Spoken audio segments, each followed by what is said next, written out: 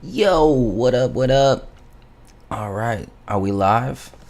I do believe we're live. What's up, y'all? I missed you, man. Whoa, that's loud as shit.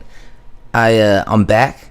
You know what I'm saying? I'm back as if I never left. I moved it from the living room. All this shit, moved it into the room. I think it's got a better vibe in here. You can see a little bit of world peace. And shout out to Render Writer for making my room look like this. I was trying to think of a word for it. Where the fuck are the blunts that are fresh? I had fresh blunts. These are not the fresh blunts. You could tell those aren't the fresh blunts. What's up, man? Who's in this bitch? Who's in this bitch? Let me see how this works again. It's been so long. It's been so long. All right, that's where it shows me who's talking, right? Okay. Hold up. Let's make sure I got the uh-oh. I'm fucking shit up already. Boom. Alright, let's make sure we got the sound right. Testing, 1, 2, 3. Testing, 2, 4, 5, 6. I don't know how to count. I'm a word man, not a math dude. Alright, let me throw this bitch on. Let's see if that's sounding right. Boom, it's playing. All right, cool, man. We're good to go, dog. We're good to go. So today, man, at midnight, wherever you are, or my bad, in America, on the East Coast at midnight, the song "Come Around Sunday" is dropping. Super excited about that. Super proud of that, and we're gonna showcase that a little early today for the members and all that shit. And then what else do we got? We got fucking. Yeah, I guess that's it. That's what we're doing. That's what we got. Uh-oh. What's going on here? Testing. Mic check. 1, 2, 3, 4. Oh, you know what? Probably fix that. Yo. There we go. Get that. Let's push this motherfucker back. Hey, we got 3 people in the bit in this bitch. I tried to say bitch and building at the same time. All right. I need to find my blunts. I thought I had everything ready to go, but that's my life. Found them. So yeah, man, I've been gone for a minute, bro. You know, y'all know what it is. I got back home, and shit just wasn't right. God damn it, shit just wasn't right. And so, yo, 1, 2, 1, 2. Yo. Did it leave in one ear? Am I tripping? Yo. My bad, man. The setup was moving with me, bro. So it might have incurred some damage. I actually had to get a new what do you call it, interface or whatever. But yeah, man, so anyway, I'm back now. I'm back home. I got back home like a week ago. And can you send me 100 tabs and 30 perks in the mail? No, I can't, dog. The fuck are you talking about? I make music, bro. I ain't a drug dealer. Get the fuck out of here. Get the fuck out of here, bro.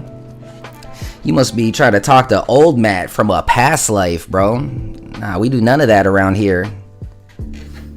Officer Trev O. Get a better handle, dog. Get a better handle. But yeah, I don't know nothing about that. I don't know nobody who does that. I've never even met anybody who did anything like that, let alone sold it or did it. I'm a good boy. I do good things. I don't know what you're talking about, bro. I don't know what you're talking about. Stay away from drugs, kid. Hey, yes you did, man. Welcome back, homie. I'm glad that you're here, bro. I got Officer Trev up there trying to get me locked up. I can handle this dick in your mouth. JK all up, bro. Don't JK all love. Suck my dick, you fucking bitch. Like, who the fuck you think you talking to, bro? It could have been all love. You talk about this dick in your mouth. Talking to the wrong one, Officer Trev. Officer Trev, you can get out of here though. That dick in your mouth shit. All right. Oh, I deleted the message. I tried to delete the person, but I deleted the message. Whatever. I gave up. Oh man. It's one thing, bro. I get too emotional. You know, I have to learn how to. I mean, I don't give a fuck about nobody really that I don't give a fuck about. But at the same time, like, you can't let. That's how people control you. There's a saying. There's a saying about that. But all right, man. Yo, listen, we gonna jump into some writing shit, and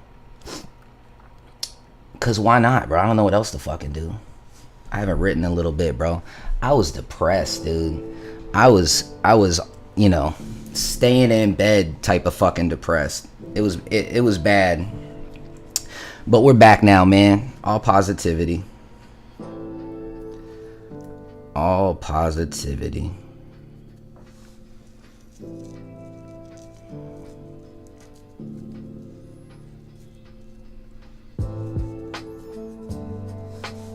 Yeah, man. Y'all remember this one? I'm pretty sure this is an Airy Skies beat. Appreciate that, Harley. Thank you, man. You know, that's why I do it. Thank you, family. I appreciate that. You know, it helps me too, bro. It helps me too.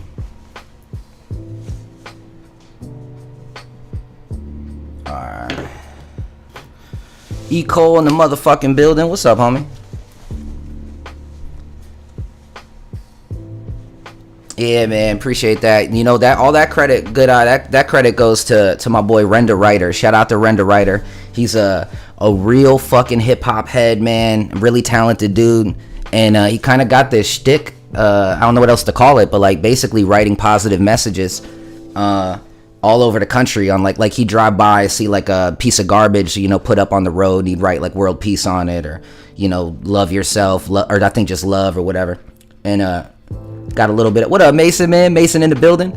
But yeah, man, you know, he got like a little following doing it, but I've known this man for years, bro. He used to host open mic nights and shit in Fort Lauderdale when I was like a little kid.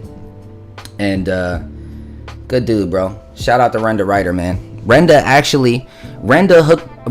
introduced me to this person that introduced me to Corrupt, that introduced me to, so like, you know, Renda's been there from the jump, trying to help my career and shit too. Randy Leahy in the house. What's up, baby?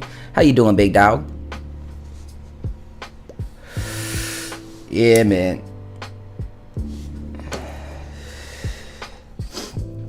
All right, so let's jump into this real quick, show you what we got so far. But shit been getting weird though. Fucking with this weird hoe. I ain't gonna save you. No one's coming. There's no hero. I ain't got no fear though. But I should be looking out the window of a Lear. So high with one tear. Slowly fall into my beer. Watch it ripple till it slowly disappear. Like all the ghosts around me I can't see, but I feel near. I hope you staying. Cause sometimes that's the, hold on, I fucked up.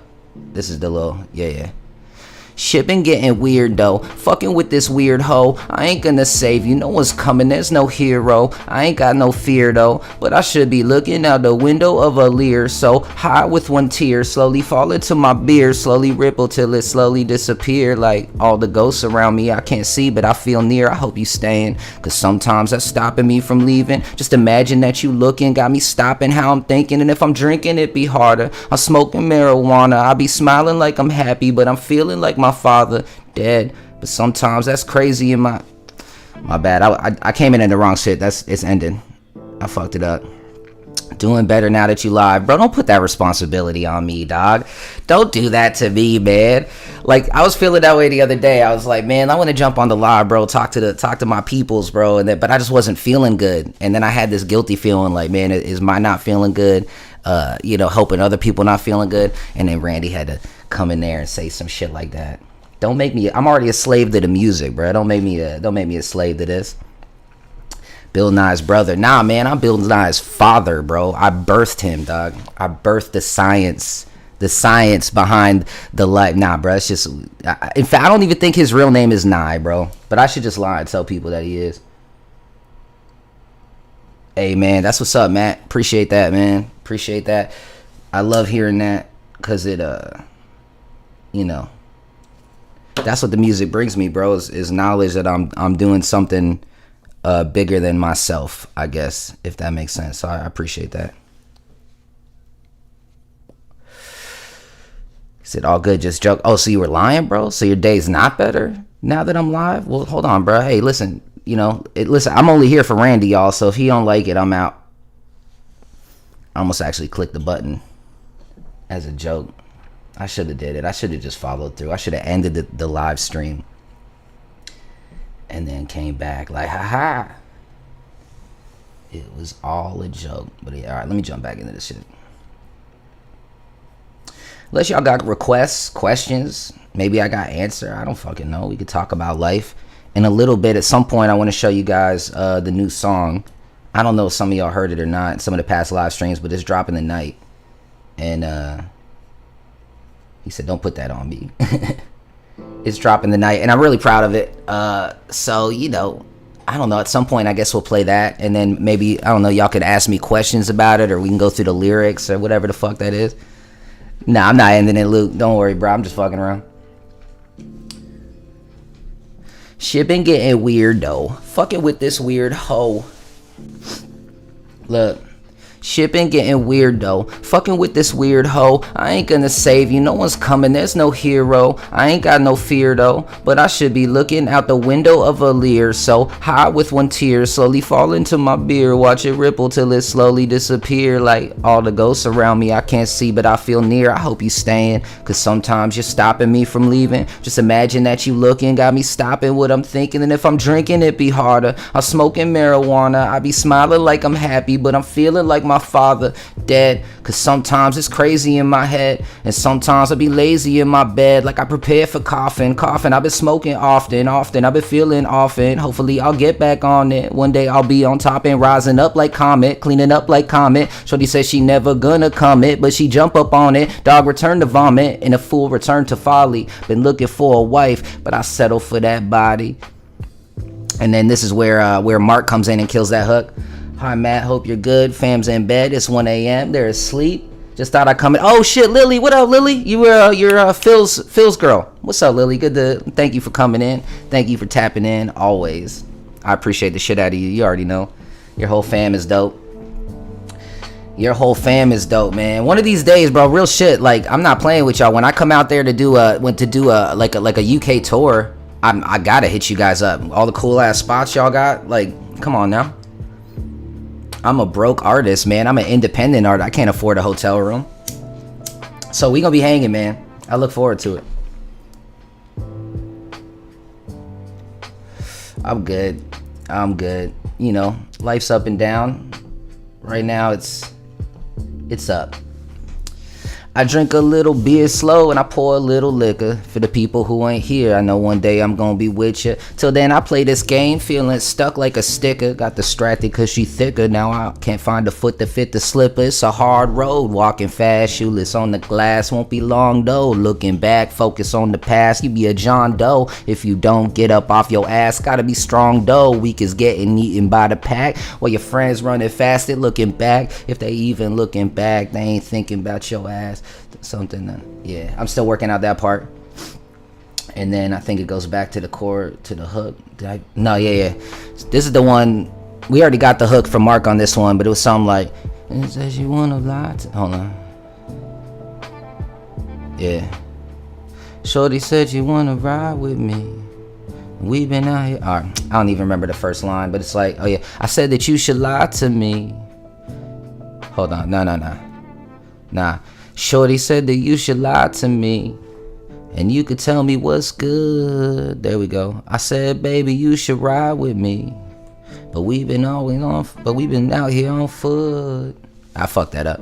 Nah, I'm done traveling. I came back home. That shit ended up being, it was a whole fiasco, man. They ain't paying me shit. It turned into, I can't even say how it all went down because I'm not gonna incriminate myself. But it went bad. It went bad. But it's all good. Yeah, man. Mark, I'm telling you, I think I already told y'all this, but when the first time I worked, like me and Mark started working together, I had some shit that I already wrote. I think it was the traveling on.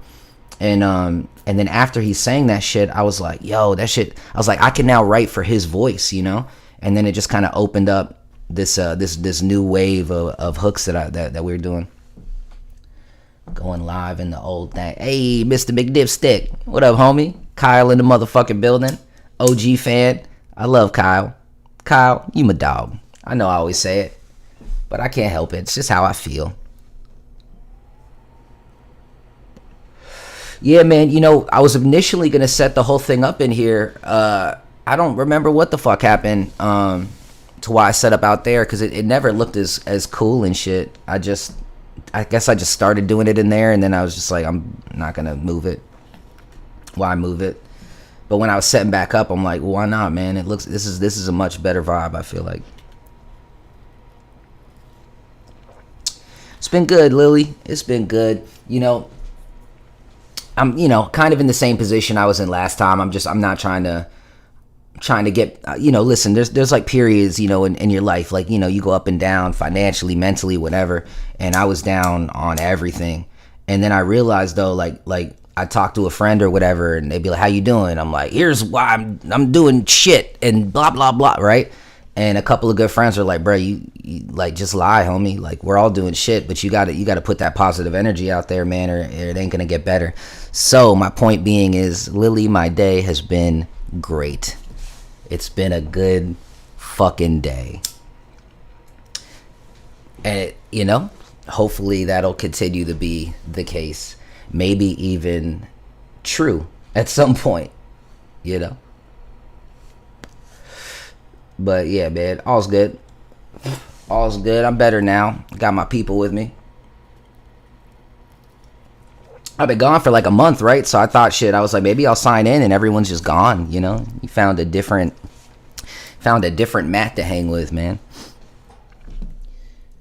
Appreciate it. Yeah, fake it till you make it, man. Good eye. How dare you, bro? Invite your brother. Nah, I'll fuck with you, man. Have a good one, dog. Enjoy family time. That's important. It's very, very important.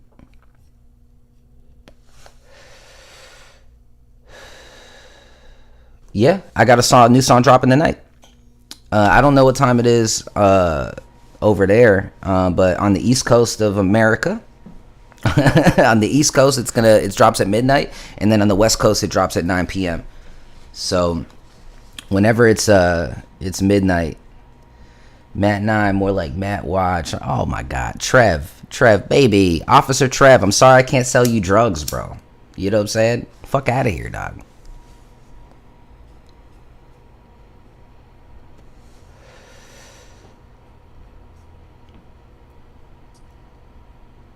Yes, sir. Yeah, Kyle, tonight it's 1 a.m. for us right now. Oh, well then, 1 a.m. on what day? I'm stupid. Is it the 30th or the 31st?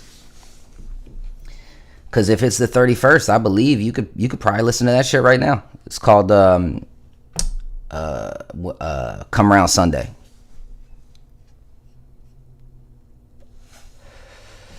And I'm really proud of that shit.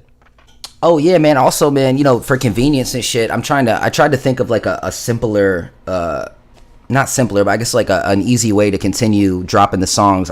This year, just financially, I can't do the weekly shit. It's just not working out right now like I did the past. But I'm going to do bi-weekly. So every other week, I'm going to have a song drop, and I'm going to try to really keep that consistent till the end of the year, until the next album drops. And why do I say that? There was a reason. Oh, yeah. And apparently, some people smarter than me was telling me, because I always try to drop the video the day that the song drops, which I always thought was a good idea. But apparently that's not. Apparently, they say drop that shit a week later because it divides the stream. So anyway, so that's what I'm going to try to plan on doing. I'm going to drop a song, let's say on Friday. The following week, the video will drop for the song. And then the following week, a new song will drop. Following week, video. Following week, new song. So on, so forth. And yeah, man, I think that's the move. And I think I could keep that consistent, especially doing the streams the way y'all be supporting and everything. I think I can do that. So that's kind of the goal. I hope that sounds good. Y'all probably ain't trying to hear how the soup is made, but that's the plan. Plus, I gotta try to keep it consistent for y'all. Face the truth, you're a certified fall, trying to drop bars, but they're weaker than stale. Big dog, listen, I accept all opinions. You know what I mean? Like you can You can absolutely hate me. You could think that I'm just the biggest piece of shit that ever existed in life. But don't dare come on my platform and spit that weak fucking boo-boo bullshit, bruh. Like, if you gonna diss me, come at me with some real shit. These fucking elementary school bars, it's offensive. It's offensive to everybody in here. Half of my fucking chat can outbar you with that shit. Ridiculous. Ridiculous, Trev. Do better. I'm gonna give you one more chance to really roast me. And then I'm just gonna block you. Cause I hate talentless people. I don't really care if people like me or not. Most of my life is pretty much divided, and there's really no middle ground. You either really fuck with me, like really, really fuck with me, or absolutely want me to die a terrible death. So that's fine, whatever camp you're in, Trev, but don't be a talentless hack. You know what I'm saying? Don't do that. Do better. Ask ChatGPT to write you a bar or some shit, man. You elevate. Elevate, big dog. Yeah, I'm tired, man. I can't even be roasting nobody right now. I'm not even in the mood for all that shit. Matt and I, my bad. I was way too mean. Didn't mean to roast. Your rhyme so clean. Bruh, you don't have to rhyme. You know? I know they call it rhyming, bro, but you don't have to rhyme every other word. You know, you could find like near rhymes. You know what I'm saying? There's so much more you can do. Anyway, I'm done. Suck a fat dick, Trev. I don't know who that is. He might be a friend fucking with me. He might be just a bored person who's bored. But yeah, man. So anyway, back to what I was saying. Come Round Sunday drops. Lily, let me know if that shit is live in the UK, man. That'd be dope to know that it's already catching streams and shit.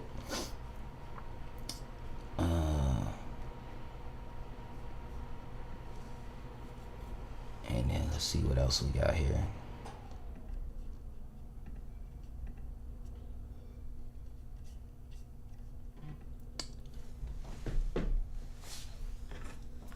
Hey, Mezzy.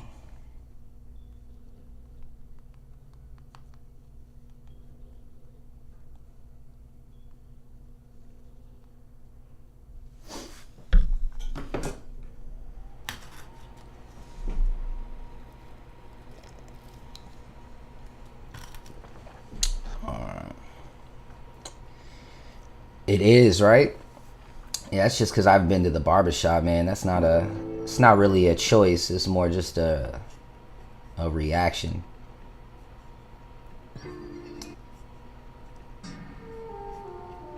I'm kind of just going through all the shit I wrote on the lives with y'all.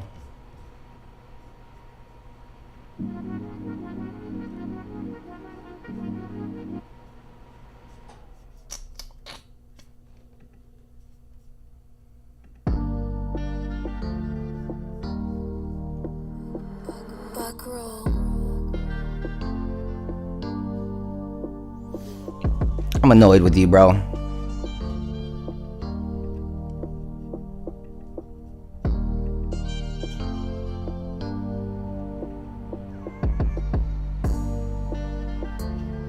I'll put you on timeout, bro, because your rhymes are childish. They're childlike. I'm gonna figure out how to block you, but I think it's funny to put you on timeout like the little boy that you are.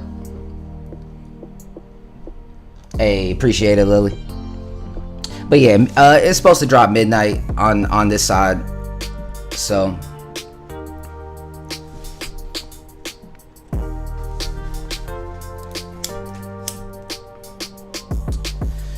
too many nights that I was high, I don't remember them. People I can't forget, and still I don't remember when the last time we kicked it, when everybody was relevant. Back before the dark cloud came and enveloped it. Intelligent, but heard she asked for too many fronts. They put Fent in the bag and gave her just what she wants. I just stick to blunts and shrooms every once in a while. But these motherfuckers wild, and them hoes talking loud. I got a big fat dick to fit that hole in your mouth. They influenced by the crowd, but the crowd came to me. You a bug to the light. I'm the screen of a movie, but y'all could have been a co-star. Still no drinks in the co-star. This thing of ours could have been close like La Costa Nostra. Money large, try to be to the Tuster Road.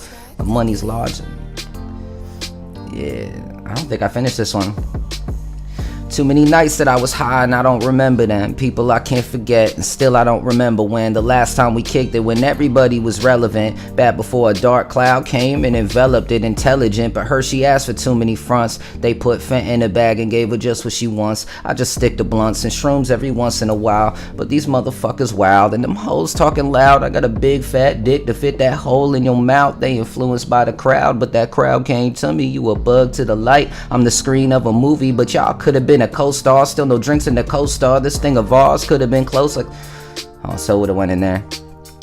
I said, but y'all could have been the co-star. Still no drinks in the co-star. This thing of ours could have been close like La Costa Nostra. When money's large, tried the Corolla for a test of roaster. Fuck your caterpillar, I'm fly like Mariposa. These hoes are quick to get it twisted like the Doja. No sir, I don't know your bitch from the Hosa. Mossberg had him on the phone with the ossifer. These hoes are quick to get it twisted like some Doja. No sir, I don't know your bitch from a hole, sir. Mossberg had him on the phone with an officer. He fucked up cause now they trying hard at the hospital. I'm hospital and you can come and kick it if you cool, but if something's feeling off, then I pity that fool. And off my fam gone. I don't like that, pity the fool. Oh, then I pity that fool? What the fuck? I ain't fucking Mr. T. Why'd I say that? I liked it up to that point though. I don't know your bitch from a hole, sir. Mossberg had him on the phone with the officer. He fucked up cause now they trying hard at the hospital. I'm hospital and you can come and kick it if you cool, but if something's feeling off, then I pity that fool. And if my and my fam's gonna do what they do. It's been a hard life, even if you want it to be a hard fight. I try so hard to do a little good, but it ain't alright. Alright, I gotta figure out how I flowed that. I switched it for sure there. I don't remember how I did, but so I said, I'm hospital and you can come and kick it if you cool, but if something's feeling off, then I pity that fool. And my fam gonna do what they do. It's been a hard life, even if you want it be a hard fight. I try to do some good. It's been a hard fight. I try so hard to do a little good, but it ain't alright. I got a chip on my shoulder that's less than the boulder that I had. Broken pieces and we took what we could grab. This ain't on that fade talking sad shit. Never gonna. This ain't a fat. Okay. This ain't a fad talking sad shit. All I never had shit, but it was bad shit. Probably worse than you imagine. When my own mind betrayed me, I ain't understand my passion. I'm fucked up, but I learned to cultivate the fuckery and turn it into art so real that no one wants to fuck with me. And that wasn't my intention. Nobody like reflection, but when you stare into your essence, that shit harder than erections. And I'm hard as fuck. For I'm staring pictures of my exes, about to call her up. Fuck the bullshit. I know you want some good dick. We ain't something with. If I said I was better than half these cats on the internet, then I would be 50% correct. Damon the MC, salute Matt 9, the franchise. What up, Paul? Appreciate you, homie. Appreciate you, homie. Oh shit, Trev's back with the whack. Trev is back with the whack. Alright, how do I get this fucking little piece of shit out of here, man?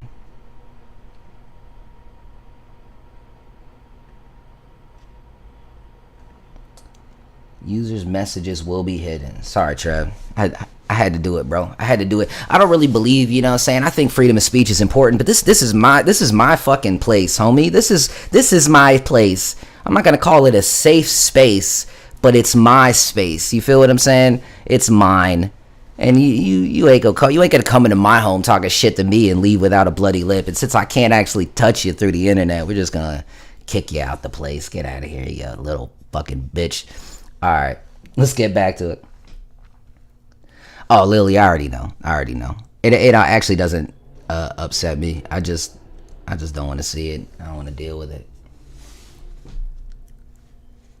But I like it, actually, because I think there's like different levels. You know, in the beginning, if you're not really good at what you do, I think you get a lot of hate. And then if you carve something out, you get some love after that, and then more hate when you're successful. And I think if you're really good at what you do and you find the right audience, you get a lot of love first, but you know you're expanding when you start getting a bunch of little, like, you know, trolling, hating ass motherfuckers, because that's, I mean, literally the sign of success. So I actually love that shit. I'm already in a not of the best mood, so why even deal with it? It's kind of like, oh yeah, fuck yeah, I got a hater on here, but at the same time, I try to talk to you, little bitch. Alright, what do we got here? Yeah, man. Listen, bro, they're gonna come, man. They're gonna come, and the bigger that this gets, the more that'll come. He gave me $2. Says still broken. Like, thanks, Trey. Appreciate you. I'll take a hater's money for sure, bro. Sure, I'm broke. Hey, listen, man. Give me $5. I'll be broker and lamer. Alright. Let's see what we got.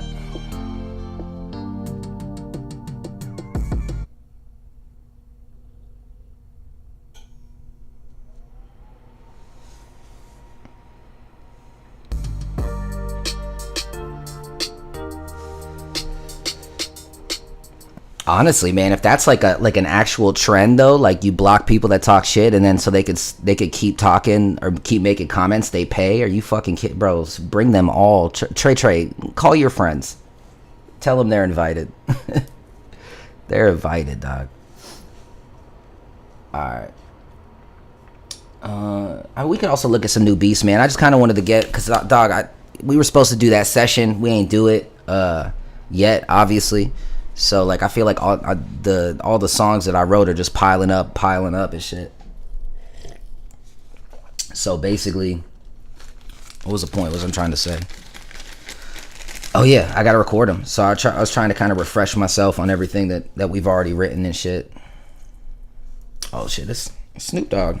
It's Snoop Dogg is Snoopy, like from the Peanuts. You know what I'm saying? Little Snoopy is Snoopy. What you doing, man? What's up, baby? What's up, babies?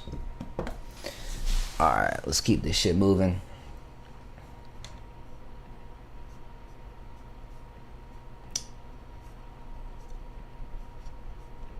I feel like I did so many more than this, but maybe I just didn't put them all in the document.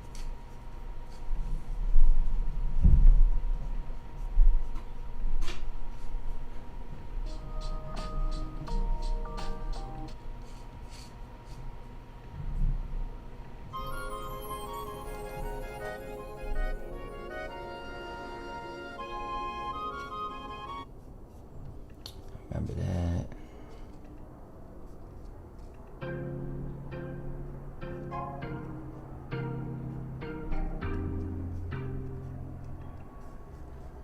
You know, man, let's do this, bro. Y'all wanna you wanna premiere the song? As long as y'all promise to stream that shit when it actually drops, man. I can't be giving y'all the goods and then you don't you're like, oh, I already heard that shit. So you make sure you stream this motherfucker. But yeah, man, I'm gonna let y'all hear the new one. It's called Come Around Sunday. It drops at midnight or 9 p.m. or, you know, whatever the fuck that equates to where you're at. Where'd I find that shit? When I'm gone. Yeah, so like always, man, I called it Come Around Sunday, but When I'm Gone was the beat name, so. Oh yeah, you already know. Appreciate you, Lily. Say what's up to the fam for me. Have a good night. If you want to stay another 2 minutes, you know, you can hear the new track. Trying to live up to my namesake. They snake, they be hiding out to the daybreak. They fake, never had a desk with a nameplate. They hate, but I never gave a fuck what they say. I do this for the love, this for real. I've been right from my heart. This show myself how I feel. I've been cut, but I ain't healed. I've been beat, but I ain't broke. I was down for some years. I was deep in the smoke, but I knew I would make it, so at least there was hope. I'm dope. Someday, even seen as the GOAT. I know that I'ma make it someday. Hope that it come around Sunday. I know that some say if I don't show up on Monday, I probably. How's that sound? I think I can make it a little louder. You don't get the sun ray. I know that I'ma make it someday. Hope that it come around Sunday. I know that some say if I don't show up on Monday, probably buy the ticket this one way. And you wanna come stay, but you wasn't there on the runway. You ain't see the rainfall, you don't get the sun ray. Yeah. Look, I'm trying to live up to be a good man. God's plan, everything you wanted, then goddamn.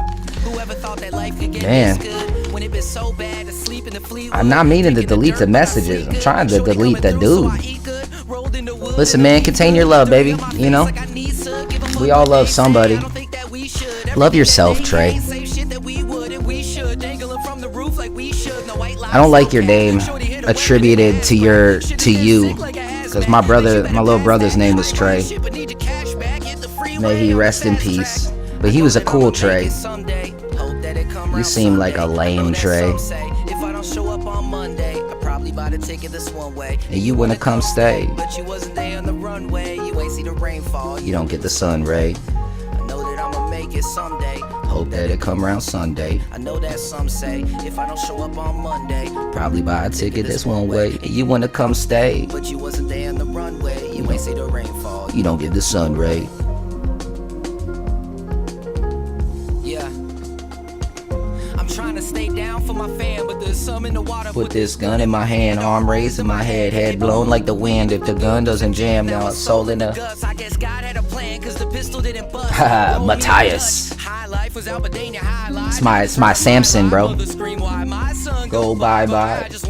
My head in the sand and the high five God when I see him in the twilight. I know that I'ma make it. Hope that it come around. I know that some say on Monday, that's one way. And you wanna come stay, but you wasn't there on the runway. You ain't see the rainfall. You can't get the sun ray. I know that I'ma make it someday. Hope that it come around Sunday. I know that some say if I don't show up on Monday, probably buy the ticket this one way. And you wanna come stay, but you wasn't there on the runway. You ain't see the rainfall. You don't get the sun ray.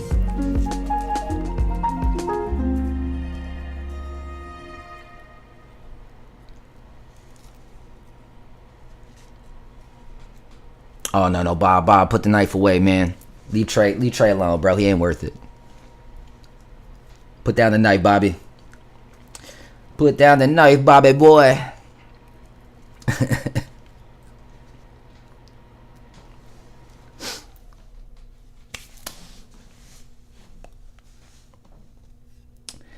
Stabby. Nah, man. See, Trey, look what you did, bro. You're putting yourself in a position that I don't even want you to be in that position, bro. I get trolling. Sometimes I'll be on Instagram, bro, and I'll see something I don't like, and I'll just talk so much shit. And then the worst is when, like, because I'm not an asshole, so, like, I mean, I am an asshole, but I have feelings, you know what I'm saying? So, like, I'll talk shit that I'll be like, "Yo, that is the worst thing I've ever heard," but I just feel like somebody posted it, and then the actual artist will hit me back, and it's like, "I worked really hard on that." It's like, oh man, you keep working, bro. You know, if that was a lot of hard work, maybe a little more hard work will make a better have a better outcome.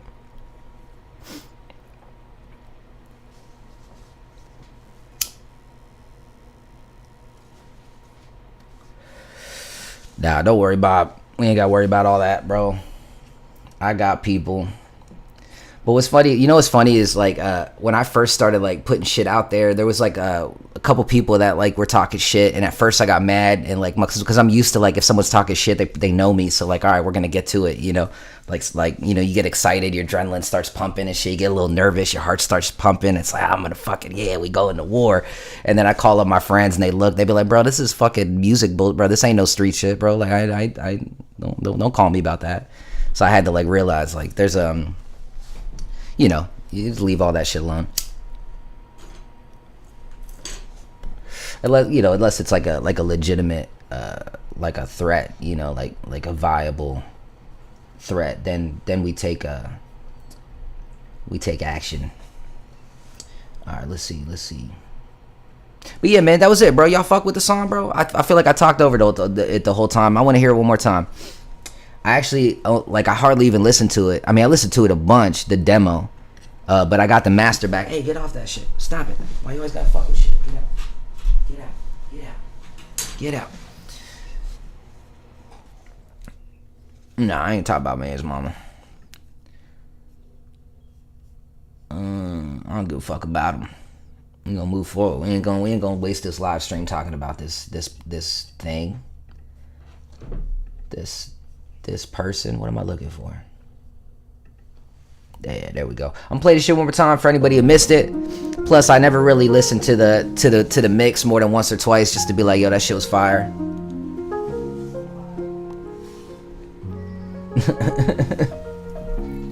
Matt's still whack. All right, Trey, you won me over, bro.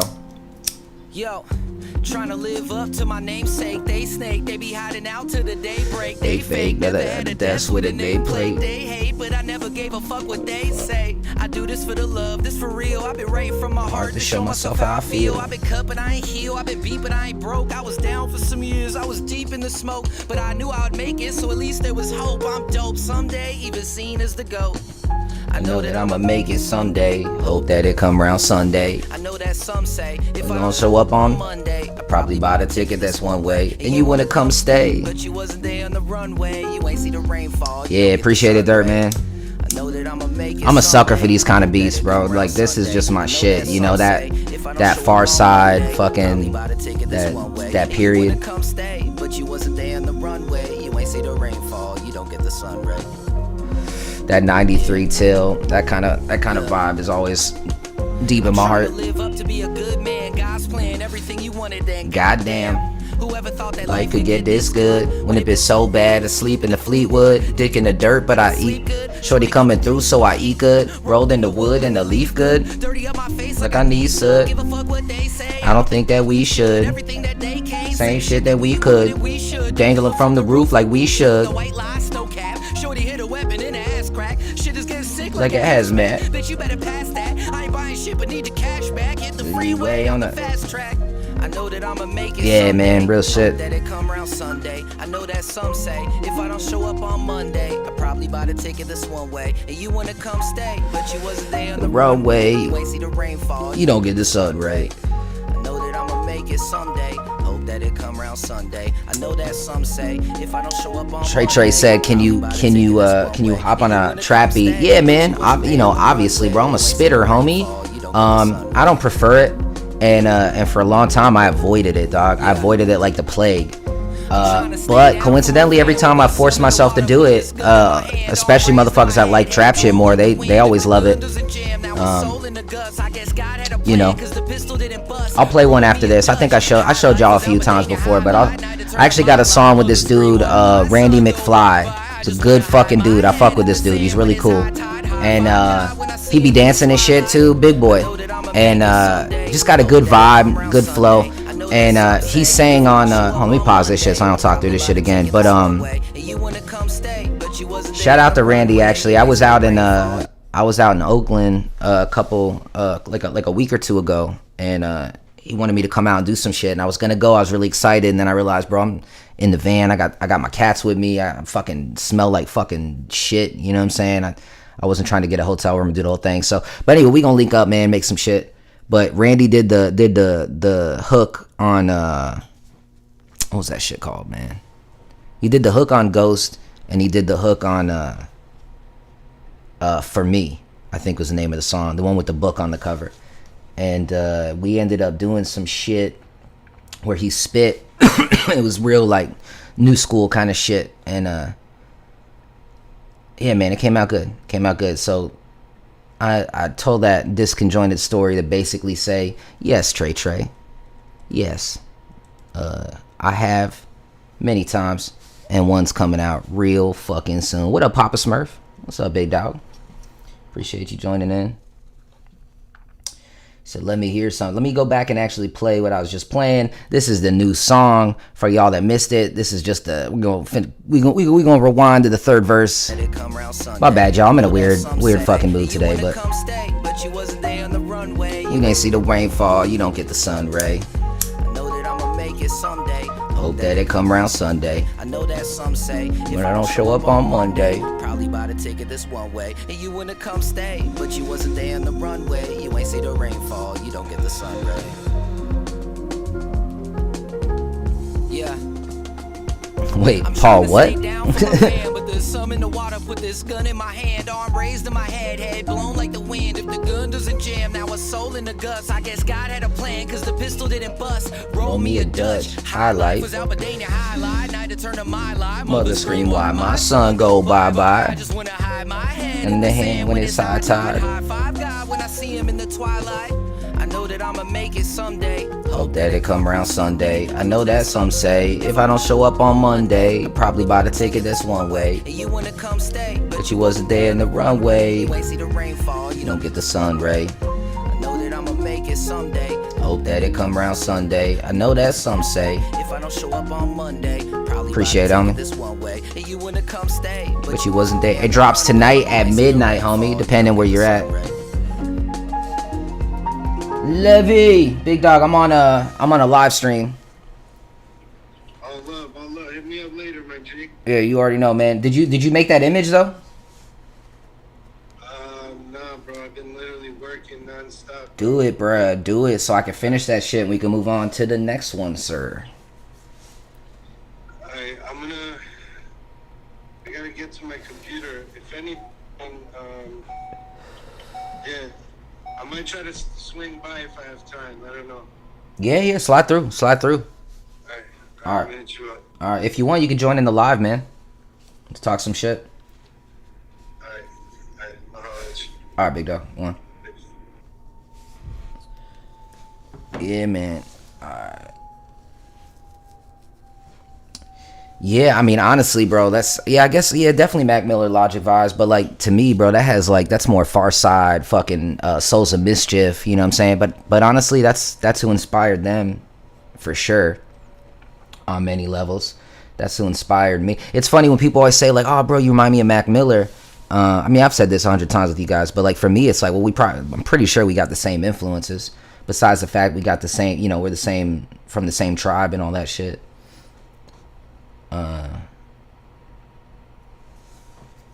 Alright, let's see.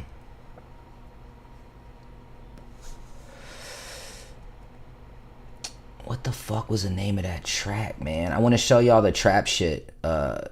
Just because I want to show off the homie Randy anyway, man. He's a good dude. And definitely want to drop that song. He's been bothering me to drop that shit for a minute.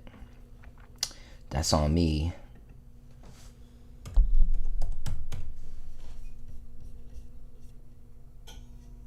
Unreleased songs, is that it? Yeah, okay, I think it's in this bitch right here.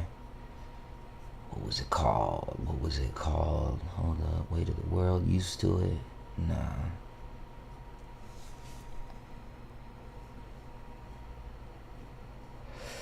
Was it this one? Nah.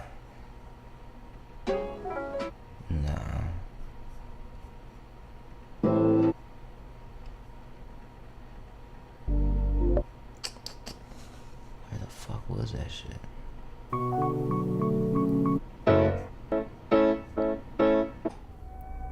Yeah.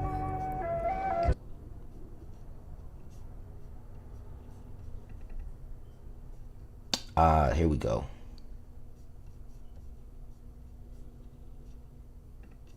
Actually, no, that ain't it.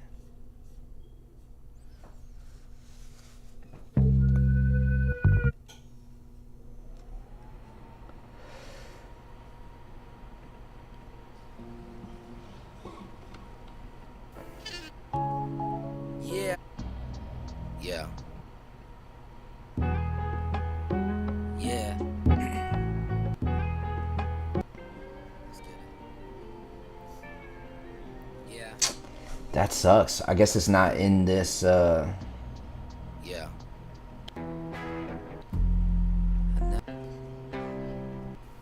Alright, fuck it. You know what? We'll just play some shit, man. We'll just vibe for a little bit.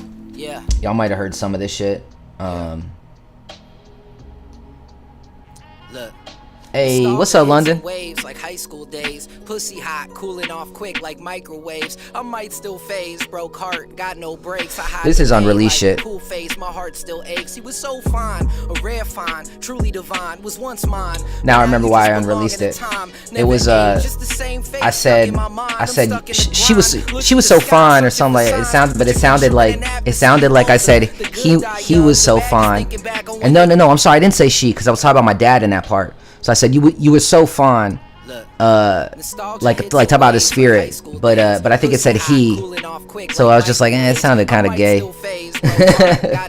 So let's listen back and see if I remember joking about that anyway. Yeah, it was you was so fine. Run that shit back. Nostalgia hits in waves like high school days. Pussy hot, cooling off quick like microwaves. I might still phase. Broke heart, got no brakes. I hide the pain like Cool face, but my heart still He aches. was so fine, a rare find. Truly divine. Was once mine, but now you Just belong in a time. Never age, just the same face Stuck in my mind. I'm stuck in the grind. Look at the sky, searching for signs. Put your picture in an app to see you older. No, I was talking about Sarah. The bad just thinking back on when they got to hold you. Trying to save the For world sure. in a freestyle. Hope to make enough to keep me going when seen now. Don't mean to sound. Yeah, okay, yeah, this shit was unfinished. It was supposed to be. I don't mean to sound bitter, but no faith in a female. I seen your bitch get picked up at the beach like a seashell. Bitter, but no faith in a female. I saw your bitch get picked up at the like a seashell. And I'ma save the world through a Obviously, this is like a demo. This ain't the. Now we lost another soldier. Only thing left I can lean on is my shoulder. We missing all the warmth, but we making the world colder. Faces scrunching up like we smelling a bad odor. How's that sound, by the way, man? Is it loud enough? The water boiling, scolding, melting the roads are golden, eroding, temperature Rising until exploding. Now it's liquid metal like teeth out. The Type of shit that hit your mouth and knock all your teeth out. And I'm trying to save a world in a freestyle. Hope to make enough to keep me going when seen now. Don't mean to sound bitter, but no faith in a female. I seen your bitch get picked up at the beach like a seashell. Appreciate you, London. Just saw your comment. Yeah, man. This is one of them songs that like I put it down and was like, yeah, okay, I gotta come back and fix that, make that shit dope, or redo it or whatever, and then just completely forgot about it. So I'm glad that I just found it. Man, where's that fucking song with me and homie? Let's see if I got another file.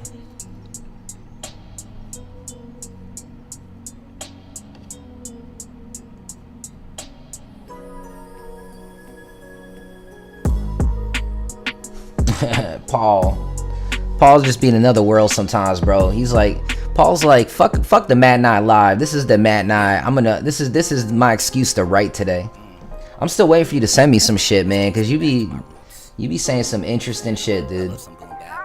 Sometimes you really do got some crazy bars. Yeah. Look. Oh shit, I don't think I ever showed y'all this, man. This was a freestyle I did. Mark sent me this beat. We went to the studio and I was like, oh shit. And I remember hearing it. If you listen, it's like dun dun dun dun. For some reason I was like, yo, this feels like James and the Giant Peach. I don't know, I'm a fucking weird person, but that's what I felt. So that's kind of the vibe I went off.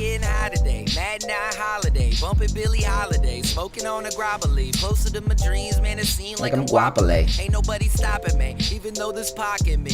Look, I'm Peter Parker, I cast webs and stay high, but I'm more like Doc Ock, the bad guy. I want the whole pie, soul of a fat guy, leave bro a fat eye, fat live like Far Side. I'm on the dark side, hard side. There's no part-time, lines eating hard time. Y'all just mainline, digging in your veins. Feeling like that tin man, I'm looking for some brains. Found me a thicker dick liquor with red slippers. She said that there's no place like home, and I dipped with her. I left her for these bitches, 2 witches, them twin sisters. One was really wicked, the other one down to get it. They let me hit it. They said I'm with it every day. I jump up in that beach and then I change my name to James. I jump up in that peach and then I change my name to James.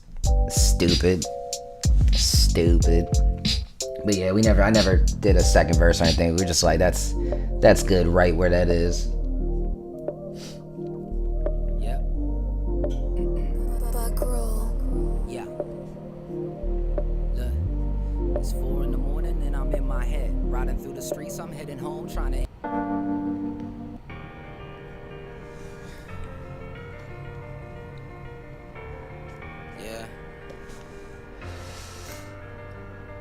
Yeah. Will I be? Yeah, man. I'm just gonna chill for a bit. We'll listen to a couple songs, vibe, and then I'm gonna look up some new beats and I'll write some shit. Feel that dread again, let it in. Spent the day in bed again. Another homie dead again, prescribing his own medicine. Little felon man meddling and with the devil in, and little fan with no melanin start embellishing. I'm panicking, moving the dark, losing my Anakin. I'm mannequin, feet in cement, stuck in the land again. I'm sampling, digging the wind, fucking a fan again. I'm manic then, brain moved too quick for my hand again. Then I crash back in my bed again, feel dead again. Get head again, some bread and I feel ahead of them. But it's all a lie, truth will leave you horrified, glorified. But we daily tripping cause we borderline, and borderlines got us really trapped where we were born at times. Mortar rounds, missiles in the sky, bringing forces down, forces down. We was in the sky calling horses down. Behold a pale one, sky breaking and fail one. Without you, I can't breathe without. Where would I be? Where would I be? Look. Flashing lights, fire in the sky, we did this before. Shadows on the wall, dropping lava on the young and poor. Ashes of the babies' faces burned in the cement blocks. How they say it's saving grace is eating while the dead rots. I don't fuck with politics, lies in the serpentry. Peek behind the curtain, see the lack of their urgency. Unless you talk about currency, like how much we owe, how much we made, how much we buy, how much we stole. How much money would it take for me to buy back my soul? There's a phantom passing by and I ain't talking about the rolls. What if golden roads are lies? Like there's nothing after lives, just an empty void of darkness like the blackest of skies. Will you void of feeling anything, just passive in time, passing through time. No third eyes, savage and blind. State of mind, like stay out of my mind, stay out of mind. They out of line, let me remind one at a time. From a red eye, no light flights, my papa stayed high. Grandpa tried to hold us all together, but he stayed tied. And I lost everything when they died. Stay fried, tried to hide, and every motherfucking day cried. Stay slide, I was moving way through state lines, paid fines. Fake friends started to think we're state spies. And still I spit fire through some glazed eyes and try to amaze minds and change lives through strange times. Where would I be? It's funny, man. I hear that now and I'm like, fuck, that was fucking dope, you know? Why didn't I drop that? And like I know exactly why I didn't. Because it there was like just like right at the end there was like 4 bars that were just too simple, like you know, like just filler after filler.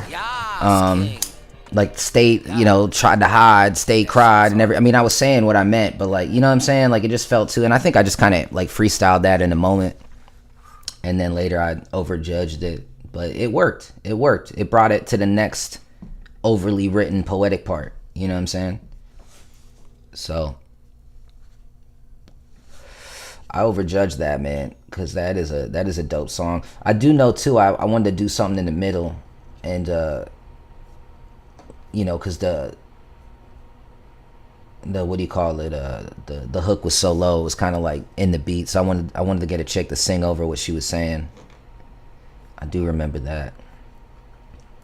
I'm just talking to myself, man, reminding myself why I ain't put that shit out.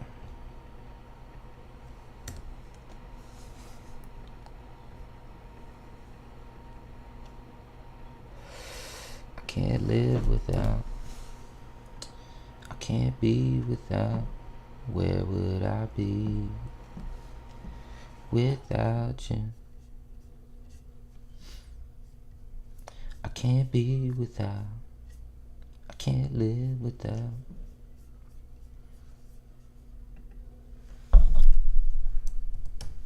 Yeah, man. How's everybody doing?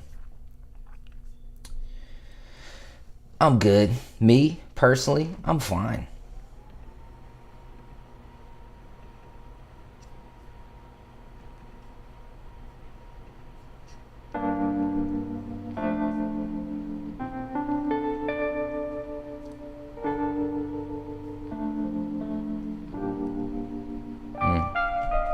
When did I wait for your love? Fucking forgot about this shit.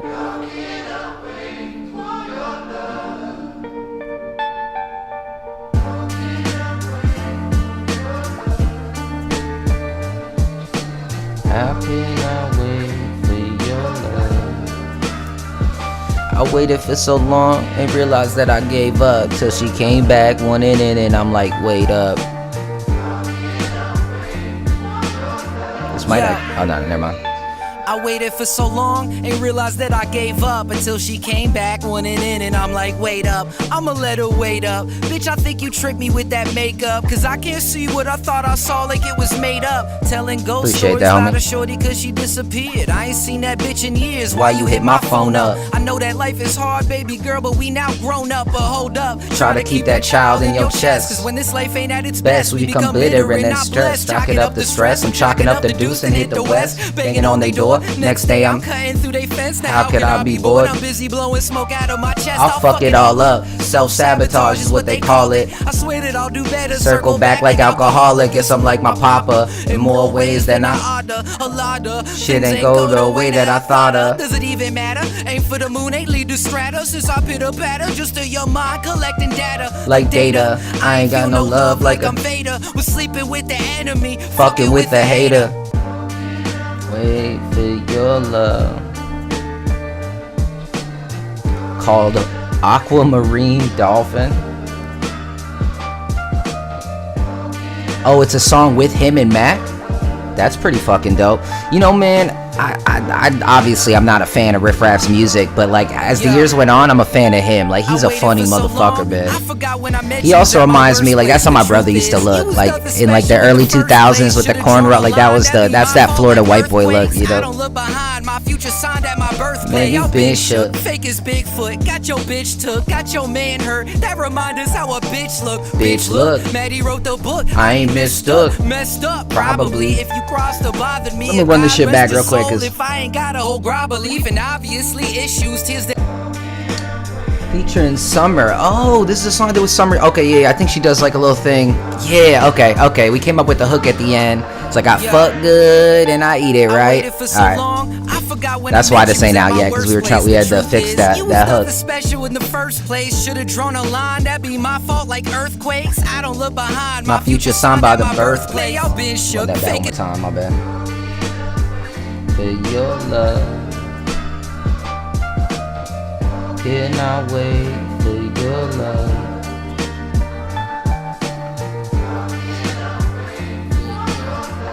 Yo, I waited for so long, I forgot when I met you was at my worst place. The truth is, you was nothing special in the first place. Should've drawn a line, that be was my fault, like earthquakes. I don't look my behind, fault, my future signed at like my earthquakes are caused by a fault. Come on, bro. My fault, like earthquakes. That remind us how a bitch look. Bitch look, Maddie wrote the book. I ain't mistook, messed up, probably. If you crossed or bothered me, and God rest your soul. If I ain't got a whole grab belief, and obviously issues, tears that dampen them tissues, and misguided, full of mistrust from being misused. And if I'm in that place though, tossed like a hot potato. Like where in the world they go? Carmen San Diego. No fable, crack skulls like Abel. Eat off you like table. I'm uneven leg, I'm unstable. And then I fucked up because I said smoke good. But I smoke good. It's supposed to be but I fuck good and I eat it right. And if I let you back in, then bitch, hope you know you gon' leave tonight. Cause I fuck good and I eat it right.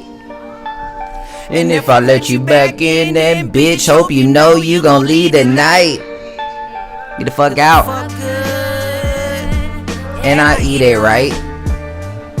And if I let you back in, then bitch, hope you know you gon' leave tonight. Get the fuck out. Get the fuck out. Get the fuck out. It's time to fuck out. It's time for you to leave, yeah. And then she came in. I eat it right. It's funny, me and her, man. That was the homie. I did this show. She was on the front. She came up on the stage, was dancing, was in the front, loving every song. We already made a few songs, and then next time I saw her, she completely ignored me. And then I realized, I think she might be mad that I didn't drop the songs that we did yet. I mean, I don't give a fuck her reasoning. Fuck. But she definitely kind of salty, bro. But I got nothing but love for her. Shout out to Summer Yuki. Shout out to Summer Yuki, ladies and gentlemen. God damn, what was that? My lighter fell. And I eat it right. And if I let you back in, then bitch, hope you know you gonna leave tonight.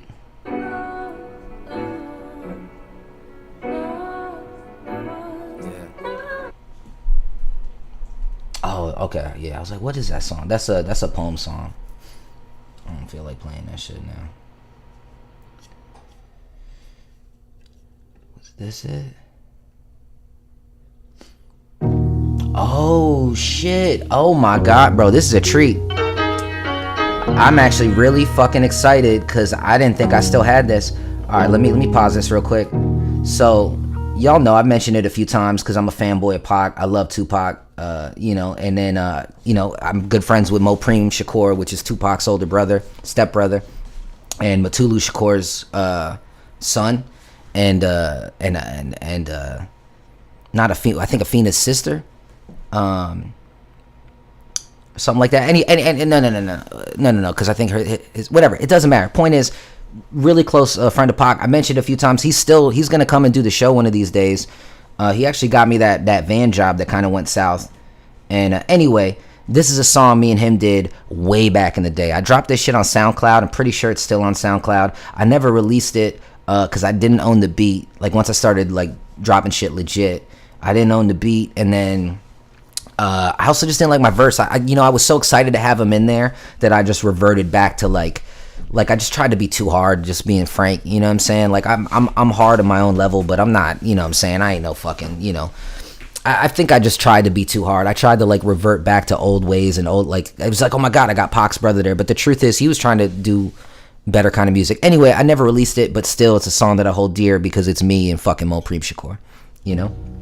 And y'all know Mo from that one song Pac. He's like, Mopreme, tell us of the hoe's dream. Getting high like a motherfucking dope fiend. And then Mo came on. And I'm non-stopping. I'm always hustling 24/7. Anyway, that's Mo. So this is me and Mo. Probably like 2015, 2016 maybe. Maybe later. Well, I was walking down the street one day. Had a blunt in my mouth.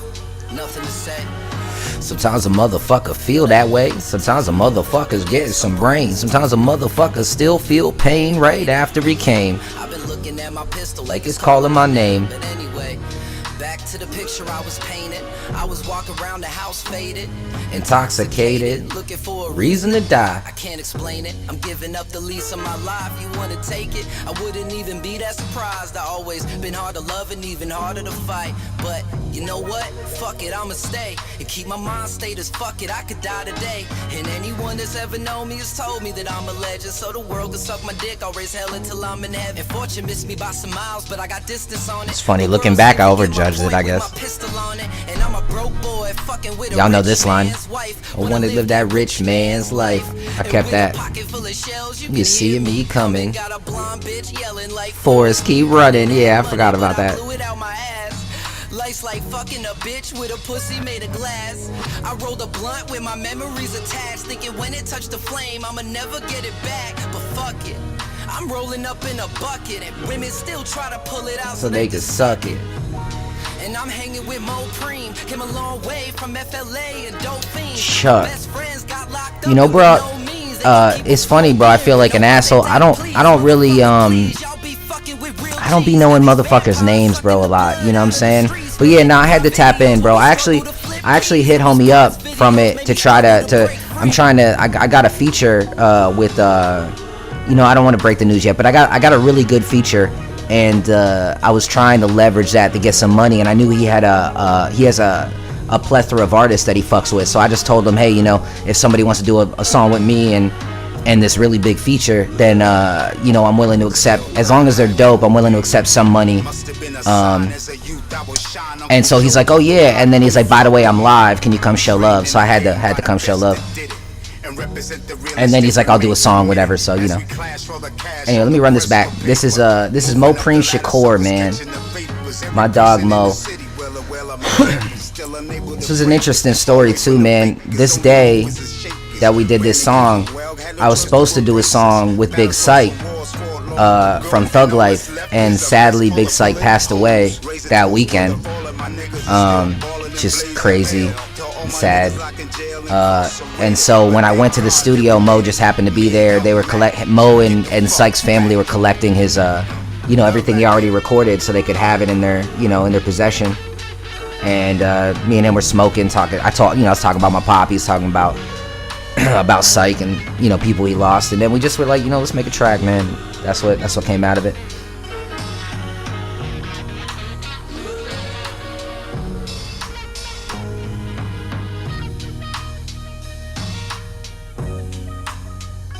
What's up, Dylan? Appreciate you tapping in, dog.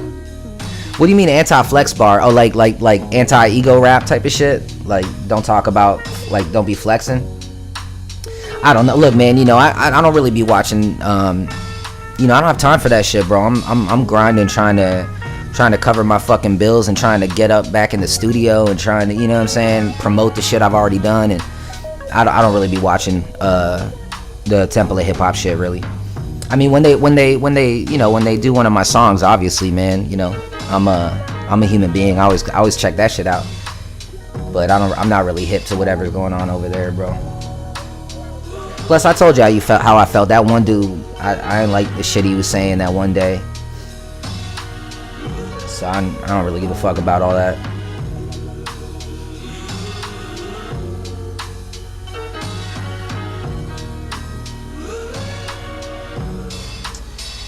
Yeah, man. I'm gonna run that back real quick.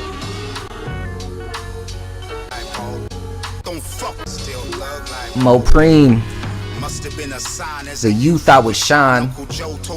Don't fuck with mine. Best who did it. And represent the real and still remain committed as we clash for the cash on the quest for paper. Moving up the ladder, suckers catching the vapors. Every precinct in the city, well of my capers, still unable to break us. Far away from the fakers, only movers is fakers. Again, so well. Had no choice to embrace us. Battles caused some wars fought long ago, and all that's left is a vest full of bullet holes. Raise a toast to the fallen, my niggas are still ballin' and blazing hell. To all my niggas locked in jail, incarcerated. But thank God that we made it. Me and Young Matt. So get the fuck back. My dog. Thug Life, baby.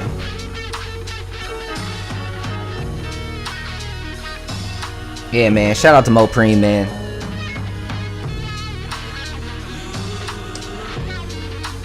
Alright.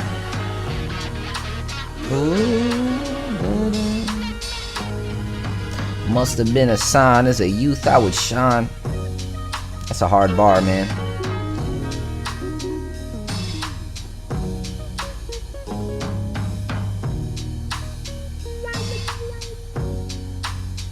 Nah, I feel that, man. I mean, a good bar is a good bar, man.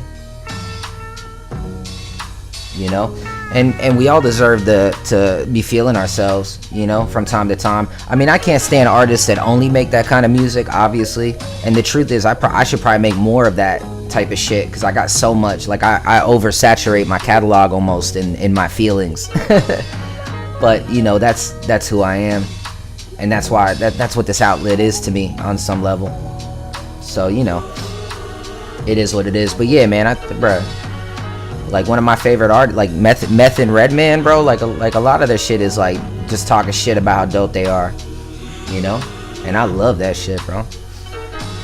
But, you know, there's a balance, man. But you can't put like a hold on. You can't just, like, nothing is everything, you know what I'm saying? And everything ain't nothing. So you can't just be like, I don't want no more of this on my platform. Because some of that might be dope. A lot of it might be oversaturated. Like, I get it. Like, I don't want no songs talk about how, you know, you got money and shit. Okay, cool. But every now and then somebody really makes a dope song about that. Like, one of my favorite songs from back in the day, and you guys know how I love like sad, deep music, but y'all remember "Wanna Be a Baller," the Lil Troy song? That song it doesn't say anything, right? It doesn't really have any, I mean, it feels like it has substance in their passion and all that, but like, it doesn't really. They just talk about how, like, you know, basically balling and shit. But that shit was like, you know, riding on the highway, got to be a better way. Actually, yeah, there was some substance with that. Better way. Got to get better, man. I got to move on. Switch from Motorola to a Prime Code phone. My dope is two-toned. Any other note pitch? I don't know what he says there. Used to call my spot. Now them hoes call my inches. Had to get older. Man, it got colder. I done turned around and had a chip on my shoulder. Something in the something in got beef in Pakistan. Marble flows, double does, naked hoes around me. Every time I come around, I swear that they want to sign me. Got the little something that it done with the wind, blazing the pen, and you can't forget the end. I'm moving and I'm moving. I'm walking in the jacuzzi, and all in around it and it done in the jacuzzi. I'm nerving and I'm swerving. Man, it's getting hot. My last name lemon about the tie off the lot. I don't know, like 90% of the words. I don't know what the fuck he said. That's one of my favorite songs, and that's all like ego shit. I don't know. He was saying some shit. I had fun doing that. Y'all remember that song, or did I just go over your heads? You have to know that song. That shit was everywhere. They still play it on the radio sometimes. Wanna be a baller, shot caller, 20-inch blades on the Impala. Caller, get laid tonight. Swish a roll tight, got braid with ice. I hit the highway, making money the flyway. But it's got to be a better way, yeah. Alright, hold on. I just noticed my computer's about to die. Hold on, where's the charger? Hopefully this works, because this shit been iffy.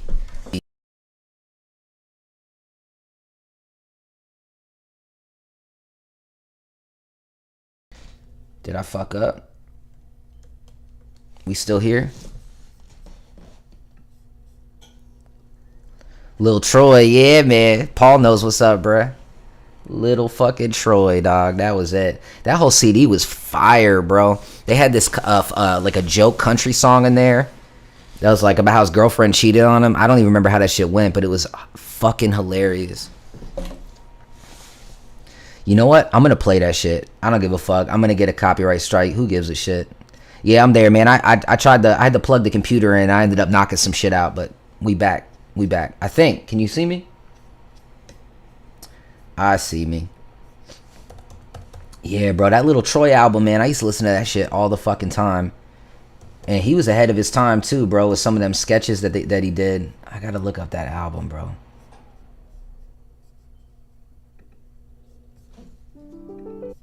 Hold on. Little Troy album. What was that shit called? Next to Ballin' or something like that? Oh, Sitting Fat Down South. Yes, that was it, bruh. Alright, hold on. This album is dedicated to Lil Mike. Hold on. I think this is Still a Bitch. Yeah. Bruh. I used to ride around, bro. I pull up in high school parking lot, having this shit blasted, bro. I met her in a Bar side, a little part of Texas. never know she's Sleeping around on me. This shit was the fucking jam. about it one night. Well, we were sexting. Cause she accidentally Called me he. Now you lying, Been crying. wanna die Cause you know you was slipping my boo. misleading, steady cheating. You run the street and you know you a Bitch in my book. now little Jane. I guess that's I miss this shit, man, bro. Albums used to have like that really funny, like one funny song, a couple good sketches, you know. had to join a convent. Wanted to be a baller. Naughty bitch, fuck every guy. God, she see. See you Niggas fuck. sliding in the mud in. I'm burning, you're still a bitch. Hey, Eric in the building. What's up, dog? Bitch, and you die, bitch, and I swear you Just a bitch in my book. now I'm living lost. Don't know where my next meal is. Had to try and find a way. Alright, it's enough of that, man. But yeah, bro, I don't know. Cause you Brought me back. But yeah, man, some ego rap is fucking dope. I think that was the whole point, you know.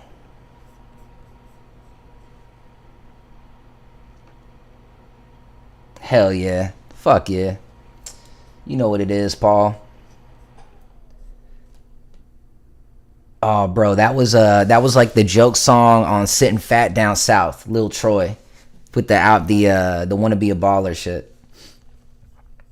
Alright. Let's see what we got. What else do we got? Let me find some of my unreleased shit. Oh, you know what, man? I think y'all heard this song unmastered, but you know what? This one's coming out in 2 weeks. I'm gonna give y'all a little sneaky peeky. Feeling brand new.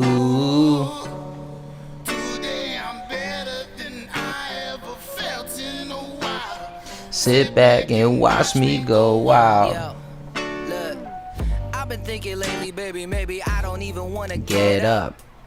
I'm fucking fed up. Been trying to keep my head up, but I'm trench low. Mariana. Lifted off of that Marijuana. no Mac Miller, No Ariana. I'm hard as pocket, But God still no. think that we complicated. Life so hard, why complicate? Yeah, for real. He sings his heart out.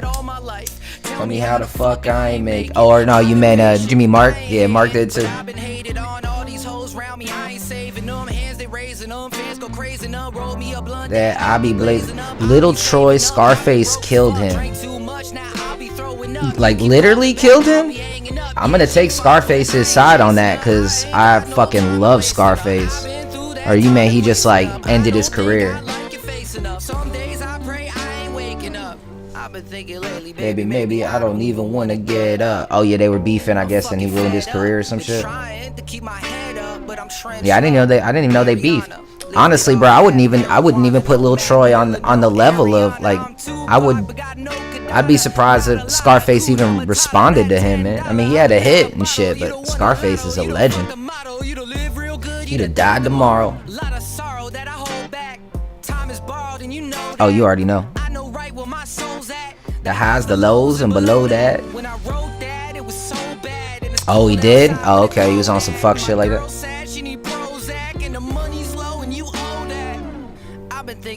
Maybe I don't even want to get up.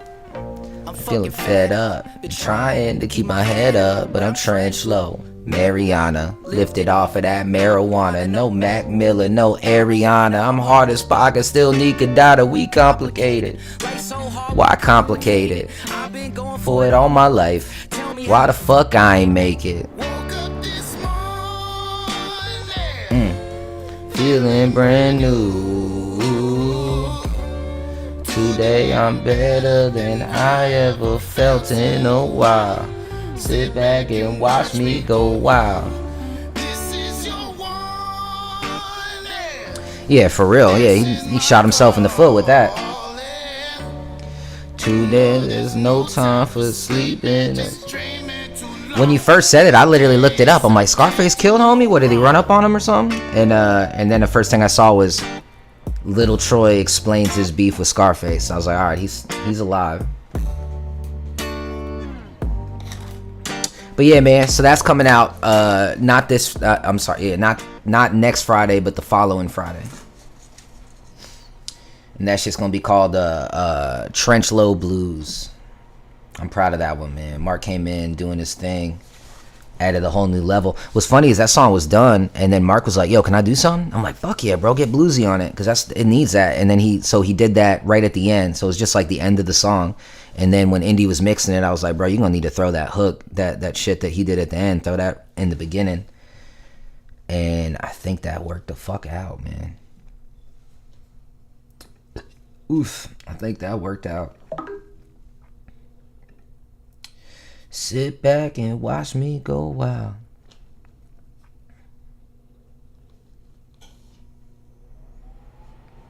Hey, Willie Mack in the building. What's up, man? Hey, bruh. I'm actually so glad you're here, family. I gotta tell you, dog. You showed mad love, man. You showed mad love, bro. To this day, I get people jumping on that one song, fucking that bad guy shit. I mean, every, like, if you look on there, bro, it's got like maybe 50 or some comments about like, oh, I love the song. The second you shared that shit, it's Willie sent me. Thank you, brother. That's amazing, man. You the GOAT, homie. You the GOAT. Appreciate the fuck out of you. But yeah, man, let's see what else we got, bro. Let's see what else is in the upcoming schedule, bro, of what's gonna be dropping. Give you guys a little sneaky peeky.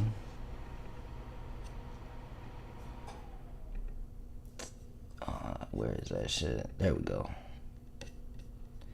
Nope, that ain't it.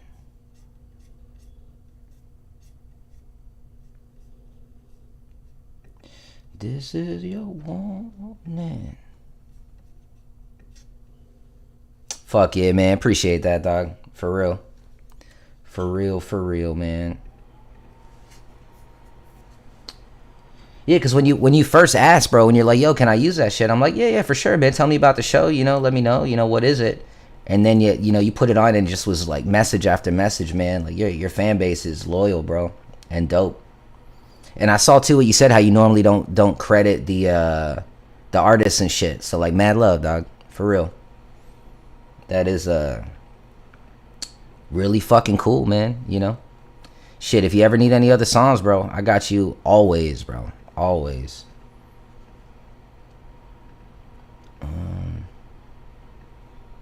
Yeah, man, we got a legend in the building, bro. Shout out to Willie Mack, man. Let's see this shit right here. There we fucking go.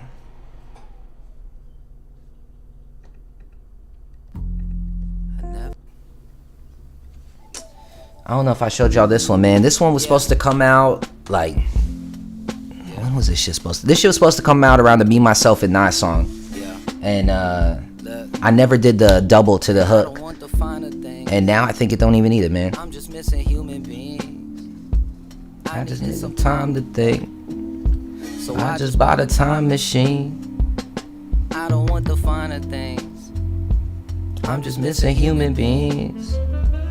I needed some time to think.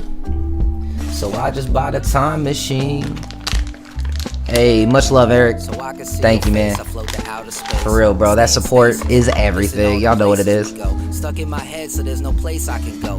Never been good at goodbyes. So I'm saying hello. We move it fast on this rock, but I've been traveling it slow. The ebb and the flow. The blunt roll, the cherry will glow. The herb in the bowl, like an hourglass, watching it go. I watch it unfold, pretty much how you said it would go. So many grains of sand to make a desert. You would drop in the water. I'm a gallon of disinfectant. My soul stay ever I think that's also why I didn't release it. I was like, that line's kind of corny. Like Evanescence. If I'm impressive, it's only cause God invested. The plan being written. No weapons been formed against it. If I go missing, I promise I didn't end it. I probably just spoke my truth and some bitches just got offended. I don't want the finer things. I'm still missing human beings. I just needed time to think. Cause I just bought a time machine. I don't want the finer things. I'm just missing human beings. I just bought a time machine. Cause I needed some time to think. So I can see your face, I close my eyes in space. Sometimes I swear I smell your soap, but then it slowly fades. If you was somewhere in the grass, I comb through every blade. I check every grain of sand and every sinking hiding place. I find a place deep in my mind where all of mine are safe. Where everybody's still alive and ain't none out of place. Little Matt staring out the window towards alleyways. A little brat still daydreaming about the Cali days. Now through all my Cali days, wish that we could trade our place. See, everything you really wanted isn't worth that pain. Knowing what I know now, no, it ain't worth the fame. You leaving heaven for hell, searching for heaven, man. That's heavy, man. Guess you gotta live it just so to you understand. I just wish I could save you from all the pain and suffering.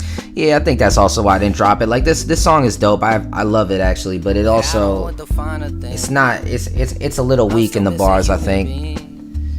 Can you rap? Yeah, honestly, I'm not even mad at that. That's why I didn't release this song. Nah, I can't rap, bro.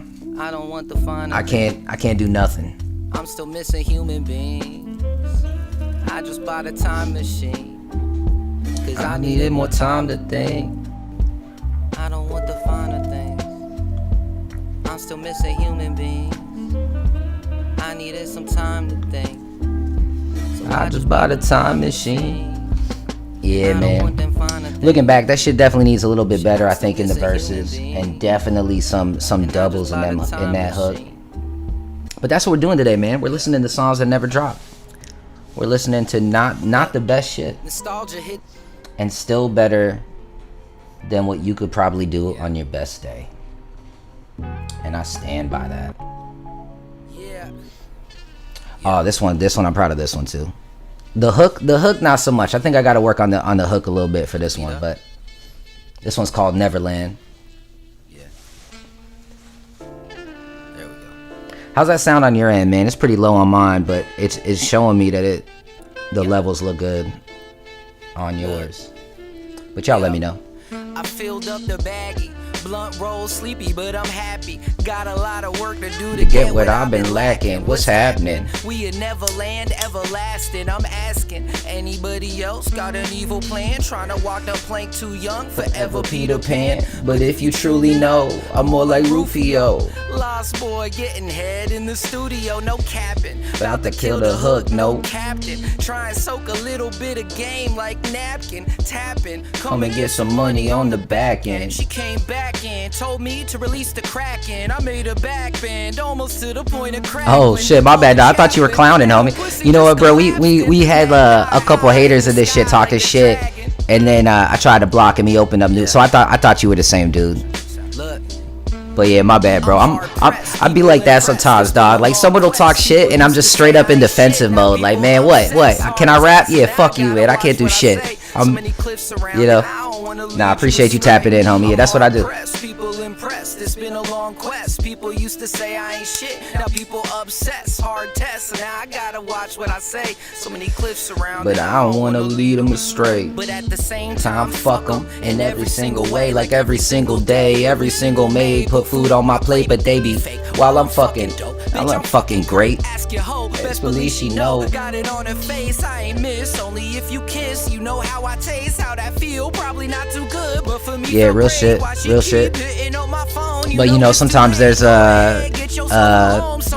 casualties of war. You know what I mean? Like I went right into talking shit to you. When I was locked away, fuck them, these motherfuckers. Always up to something. They got big schemes plotting, but never equal to nothing. Don't trust them. Better off to leave them in the dust. And once you catch them bluffing, there shouldn't be no discussing. Disgusting. Yeah. So disgusting. Ugh. I'm hard pressed, people impressed. It's been a long quest. People used to say I ain't shit. Now people obsessed, hard tests, and now I gotta watch what I say. So many cliffs around it, I don't wanna lead you astray.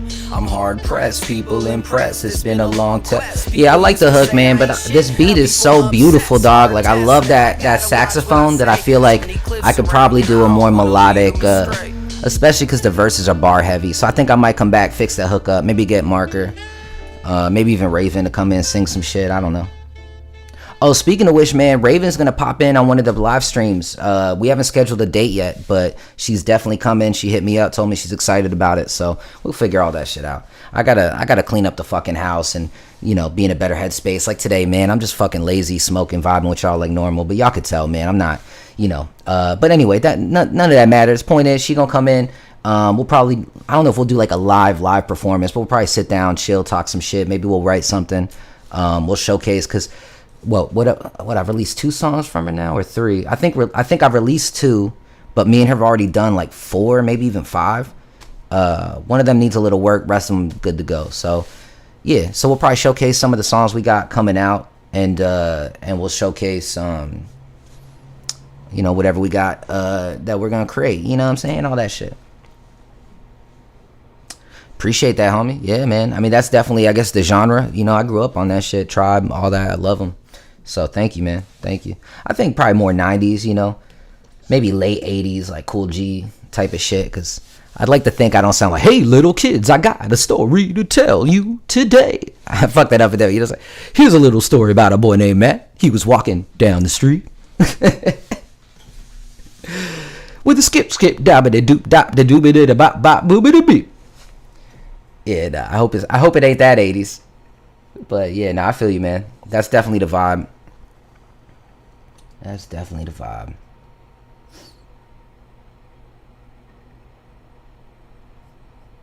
Here's a track. I don't really remember if I like the verses on this one, man. It's called Speaking to Myself. At least that's the tentative title. But I like the chorus. I really like the concept of it. So yeah. Y'all let me know, man. Let's listen to it. I haven't heard it since I recorded. I probably recorded this early, like last year, January, February or something. Speaking to myself, like you can do better, baby. Argue with myself, like it's been all gravy lately. lying to myself. Like homie, you so close to crazy, dying for myself. I think my own mind betrayed me, speaking to myself. Like you can do better, baby. Argue with myself. Like it's been all gravy lately, lying to myself. Like homie, you so close to crazy. Dying for myself. I think my own mind betrayed me. I know so many ghosts, my life is a horror movie, a civil war battle. I'm living that gory movie. A Saving Private Ryan. That shit is a gory movie. Reverting back to childhood. Mom, read one more story to me. When the light turns off, I go fuck with the homie Boogie. That's what it was. Yeah, I didn't love the verses. I'm the boy from Home Alone. We ain't never had no home in a one bedroom. Yo, appreciate you, Eric. Always, homie. For real. Be safe, dog. Get your wig split. If my destiny's to suffer, I'ma fight that kismet. Ain't resigning to my fate. And never on no bitch shit. Even as a jit dog, we was never on no kid shit. I was on some kid shit. From boxing, fucking with that bitch that got that Rosario Dawson. But everything ain't awesome. All that glitters isn't gold. She was for them streets. Later called on by the Lord. Oh Lord. I know so many ghosts. My life's a horror movie. A civil war battle. I'm living that gory movie. A Saving Private Ryan. And this shit is a gory movie. Reverting back to childhood. Mom, read one more story to me.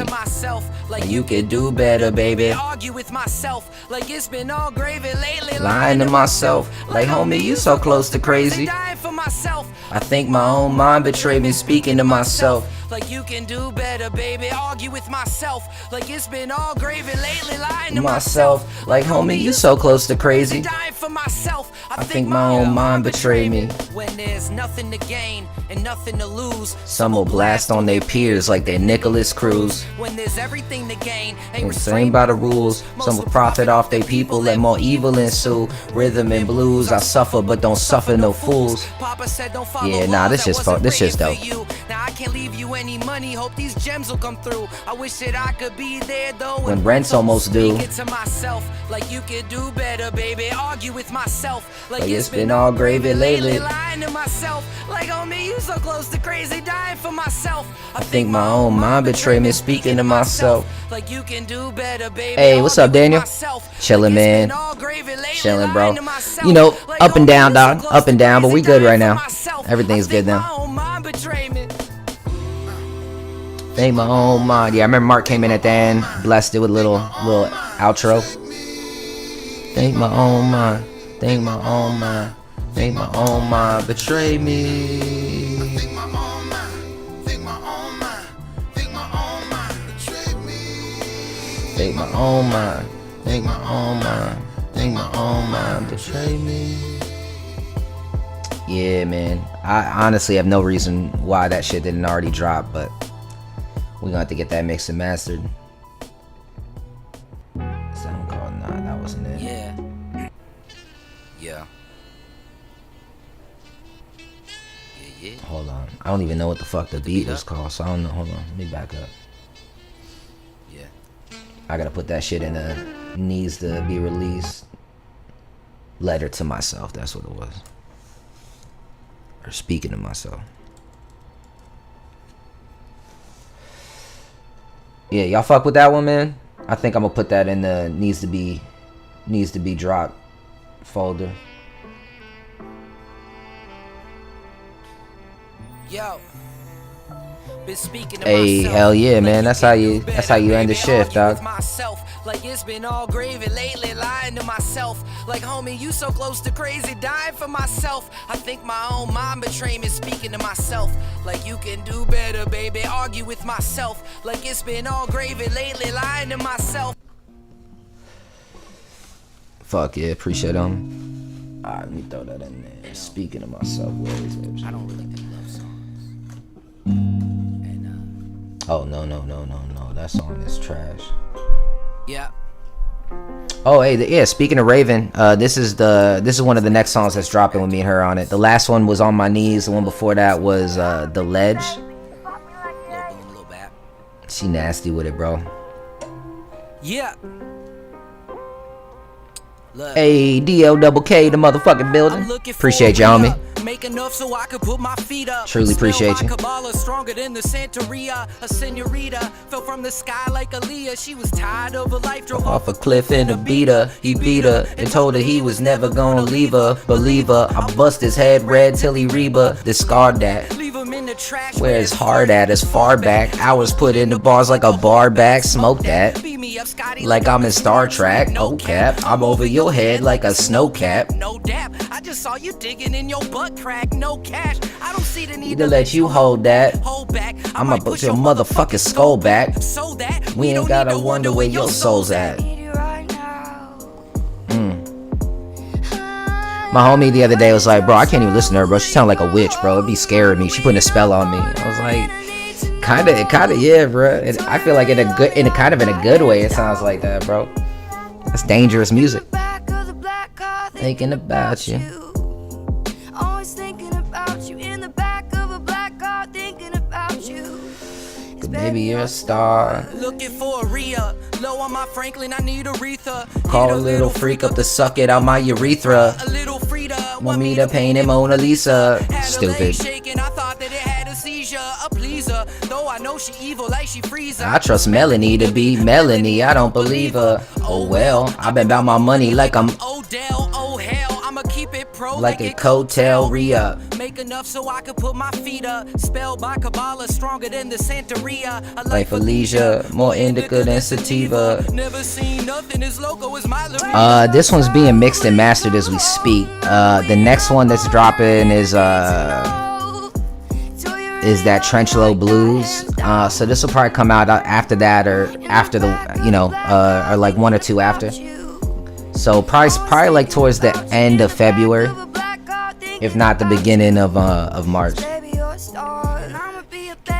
Fuck me like you hate me, man. When we heard that in the studio, we were like, yo, bro, she freestyled all that shit, dude.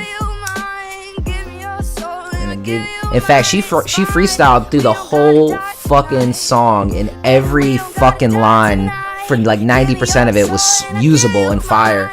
And so we were like, yo, like we basically pieced together the chorus off of what she just did, just fucking around, and it was perfect. And then she's like, oh, let me write for the next one. And we were like, you could do that if you want, like you do what you want, but you can go back in there and just fuck around like you did before on the next song, because that shit came out ridiculous. Yeah, man, bro, good to see you too. Listen, dog, I got all the equipment fixed up. I got a new interface, and you know what I'm saying, I'm back home, so I'll be back. This is, we're back to the regular scheduled program, so we gonna make it happen. Don't feel pressure, man. Go walk your dog. Go walk your dog, man. Appreciate you tapping in, though.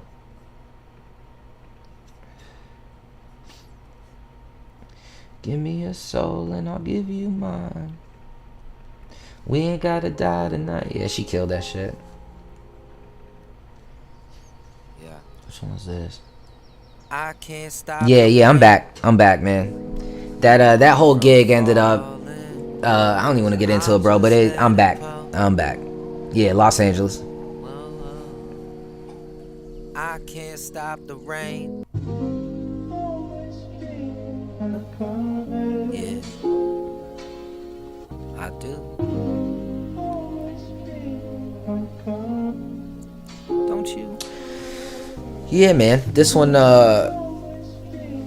one's dropping at some point. I think it's already mixed and mastered, actually. We were waiting on something. I don't remember. Yeah. It's just the spirit of folly. Got me Salvador Dali. I'm Melting the block, probably is rolling some in my Robbie. Another night in the simple. Drop the smile with a dimple. Drop the water, it ripple. Later go back to still like we never even existed. Another ant on the hill. Another blunt that I twisted. Cause I don't know how to feel. I took the shot and I missed it. That life that we could have built. Backboard, glass break, moving at a fast pace. I set fire to everything like blunt sparked by Shit, yeah, be gas safe, leak. man. Last week, shit was all I was gonna good go just see a my mom day and brother ago. again and Holding back, drive back I up to was feeling Colorado, and they're fine, like, then nah, don't away even it do go. it. It's Here a we go, they're feeling telling me low, about manic into how miserable. wild it is out If there. it turns to rage, they become panicked Individuals. Was diagnosed bipolar. Don't Take no medication. I'm burning every bridge, then Be like, fuck it though, they hating. like they the one who's missing. So many who I'm missing. I'm mostly justified, but then I take it to the limit. Always feeling left on red. All these feelings in my head. Always feeling left on red. That's what I had to add, what I'm doing right now. Always feelings in my head. Look, it's just me and my Etza horror. Smoke a blunt to the Torah. I got this hoe On the flora, she bringing me to euphoria. If only I could fly, I'd open my wings and soar up. But lately I've been falling. I'm crashing Down to the flora. flowers flying around me. The light is Bright as aurora, my aura. Got good girls acting like a horror. Adorable. This ain't no bull. This song's so stupid. I love it though, man. All of it true. All of my life, all the shit that I've been through, all the time my mind betrays me, and I don't know what to do. And there's no one left to call with all the bridges I burned through, or maybe still I do. But Betty, that's dependent on my mood. I think they love me, think they hate me. Think I'm ugly, Wanna date me, wanna go out and get crazy, wanna be my only other. lady, call you baby. Later on, I'll fuck a stranger, say you played me. I should probably be locked away. I'm a danger to my safety. Yeah, man. All these feelings in my head. Always feeling left on red. All these feelings in my head. Yeah, I think that's it. I think that's the hook that I was waiting for.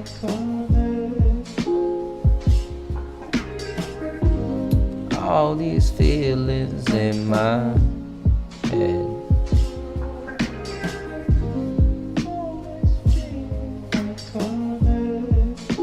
Yeah, man.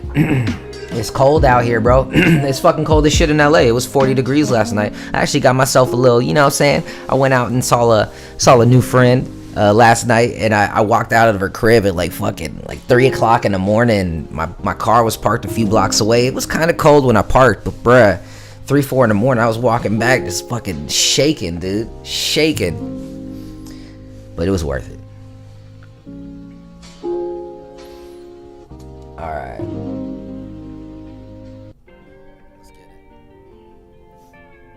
I don't know if y'all remember this one, if everyone here heard this one, but this is a song, I love every piece of it, but then I was aggressive in my flow, which is what I wanted, but I wrote this one line not aggressively. It was Tupac was a ballerina, and the way that I spit it, man, to this day, it just feels like it sounds like I'm dissing him, which obviously I would never do. So I gotta either blank that out or just let it be what it is, because it's not what I meant. So, hey, DLKK, the motherfucking building, bruh.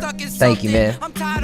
My life has been a grind too, PS. I'm gonna need that early release of that last song with Raven. That shit. Oh yeah, I got you, bro. I got you, man.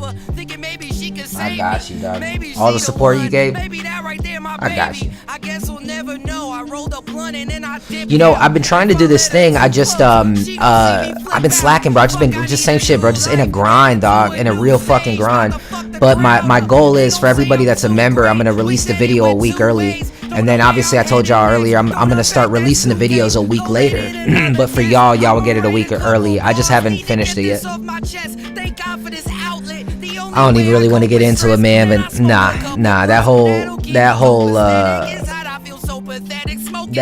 whole situation ended up just being kind of a waste of time, man. Sadly, I mean, they didn't pay me nothing, but I spent more on the road. I spent more on the road than they paid me.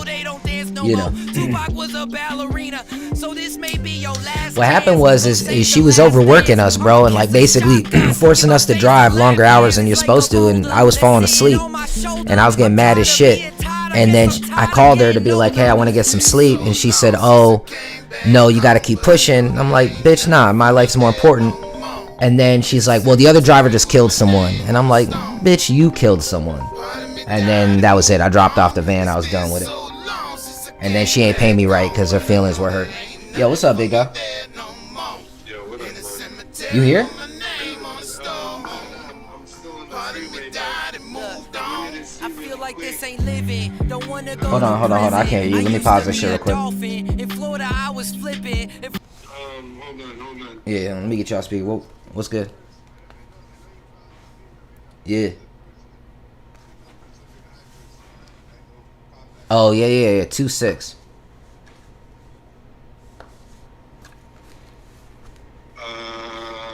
I'll text it to you.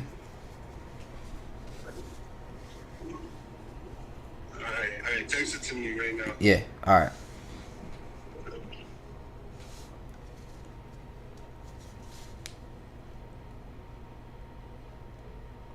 Homie needed the address. You know what I'm saying? I love y'all, but I don't know who's watching.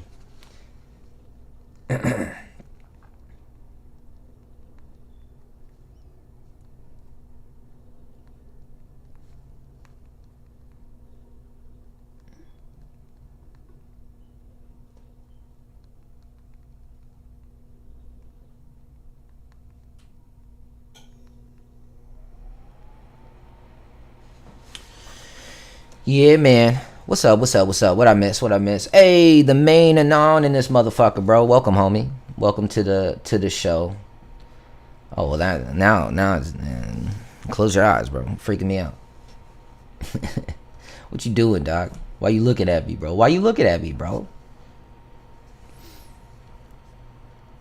right, what else do I got in this list? You know what? I was talking shit the whole time on there. Let me go back to that. What was that other one? Sandman, yeah.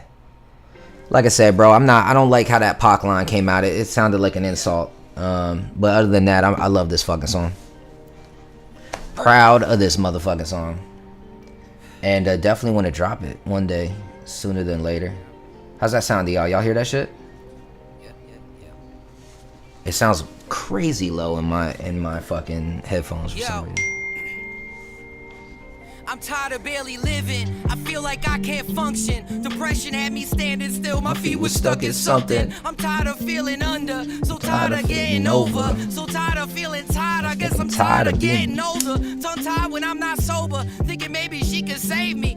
Maybe she the one. Maybe that right there, my baby. I guess we'll never know. I rolled a blunt and then I dipped out. If I let her too close, she gon' see me flip out. Fuck, I need a new life. Headed to a new stage. About to fuck the crowd up. They gon' say I'm too great. Wish that it went two ways. Don't know where I'm headed next. Don't unpack that suitcase. Go let in another guest. I'ma write a couple. I ain't even mad at you, bro. I roll. I'm a fucking weirdo, bro. I roll small pinner blunts. It's part of my personality. I don't know why I do it. It started because I wanted to like make my weed last longer, and now if I roll a fat blunt, it's too like. What I do is, bro, I just stay burning.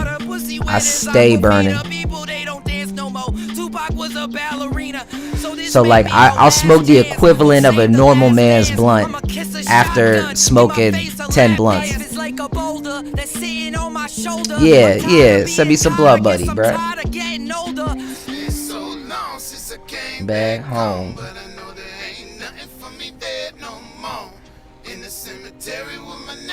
Cause bro, if I put like a whole like eighth or even just like 1.5 grams or 2 grams, whatever, 3 grams in a blunt, the second that blunt's done, I just want to smoke another fucking blunt.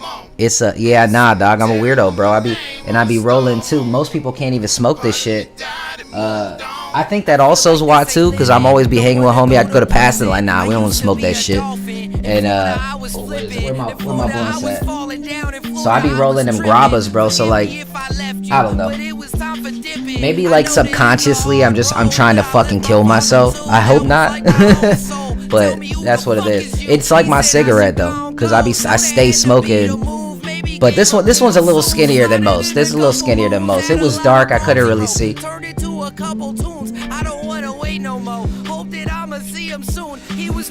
Nah, but all my homies be fucking with me about that shit. That's like a known thing.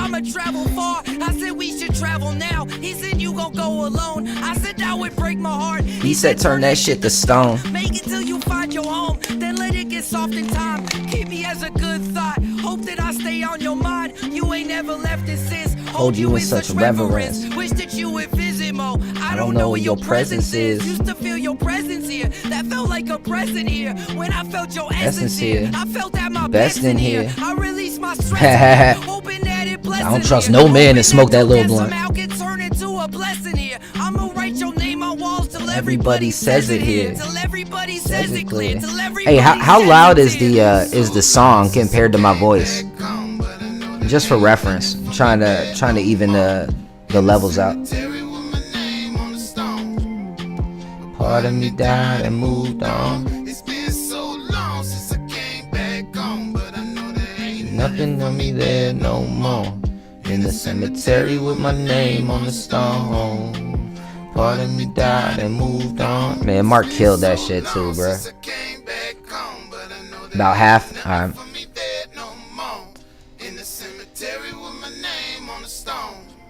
The real Corbin. I wish I was a Bong fan or a Bull fan, bro. I'd save so much fucking money. But it is what it is, man. I'm blunt man. Part of me died and moved on. Feel like I can't function. Depression had me standing still. My feet were stuck in something. Alright, bet. That's all I needed to hear, man. As long as y'all can hear that shit, we're good. I'll probably look up some beats in a little bit. I'm gonna make me some coffee in a second. Come back, we'll look up some new beats and write some shit. Can't go wrong with that. Killed Waldo, rest in peace. Rest in peace to me or to Waldo?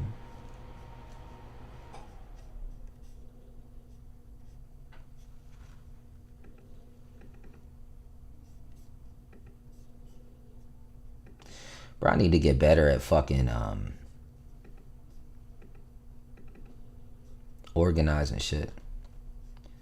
Bro, don't be judging me, man. I kill coffee. I mean, I kill coffee. I was reading your shit. I drink coffee late. I'm an artist, bro. I stay up till 5 in the morning writing songs, dog.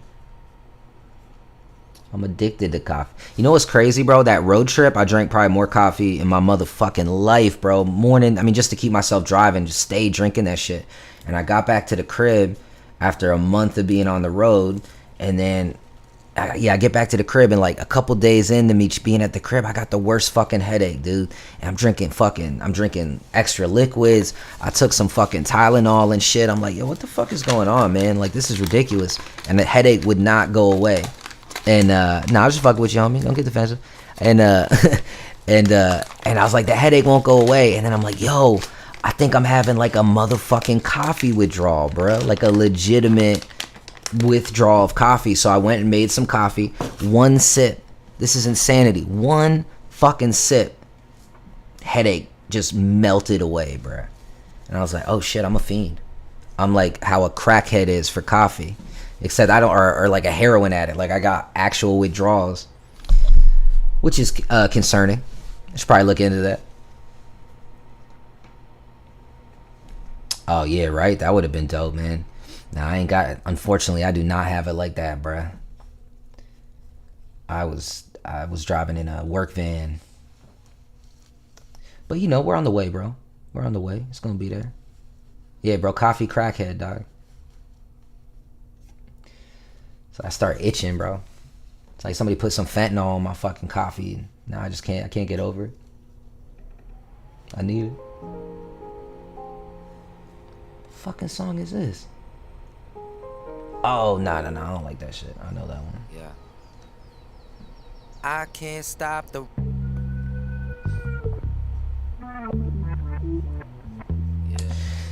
Yeah, man. I don't know what the fuck happened, bro. I had a lot of little like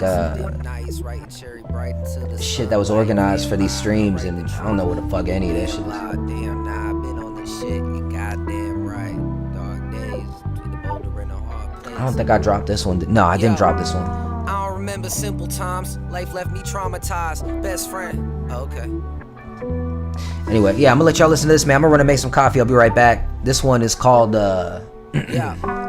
I don't remember simple times. Life left me traumatized. Best friend gone, left me alone. Don't Leave Yet. No, that's the name of the beat. Don't matter. Enjoy it. Be back. Cried, walking over to him with a napkin. Dry my daddy eyes. Used to think it poor him. Now ain't no one drying mine. I ain't thinking poor me. I don't even really mind. Plus I'm out my fucking mind. Plus I got no fucking time. I've been on my fucking grind. Moving like I'm fucking signed. I'm just trying to make it. I swear I'll make your ghost proud. Put your name in every song and hope it bring your ghost out. Yeah, dark days stuck between a boulder and a hard place, and dim nights writing cherry bright until the sunlight. Vampire, I write the truth. You a damn lie, damn nah. Been on this shit, you goddamn right. Dark days stuck between a boulder and a hard place. Dim nights writing cherry bright until the sunlight. Vampire, I write the truth. You a damn lie, damn nah. Been on this shit, you goddamn right. I don't remember better days. It was always pretty fucked. It was kinda bittersweet. We ain't really have enough. Some just having way too much. Hard to not feel hate for them. And they all complaining too. Hard to not just take from them. Maybe break a leg of them. Fuck it, maybe take a life. Probably just their father's sin. But karma take a little time. Sure that mine is coming soon. Then again, I'm living it. What about the good I done? God bless me with this penmanship and pain that I could write about. Cause maybe if my life was good, I'd have nothing to write about. And maybe I would see no wrong and be the problem I talk about. Inspire somebody else's song. Another face in the crowd that nobody ever check up on. Fuck it, dog, if life is a struggle, then I've been living it. Ain't asked for shit, but still I owe the world to exist in it. Dark days stuck between a boulder and a hard place. Dim nights writing cherry bright until the sunlight. Vampire, I write the truth. You a damn lie, damn nah. Been on this shit, you goddamn right. Dark days stuck between a boulder and a hard place. Dim nights writing cherry bright until the sunlight. Vampire, I write the truth. And you a damn lie, damn nah. Been on this shit, you goddamn right. You goddamn right. You goddamn right. You goddamn right. Sorry for saying your name in vain.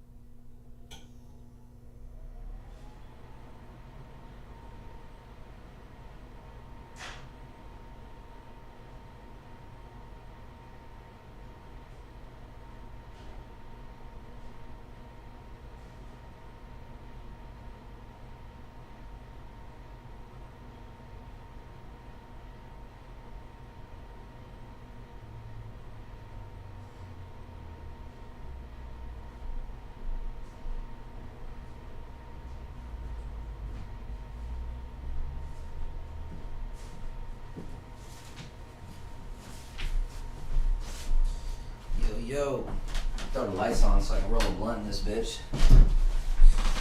Ooh, what's up, ladies and gentlemen?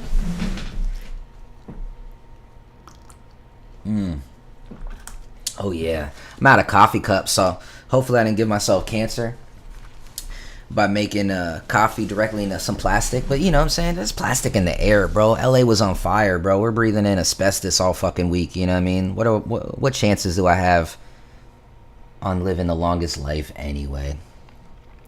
My bad, y'all didn't realize the song, so I need a moderator, my boy. Yeah, I know, bruh. I know, dog. You know what I'm saying? I do. Who's volunteering? You know, I did know too. Like, I know, I gotta get shit a little better set up, right? Because I know there's like I could hit a button and it plays a song. You know, stay tuned, be right back. But you know, y'all still here with me? Oh, you out solitaire? If you still here, appreciate you tuning in, homie. And have a good night, dog. Let me look at this. Let me see what we got. Let me see what we got available to play. You know, I do have my coffee. I don't have the blunt rolled, so how about this? I'm gonna play one more song, one of these unreleased tracks, and then we're gonna go through some beats, man. We're gonna write some new shit. When I say we, I mean me, but you know, we're gonna do it together. It'll be like a family event. Yeah. Look, nostalgia hits in waves. No, I think I already showed y'all that.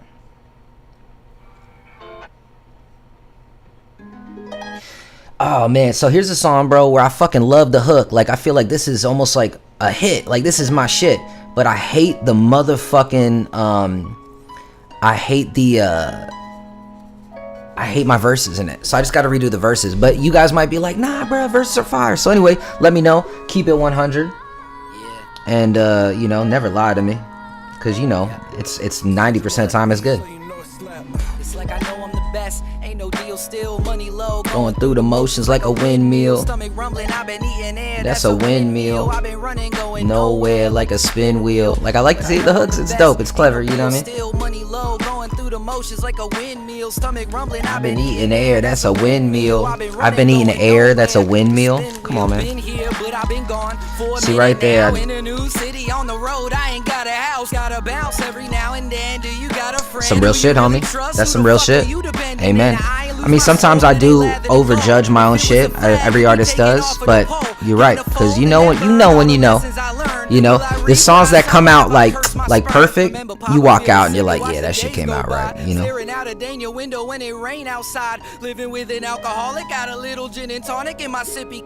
you ain't lying, homie. Honestly, y'all listen, let me know what you think. But personally, I would, if I redid this, it would just be the hook, like this part right here. Through the motions like a windmill. I've been eating air, that's a windmill. I've been running, going nowhere like a spin wheel. I know I'm the best, ain't no deal, still money low. Going through the motions like a windmill. I don't remember the second verse, but I'm pretty sure I have the same feeling about it. Actually, no, I think I like this one better. Where the fuck they gon' lead us? Can't defeat us. I never knew what Regis. Just blood sucking leeches. Fuck elitist, dog. Could they need us all? And the AI to defeat us all. And I can leave it home. Everybody tripping, I don't even wanna leave the home since I made it grown. Hope to make it to a senior home. Yeah, so I'm cool with the second verse. But ain't no deal, still money low, going through the motions like a windmill. Stomach rumbling, I've been eating air. That's a windmill. I've been running, going nowhere like a spin wheel. But I know I'm the best, ain't no deal, still money low, going through the motions like a windmill. Stomach rumbling, I've been eating air. That's a windmill. But yeah, see, I be rolling them little pitters, man, because you know, my goal, like a normal person would want more than this in one blunt. But I, knowing this is pretty much all I got left, you know what I'm saying, I got a little bit in here too. I want 3 blunts out of this, bro. So this is the only way to make it happen. You gotta be a special kind of person. Probably a little mentally ill, but I am who I am. Whatever's whatever. I appreciate that, Solitary, man. That wasn't my first song, by no means, but it was my first. It was the first song that I ever put out, or it was like this. What was it? I think it was the single for the album, and then it was the first song I ever put money behind. It was the first time I mean, besides recording that shit or mixing and mastering it, first time I ever I spent weeks, months, really, bro, going on YouTube and watching different people talk about how to do Google ads and Facebook ads. And I've told this story before, but basically, I appreciate it, man. That's I feel like that's most people's introduction to me, and it's an amazing introduction because it, you know, it's not like some single that I don't stand behind or love. It's a poem my dad wrote that I turned into a chorus, and then I wrote about real shit in my life, and then real shit that was happening in the world. Conversations about that my grandpa had with me about old time mobsters like Meyer Lansky, talking about like politics and like how, like, you know, saying like Hitler and Stalin, and like my point is who would think that would be the song that kind of blew up on, in a sense, right? Like, it's, to me, it's, I'm really happy that happened, because it could have been, you know, it could have been a song that I hated that most people know about. No, I appreciate that, man. I appreciate that. You know what's cool about that song too is you know, is I recorded that originally with this guy named Mark, who not Vasquez, this guy Mark Solomon, and he was like a prodigy guitar player when he was like a little kid. My mom was a big blues person. My mom's always in Florida and all over like whenever there's like a blues festival, my mom, if she doesn't work for it officially, she's volunteering for free just to get in and see the performers. And from her doing that for years, she's got all these like friends that are old-timey blues people or whatever. So the point is, she knew about this guy when I first moved out here, and I used to go with her to see. I remember when I was a little kid, he was just a little bit older, still a little kid, but on stage with motherfuckers jamming out. So anyway, when I first came out here, I went to his studio. Dude's a great, he's great at everything he does. But you know, me and him just we weren't connecting on a personal level, man. I ended up putting my hands on him at some point because he was just, you know, he would be watching TV instead of recording, and shit just got bad. But the quality of that was dope. He didn't actually finish that project. Indie came in and then kind of fixed everything up. But that's the only album that I have that was mixed and mastered in a really dope way, where and this is going, you know, more technical shit that I'm not even that familiar with, but that whole album, the All Be Fine album, was done, obviously it wasn't done analog, it was done digitally, right? But then what we did or what that guy Mark did, was he had this system where he mastered shit through tape. So he would take a digital thing, master it through tape to get this kind of tapey, old school analog-y vibe, and then transfer it back into digital. And so then it was still kind of not really mixed and mastered completely to our liking. At some point, I think, Indie came, or no, I'm sorry. Indie came in, none of this matters. The point is, bro, that album alone was done, like I could only replicate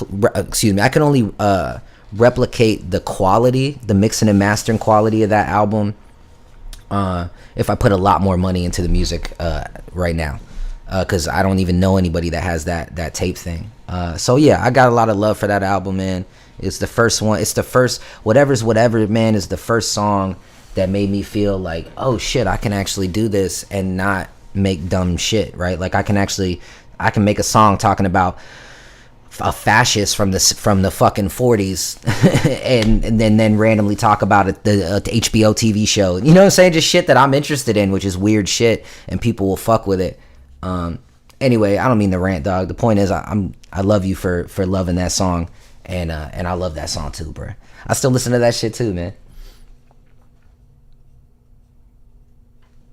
Appreciate it. Well, you don't care what are people saying? Fuck those people. Nah, I'm just fucking with you. Nah, bro, it's an acquired taste, dog. It's an acquired taste. I mean, I feel like my whole life, the music I loved the most, not everyone I fucked with loved it. You know what I'm saying? Like some people are you gotta have something in you to fuck with what they're doing. You know what I mean? Yeah, I don't think I think it takes a special kind of person, bro. But I do think there's a lot of those special kind of people. Appreciate it, man. Yeah, I mean, I'm not going to do the cartoon stuff much anymore. The goal is one day to get my own cartoons done, obviously, but that's crazy expensive. That's why I'm doing the AI shit right now with the video. Because, bro, I just, I got to take the business side of it seriously. And a lot of those songs, I make money on the streaming and I make money on the sound. But 50% of that song on YouTube is going to the person that owned the cartoon, right? And it's just not smart. It's not smart to give away 50% of your business because you like editing cartoons of your shit, you know what I mean? But I'm not going to take any of them down. And then one day I think, my goal is to also have live action shit for everything. But, got a lot of goals.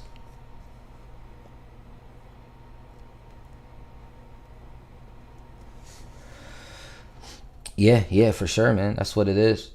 Just repurposing shit, I mean, in a sense, like my first idea when I started doing that was like, it felt like hip hoppy to me, because like when music first started, like when hip hop first started, they were doing it was all samples, right? You're taking some shit and turning it and repurposing it, with a whole new direction. So that's why I felt like I wasn't even stealing the cartoons. It kind of just felt like I'm sampling them, you know what I mean? And repurposing, the point behind the image, I guess, which is kind of cool and interesting. You know what else is dope? My sister's an artist, and she's also a college professor. And she has classes on art and shit. And I always thought she wasn't a fan of my music. I still don't know how much of a fan she is, if she is at all. But I didn't even think she really respected it. Just because, that's just what I assumed. And one day she told me, I did a whole class on, there's an art form of repurposing shit, like where people take old images and then add voiceovers or whatever. And it's, I forgot what it's called, but it's some sort of art form that is basically just repurposing something old and then adding something new to it. It's been done in every medium. It's been done in art, it's been done in film, and in media, which is, I guess, the way that I was doing it. And so anyway, she did a whole class on me and some of those cartoons, and never even told me. She's weird like that. But I found out from my mom and my brother. Anyway, you know what it is. I'm ADD. I talk a lot. I let y'all inspire a conversation, and then I start going. But yeah, man, I appreciate that a lot, dog. I love y'all, man, and I appreciate you listening to the real shit. Cardell Emery and this motherfucker, man. Appreciate you, homie. Appreciate you tapping in. All right, what I said I was gonna roll a blunt, listen to another song. We did that, and then I kind of promised that we'd start writing some shit, didn't I? So let's do that, man. Let me start looking through some of the beats that I got. I know it's been a minute since I've written and looked on BeatStars, so I already know my dog Erie, the way that motherfucker be putting shit out. I'm gonna say he's got some new shit for me, so let me check.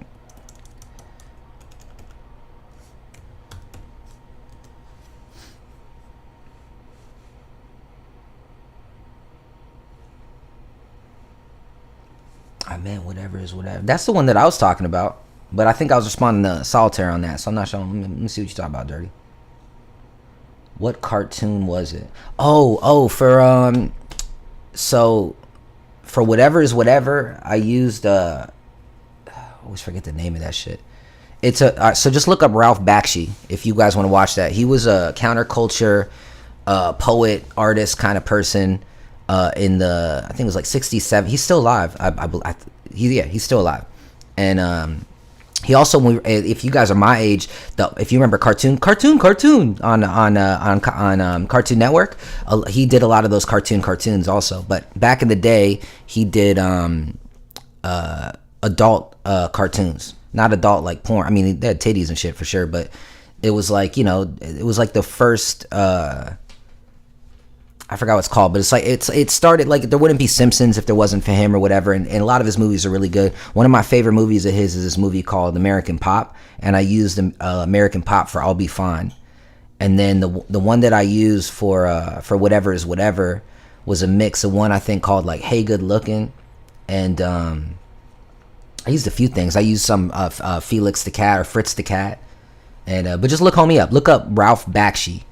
His last name is Bakshi. Shout out to him and his whole family. They actually reached out to me when the song started doing a little bit, and gave me permission. That's actually the only video that I don't have somebody taking money out of the streams, because they showed mad love, which is cool because I got mad love for him and his history, and it's really fucking dope that they did that for me. Yeah, exactly, bro. Wizards.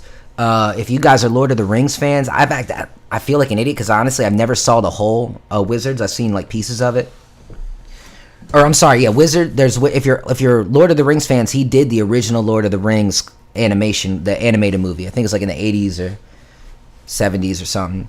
So definitely peep that shit out. A lot of like big Lord of the Rings and Tolkien fans say that was better than the movies that won all them Oscars. So you know what I mean. Check homie out. Wizards is also dope. That's basically like World War II, but set in like a fantasy dystopian world.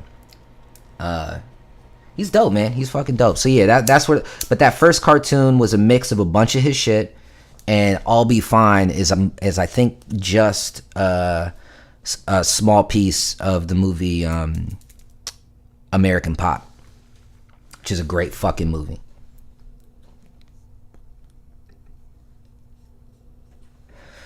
I remember when I was like a kid and I saw American Pop, and it blew my mind because I never knew a cartoon could make you feel the same way like an Academy Award winning movie type of shit would make you feel. And that, to me at least, that's what it did. And not on some Pixar shit. Like it gets deep, man. It follows like this family, I think 3 or 4 generations, and in every generation they had this inclination to make it in the music business, and it just keeps kind of not happening for different reasons. And then finally, like one by the end of the movie, one of them makes it, but he doesn't. It's so dope, man. But like he's like just like he's like the product of, like, as we were following this family for generations, one of the guys stops off at this farm, fucks with this girl, leaves, comes a heroin addict, basically ruins his whole life and dies. And you're like, oh fuck, he doesn't die, but he becomes an addict. And you're like, oh fuck, I guess that's the end of their bloodline. And then you realize, oh shit, the waitress he met had a kid. Anyway, great movie, and that kid ends up becoming a famous musician. So it's kind of this really dope story of, like, even if you don't know who your like background is or whatever, your dream might be way deeper than your dream, right? Like your dream might be your great grandfather's dream, and he never got to have it. And your talent might even come from that blood. I mean, who knows how that shit works. I do know that as far as I knew, when I first started writing poetry and making music, my dad was a songwriter for doing folk, so I guess there was that. But then I found out that my great-grandmother wrote a poem called Fork in the Road. My very first song was called Fork in the Road. Now it's a popular saying, but it's interesting, right? Like where did my little 13, 14-year-old brain decide to write a song called Fork in the Road, which is basically about the same subject matter that my great-grandmother wrote 60 years before, who the fuck knows how. So anyway, life is strange. That's why I like that movie. And you should check that shit out. I'm giving a plug to Ralph Bakshi, man, because him and his family showed love. Thank you for the advice, bro. I missed something. What advice did you need, dog? What was the advice?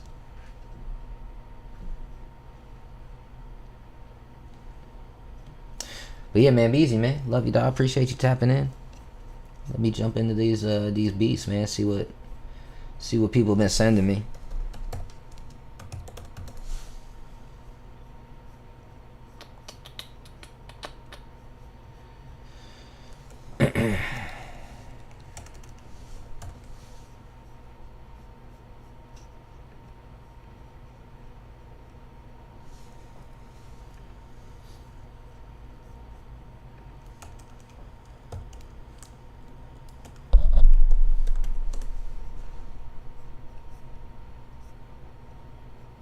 I got scared for a second. I couldn't find this shit. I was like, what the fuck? Alright, let's see what we got. This is Charlie Horse to base. Looks like we'll have to put a pin in that 241. We got a 1027 in progress, overage. Most of those suspects all armed. Shit, okay, he's setting us up for a little story. Got the police in the background and shit.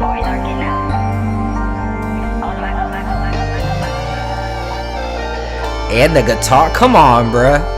Let's see how it drops.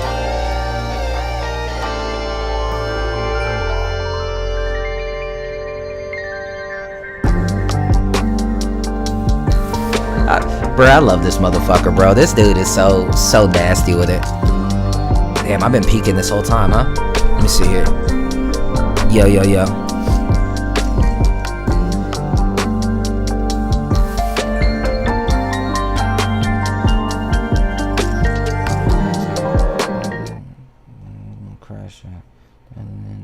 Oh shit, I'm not signed in. Hold up, I gotta download this.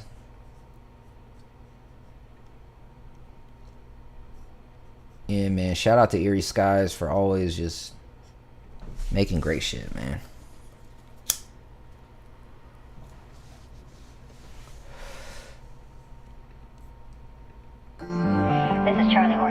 I'm overdue for a good story song too, man. Yeah, for real. You saw that, bro? I was just like,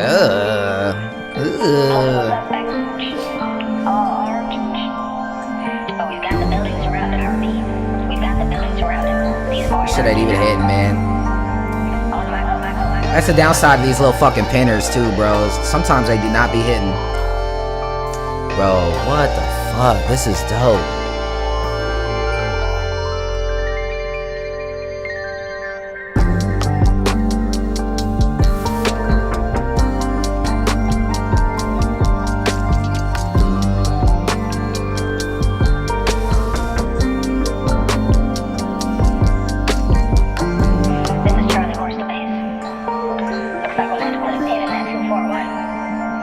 Yeah, it's story time, bro.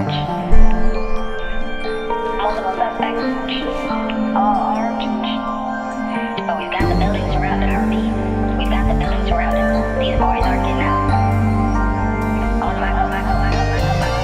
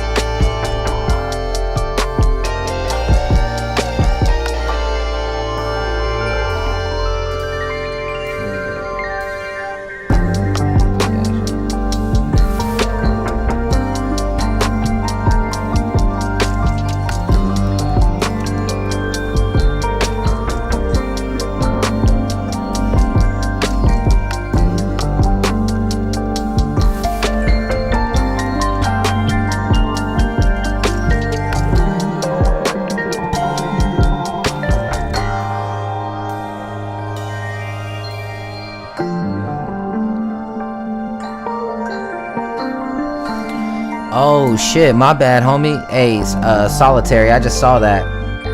I did see you say that. Well, I mean, that's some real shit. I feel you, bro. Let me pause this for a second.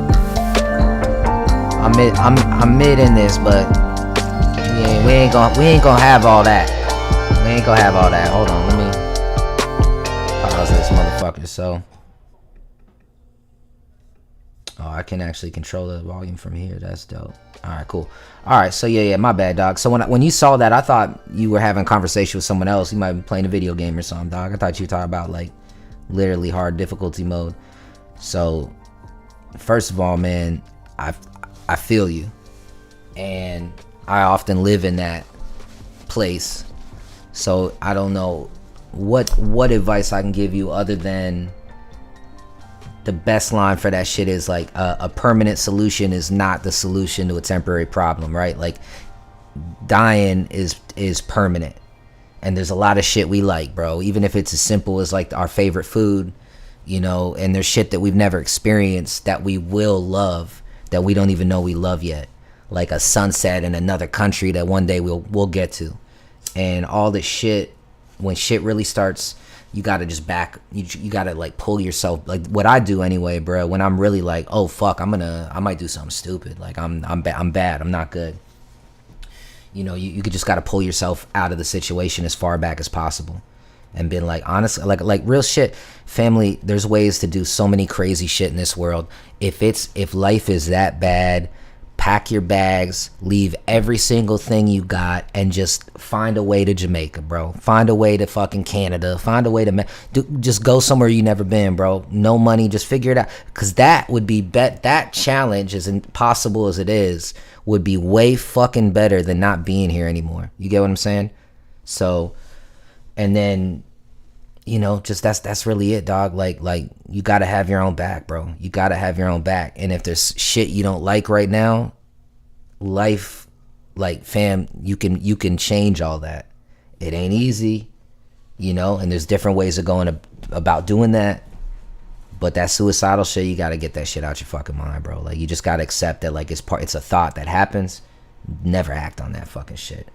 Because it's stupid, and there's people that love you, bro, whether you know it or not, you know. No one is truly unloved, bruh. Ain't nobody is truly unloved. So as far as that survival mode of feeling like that, dog, like, the best advice I can give you is, like, do you have a happy place? You know what I'm saying? Find that happy place, bro. Like, for me, man, you know, and at my worst, sometimes it's hard to find the happiness in those places, but, like, I love playing video games, bro. I love smoking some bud, you know. So, you know, sometimes I might have responsibilities, dog, that it's like, I'm like I don't want to get into my own shit right now, but, like, you know, I might lose my apartment because I can't afford rent. But you know what? I might lose my life if I don't take care of myself. So I'm gonna turn off all the lights. I'm gonna put on I'm gonna go back and re-download Skyrim. You know what I'm saying? And just dive in the Skyrim, dog, and just fuck it. I ain't even Matt and I for the next fucking 5 hours. I'm a fucking wizard with magical powers, or I'm a powerful knight. And you know what I'm saying? But that's what I like to do. So you got to find that shit and go after it, and make your own happiness, homie. Like, ain't nothing, like, if it's a female, if it's family, if it's financial, if it's mental, like, whatever the fuck it is, bro, there's a way to either fix it and or think about it differently to where it doesn't have to be a detrimental thing. So I'm gonna say that, man. Let's get back into some music. But if you got more questions, I'm here. And yeah, man, if y'all ever gonna ask me something and I don't respond, or I don't, you know what I'm saying, and it's deep like that, you know what I'm saying, just say something again, bro. Be like, yo, this is what I meant. Cause I've been there, bro. And I you know, I want to cultivate a family on some level, bro. Like, we're all in this shit together, you know what I'm saying? So I know what it is, man. But that ain't the move, homie. That ain't the move. But I understand why you feel that way. And then I'd also say, bro, there's help too, man. Like, me personally, I don't really take advantage of that myself, and I want to change that. Like, I do eventually. I'd like to go back to therapy. I had that at some point in my life. So, you know, do that, man. Do that if you can. But there is resources and help available. But understand, it's all on us, bro. It's all on us. Ain't no one gonna save you, bro. We gotta save ourselves. I feel you, man. Just make sure you find your way out of it, dog. Find your way out of that rabbit hole, bro. It's because you have to. That's it, bro. You fucking have to, dog. Like, we're gonna die anyway, homie. Like, you're not gonna live forever. So why the fuck would you shorten it? Find the joy, man. Find the moments of that make you happy, bro. And know that not, like, this whole society is made up, bro. You know, we drive cars and stop at stoplights because somebody invented a car and invented a stoplight and then made a rule behind it, right? So it's all made up. Everything's made up. So just find what you love in this world and focus on that, homie.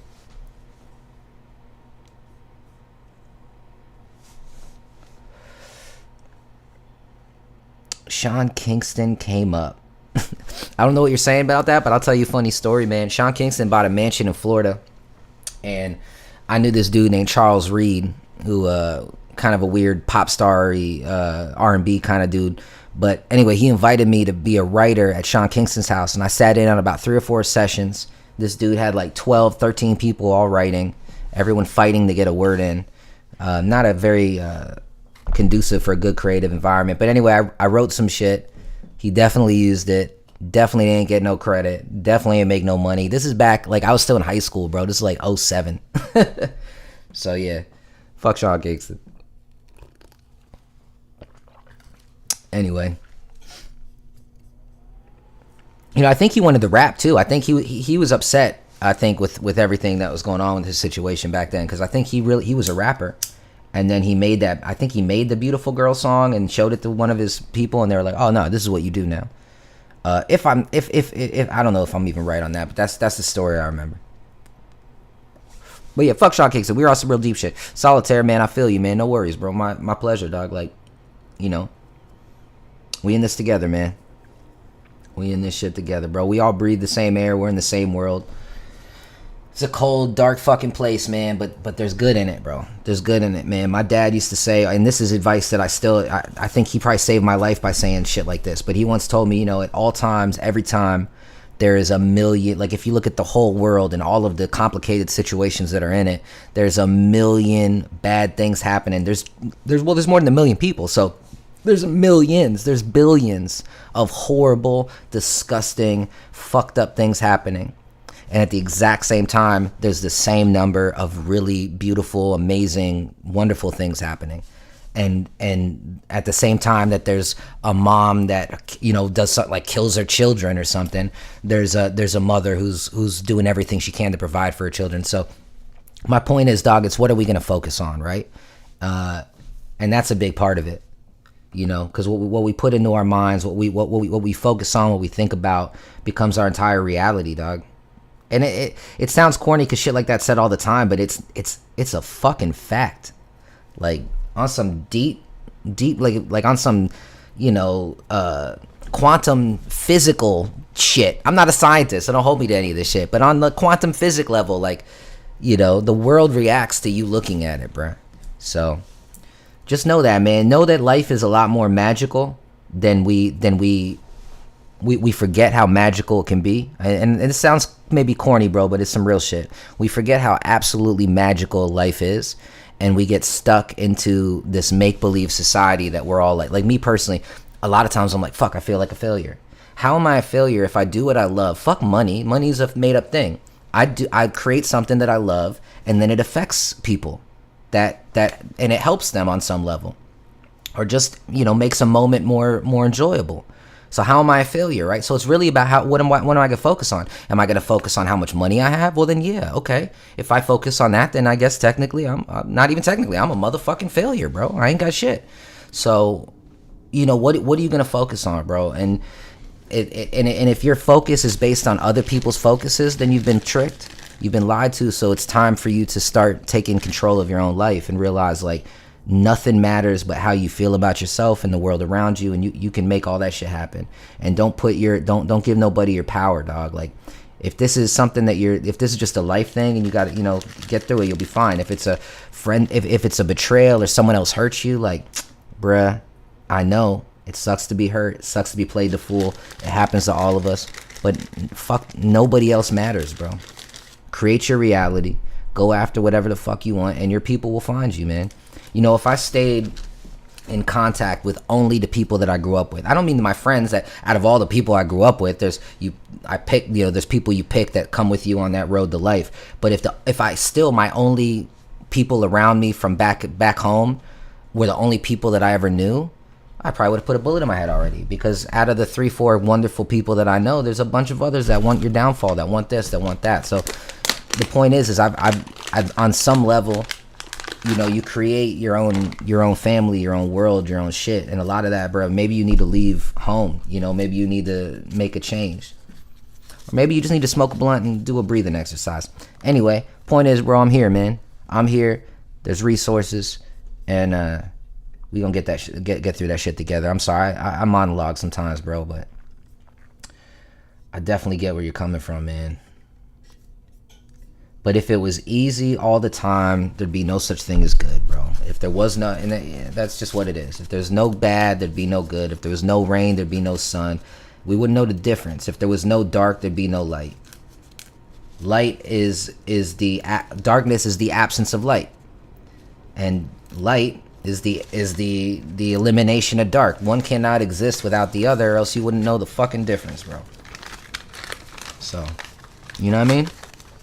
And that's not just for Solitaire, man, right? That's for all of us, bro. Like, keep this shit in mind, man. Like, and I appreciate you reaching out and being honest, dude, because I know how hard that is. Like, that's super uncomfortable to do that, to put your heart on your sleeve like that.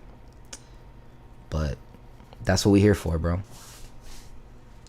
Smoking ain't for everybody, man. Smoking ain't for everybody, man. I feel that. If it gets you paranoid, then smoking ain't your thing, you know?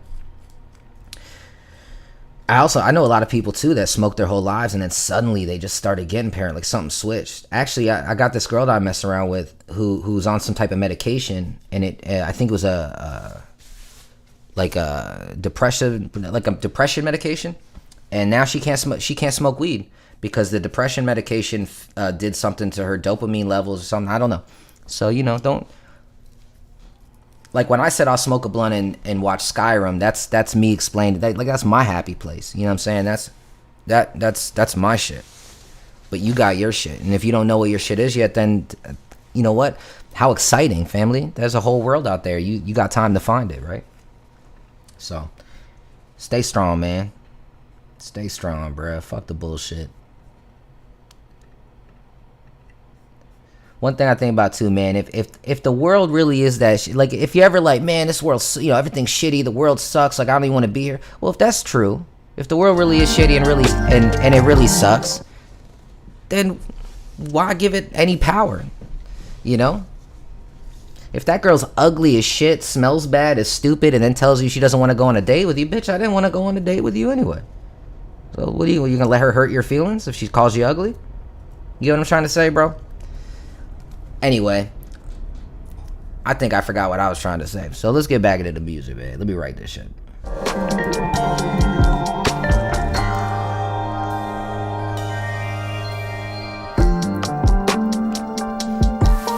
Nah, this ain't the same beat. No way. It is? Oh shit. Okay. It kind of. I thought there'd be more of that guitar in there. Looks like we'll have to put a pin in that 241. We got a 1027 for Robert's overage. Multiple suspects. All armed. Hey, Land Diesel in this bitch. Yeah, man. You know what I'm saying? I'm back, bro. I'm back. I had to take a little break, bro. And I'm back now. We in story time with this song, bro.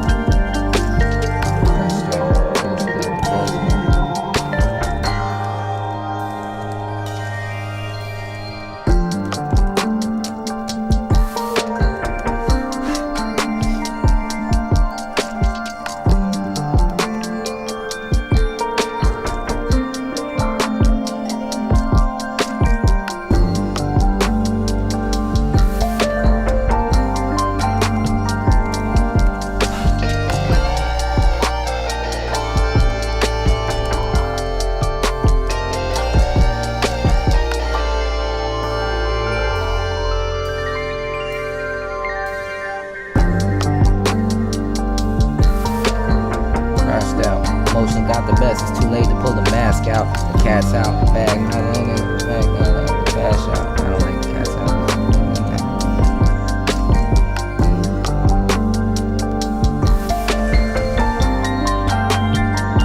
Yeah, man, you already know, bro. I better see you on the next stream, dog. You know? I better see you on the next one, man. Or the one after. Hell yeah, man. I'll probably be on for a couple hours too. The song drops at 7:30. The song tonight drops at 9. So when it drops, I'll play it again for everybody, and we'll do a review of the song. So if you're feeling better, bro, you wanna hop in later, dog? We'll be here, man.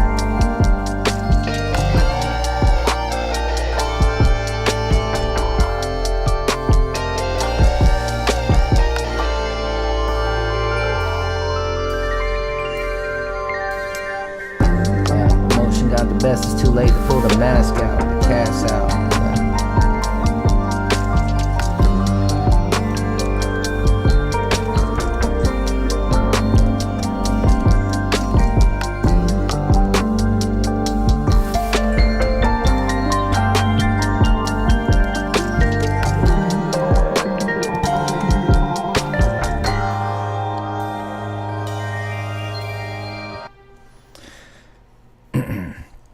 think it's starting this one like mid in a scene. Like we don't know what happened, but I'm like, we crashed out. Emotions got the best. It's too late to pull the mask out. The cat's out. License plate on both ends. Camera caught our face and tags now. And the dash now. Some got the gun out in the dash now. And you know, I don't some shit like that. I'm still working it out. What's this though? This sounds sexy. I'm gonna have to get back to that later. Yeah, you already know, man. Be safe, man. Have a good night. Listen to some shit that really, you know, puts you in that vibe, bro. Puts you in that motivational vibe, man.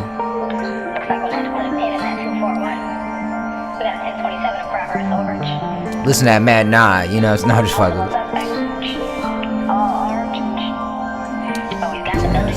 Motion got the best, it's too late to pull the mask out. Cats out, license plate on both ends, camera got the tags out. License plate on both ends, license plate on both ends, the camera caught our face, man.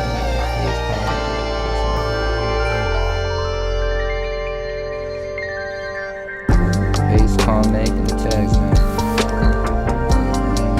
Caught our face palm making the tags now.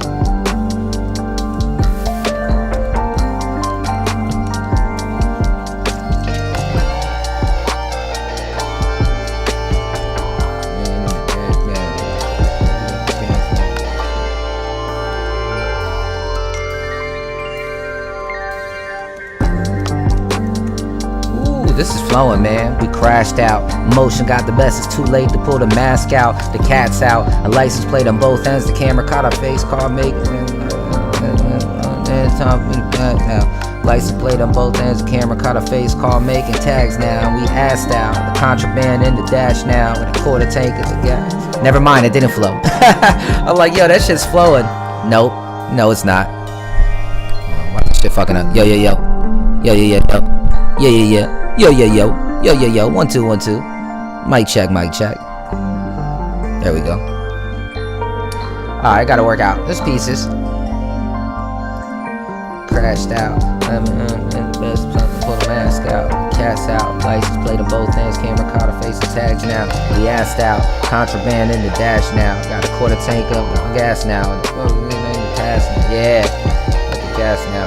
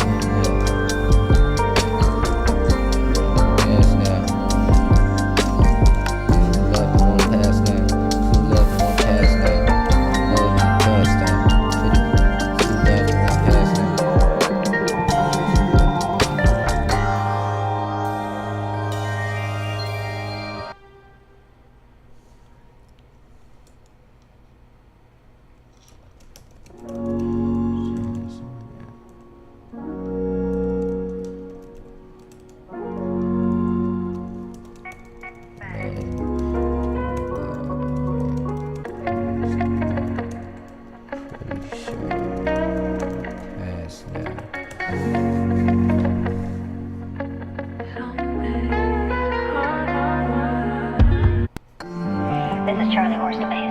Looks like we'll have to put a pin in that 241. We got a 1027 of progress, over. Multiple suspects. All armed. But we've got the building surrounded, RP. We've got the building surrounded. These boys aren't getting out. Oh my. Bro, if I could fit this is gonna be dope, man. Yo. We crashed out. Emotion got the best. Too late to pull the mask out. Crashed out. Emotion got the best. It's too late to pull the mask out. License plate got both ends. I fucked up. We crashed out. Emotion got the best. It's too late to pull the mask out. The cat's out. License plates on both ends. License plate on both ends of the camera. Mask out. The cat's out. License plate on both ends. The camera caught a face and tags now. We assed out. Contraband in the dash now. Got a half quarter ass now. Got a quarter tank left of gas now. Yeah, where the fuck that half come from? Crashed out. Emotion got the best. It's too late to pull the mask out. The cat's out. The license plate on both ends. The camera caught our tags now. We assed out. Contraband in the dash now. Got a quarter tank left of gas now. 2 left and 1 assed out. He got shot, saw the blood and passed out. And I'm pretty sure that he passed now. Knew him saying we were cast out. Ran reminisce on the past now. It's choppy, but we gonna make it. We gonna get it there. Why is it peaking and sound low at the same time? Am I fucking tripping, bro? What's happening here? Let me try turning this shit. Yo. Yeah, there we go. Yeah. Get that warm voice. Hold on, let me sip this coffee, get this warm voice. Oh yeah. There we go. Yeah. Out. Motion got the best. It's too late to pull the mask out. The cat's out. License plate on both ends. The camera caught our tags now. Now we at tags now. Contraband in the dash now. Got a quarter tank left of gas now. There's 2 left and one's assed out. Got shot, saw the blood and passed out. I'm pretty sure that he passed now. Knew him back when we was cast out, but I can't reminisce on the past now. But I can't think about the past now. It's something, man. This is different. But the beat is different, and it starts with the walkie-talkie in the car, so it works, right? We crashed out. Got the best. Too late to pull the mask out. The cat's out. License plate on both ends. The camera caught our face and tags now. We assed out. Contraband in the dash now. Got a quarter tank left of gas. Contraband in the dash now. Got a quarter tank left of gas now. 2 left and 1 passed out. Got shot, saw the blood and passed out. I'm pretty sure that he passed now. Knew him since we was cast out, but I can't think about the past now. I don't know. I mean, once I get it, once I fill the gaps, it's gonna work. Crashed out. Motion got the best. We crashed out. Motion's got the best, and it's too late to pull the mask out. The cat's out. License plate on both ends. The camera caught our face and tags now. We assed out. Contraband in the dash now. Got a quarter tank left of gas now. 2 left and 1 passed out. He got shot, saw the 2 left and 1 cast out. Got shot, saw the blood and passed out. Pretty sure that he passed now. Knew him since we was assed out. There we go. Did I already say assed out?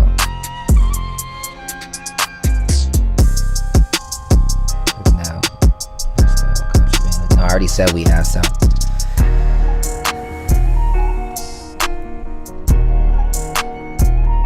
Oh, this is a whole nother. What the fuck is happening, bro? Oh, this dude's advertising a beat pad. That's what. This is Charlie. That shit's switching. Looks like we'll have to put a pin in that 241. We got a 1027 in progress, over. Multiple suspects. All armed. But we've got the building surrounded, I repeat.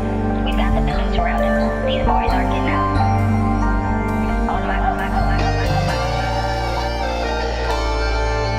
Dirt man in the building. Oh, you been here. I don't know why I'm acting like you just came, but yeah, man, what up? We crashed out. Motion got the best. It's too late to pull the mask out. Cat's out. License plate on both ends. The camera caught our tags now. We assed out. Contraband in the dash now. Got a quarter tank left of gas now. It's 2 left and 1 passed out. He got shot, saw the blood and passed out. Pretty sure that he passed now. I knew him since we was cast out, but I can't reminisce on the past now. Last now. I fucked it up, but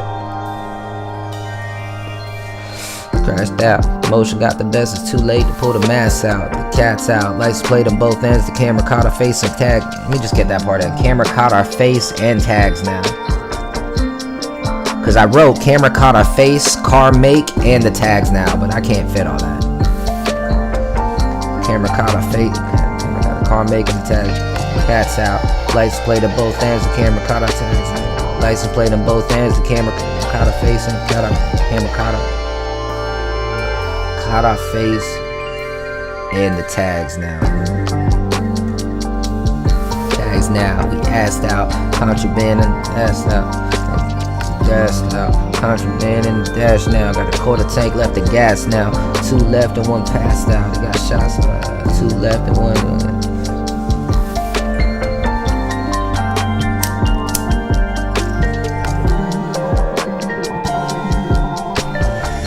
left and 1 cast out.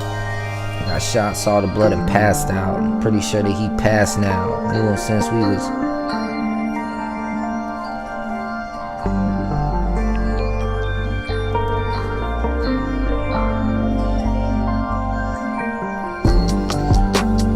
Pretty sure that he passed now. Knew him since we was.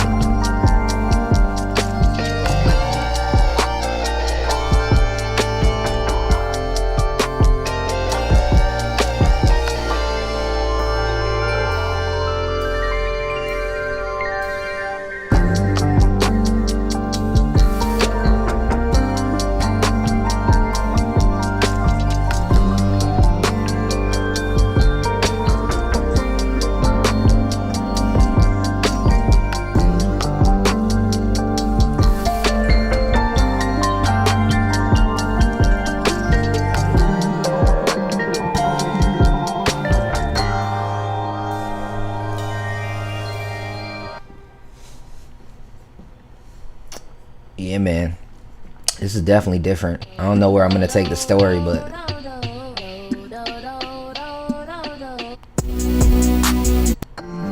This is Charlie Horse to base. crashed out. Motion got the best. It was too late to pull the mask out. The cat's out. Lights played on both hands. The camera caught her face and tags now. We assed out. Contraband in the dash now. Got a quarter tank left of gas now. 2 left and 1 passed out. Got shots, saw the blood and rasped out. And crashed out. Pretty sure that he passed now. Knew him since we was ass now. I can't reminisce on the past now. It's too cold. Yeah. I like the concept. I might have to come back to this with a different headspace.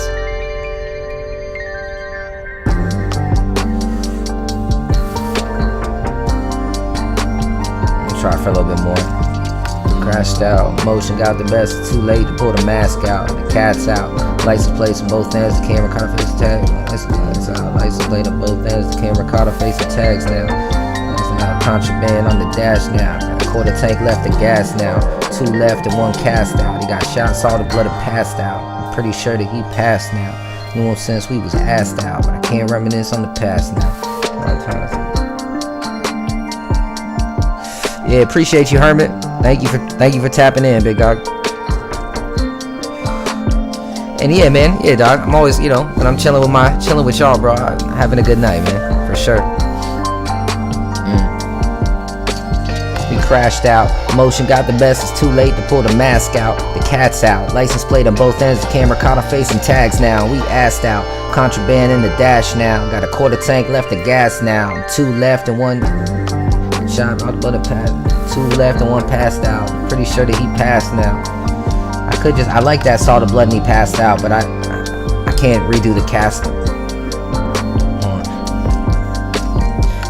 Now 2 left and 1 cast out. He got shot, saw the blood and passed out. Pretty sure that he passed now. Knew him since we was passed now. Knew him back. Nigga passed now.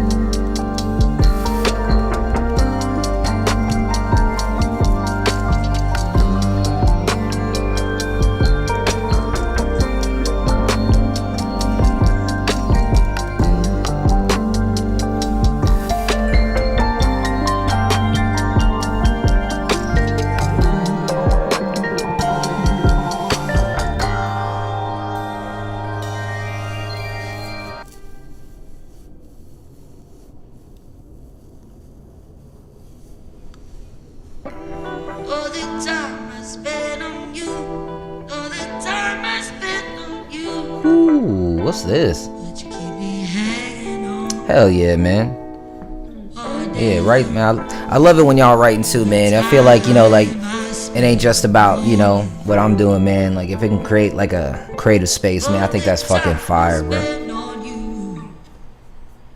You know, it'd be dope, man. One of y'all make a song, blows up, and be like, wait, where, you know, where'd you write that, man? I wrote that up during a Mad Night live stream, dog.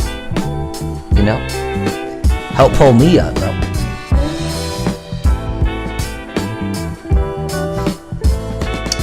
Bro, that was dope. Who is that on the hook? Let me see if he says, cause I don't even know. Can I even use that?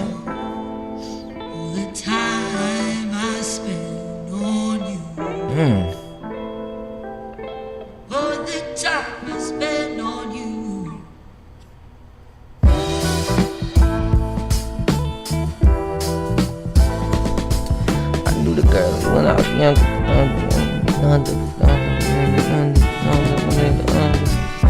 Hey, yeah, I'm gonna fuck around with this one too a little bit. Take a break from that other one.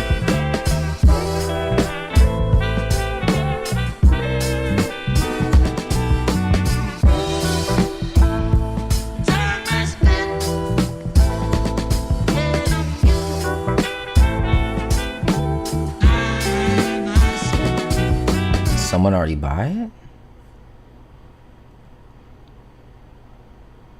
Yo, someone might have just purchased the exclusive while we were listening to it. That's crazy, because I tried to... Yeah, unless my internet's fucking up. Hold on. Okay, hold on. Download for free. Boom. Okay, yeah, we still got it. There we go. I spin on... That shit is dope.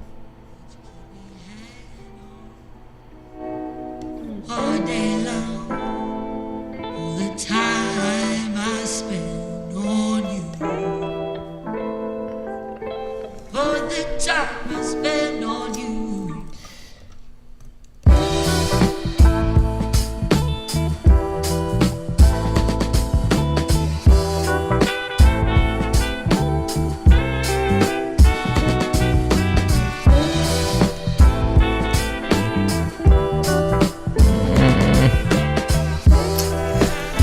I was just hype on this. No. Let me see.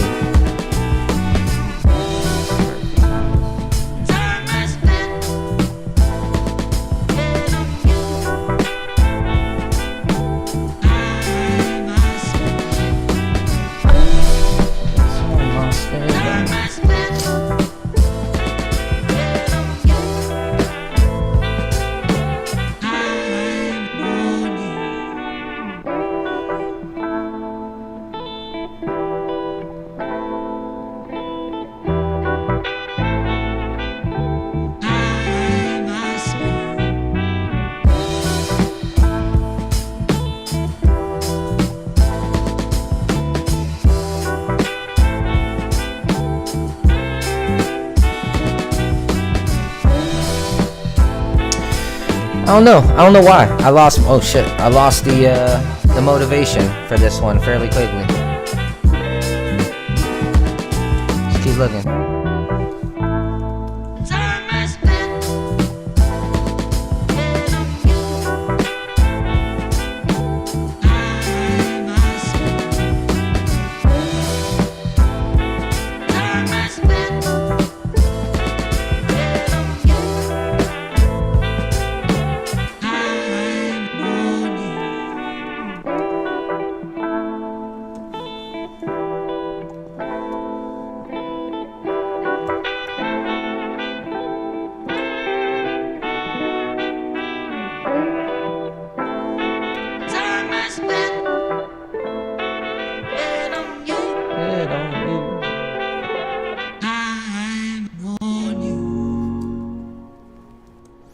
Check out some others. See what else we got.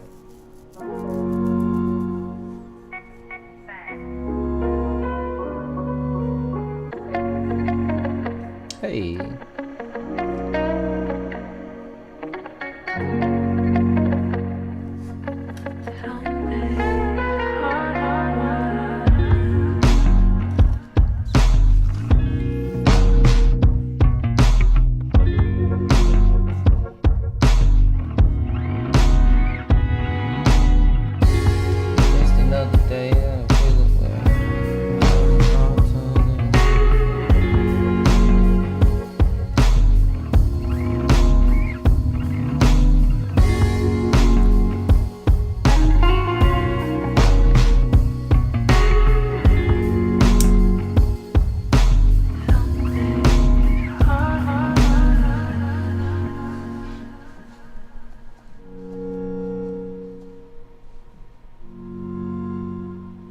appreciate that, man.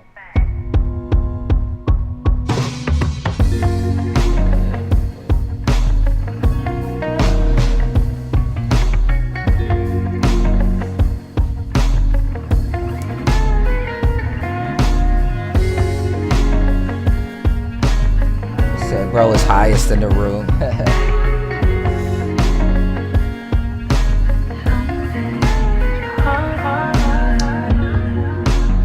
Damn, I missed a lot. God damn. Akshar, bro, what's going on? Who the fuck are you, bro? I'm me, baby.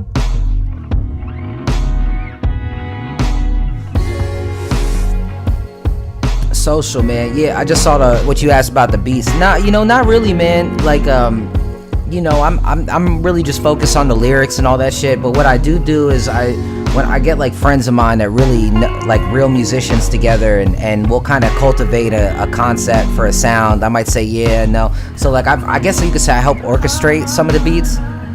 But no, dude, that's not my philosophy on that is, bro, I've been writing since I was literally like fucking 9 years old, man. So I want somebody that played the guitar since they were 9 to be the guitar player, and I want the guy that's been working on the drum machine and shit since he was, you know what I'm trying to say? Like, I want everybody to be on that same level. It doesn't always happen, but that's the goal. But one day I want to learn how to do it, because I know I'd have an ear for it. Does he read the comments? I was right, man. Let's see what Akshar's saying. I can't tell if you talking shit or if you just... What do we got here? Oh, chat, who is this? My name's Matt Nye, bro. Mattnye.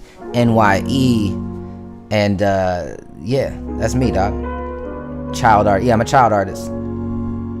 Pikachu, Puku, Kuchumano. Cat. I don't even know which cat y'all saw, but I got 2 cats. I got Blueberry and Mr. Black. So if he was a little white thing, he is Blueberry. If he was a black one, that's Mr. Black.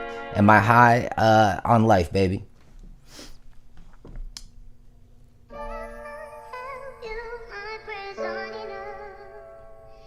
Oh, I ain't geeking, homie. I don't take pills, bruh.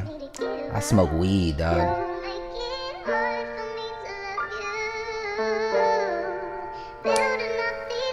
For I'll Be Fine, I believe that was I'll Be Fine. The song was actually the same dude I was just working with. That was Eerie Skies. I'm pretty sure, about 90% sure.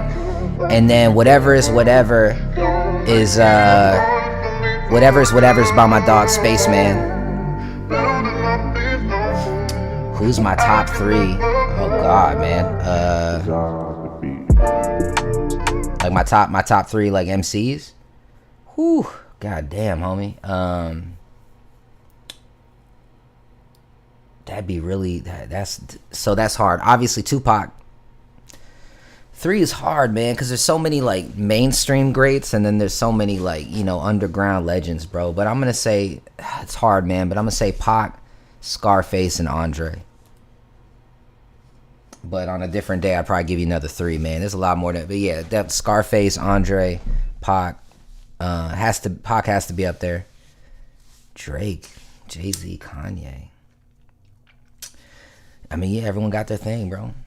You know, Jay-Z, Reasonable Doubt is interesting because Jay-Z's never been even close to my top 5, 10 or anything, but yet at the same time, Reasonable Doubt is probably one of my top 3. It'd probably be my top 3 hip hop albums, but he's not even in my top 10 artists, which is weird, right? But his first album is, if y'all ain't heard Reasonable Doubt, man, y'all missing the fuck out.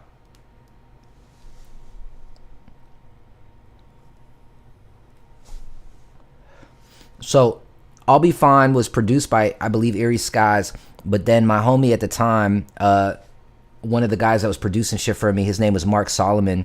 He played the guitar live, like over the beat. So we got the instrumental, and then he added guitar licks over I'll Be Fine. So that was kind of a collaboration between Mark and Eerie. Yeah, man, Max dope, man. Andre's the GOAT, 100%, bro. Definitely will always be in my top list.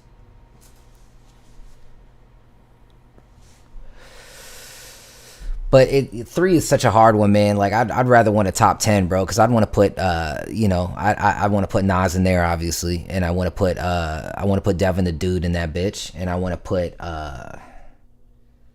God, there's so many, man. Not really, big dog. I'm not really I'm stuck in my ways, bro. I don't really listen to newer people. I don't know much about Playboi Carti, but I'm not big on a lot of the newer shit. I need a little more substance in my shit. Not even saying homie doesn't have it, because I don't listen to him, so I don't know. But I'm old, bro. I'm stuck in my ways. Yeah, Mark. So Mark was literally a I kind of talked about him earlier. He's a prodigy, like a straight up prodigy. Like I'm talking about 12 years old, he'd be on stage with like real famous blues singers, just shredding the guitar. That was his thing.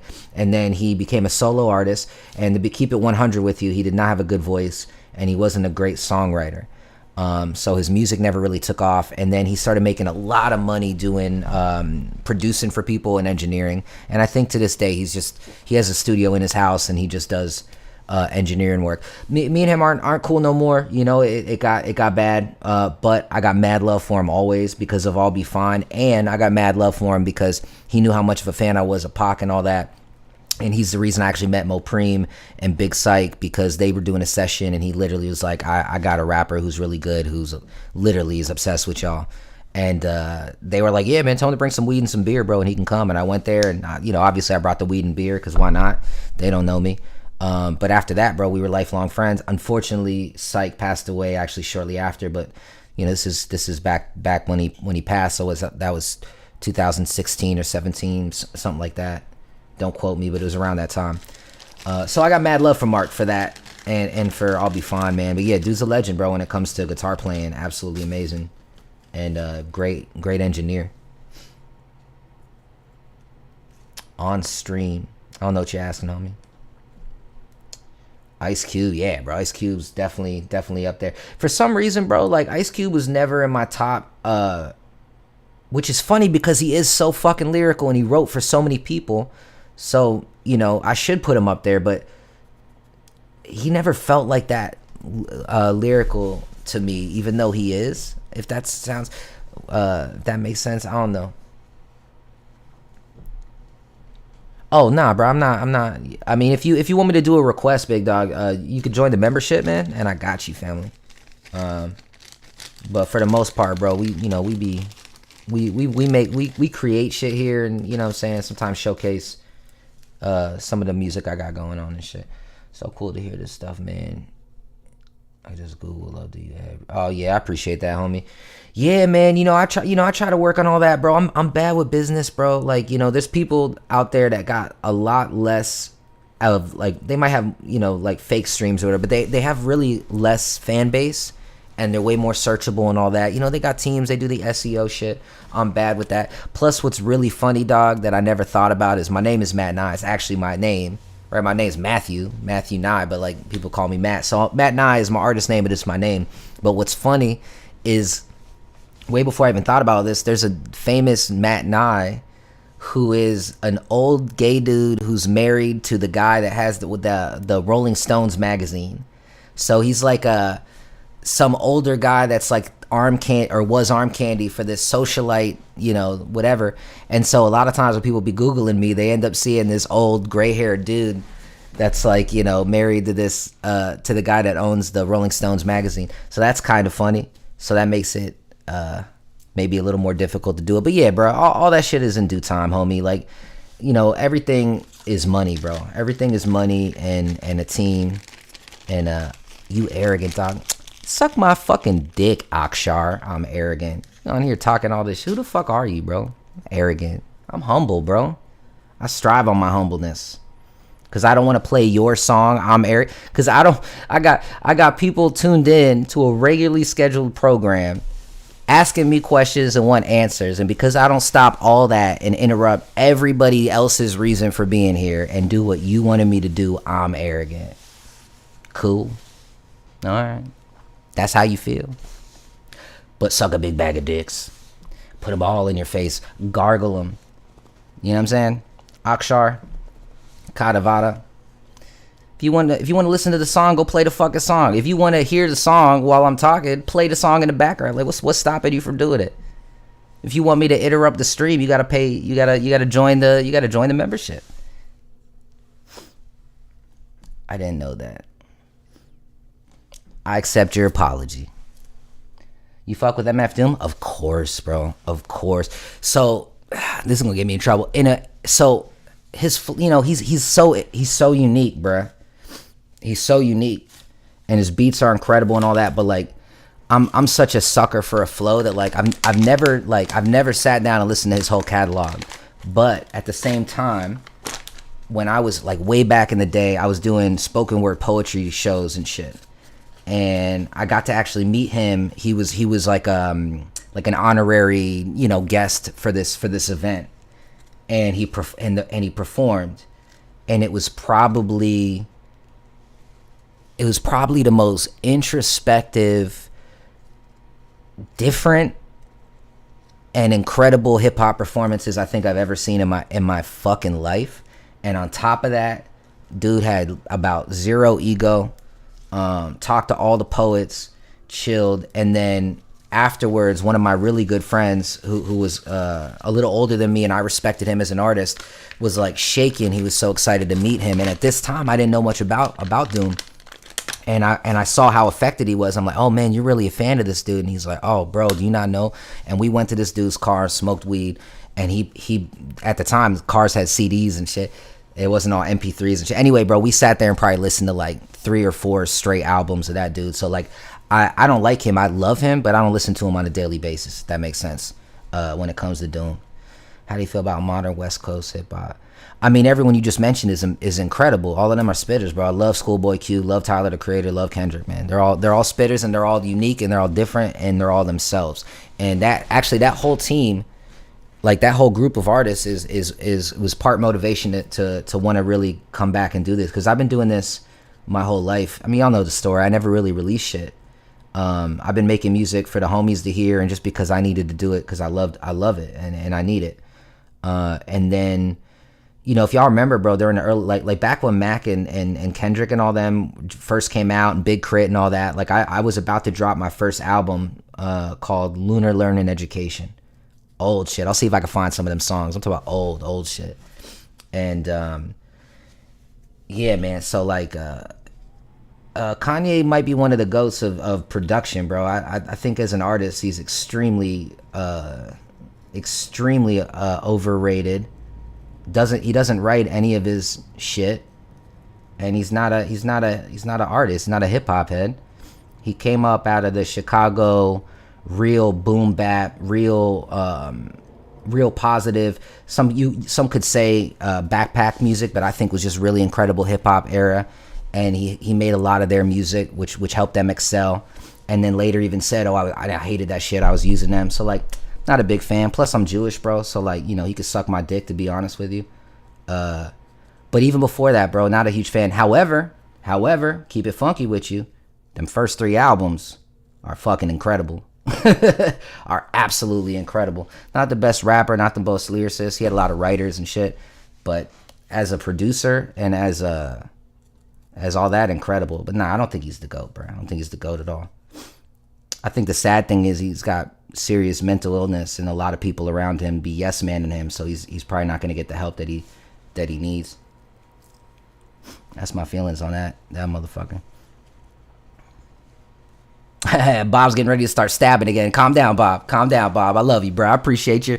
I'm glad you got my back, man. Stop trying to stab people, bro. Put the knife down, Bob. Put it down.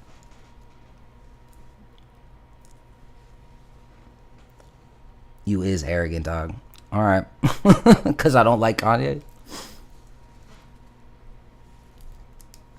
Actually, I can't even say I don't like Kanye. I mean, as a person, I don't like him obviously anymore. He disrespected my entire group of people. I mean, it'd be pretty pussy of me to be talking great about him, I think. Like, does that make you arrogant, man, to like be willing to say the king or the person that people praise as like a living god? Like, I'm not cool with that anyway, man. Idol worship is weird. Not even on a religious level, but like motherfuckers be motherfuckers be worshiping people that aren't that people that couldn't even do what they're doing on their own, that need other people to make it happen. Let's see what Joe's talking about, because I'm tired of this fucking Akbar motherfucker. My top 10 got to be Kanye, Kendrick, Mac Miller, MF Doom, Earl Sweatshirt, Schoolboy. I mean, shit, that's a great list, man.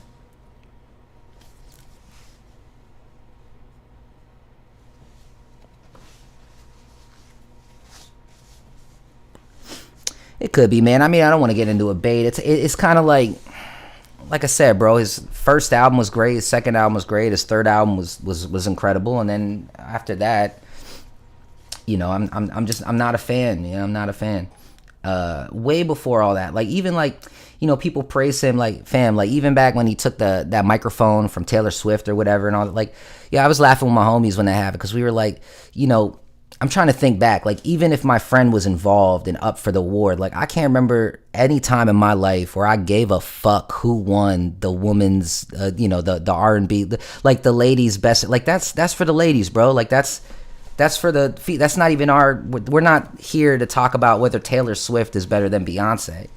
These are two more than decent singers who have an entire team, literally a multi-million dollar business behind them making their music. I mean, this who gives a fuck? It's not real art.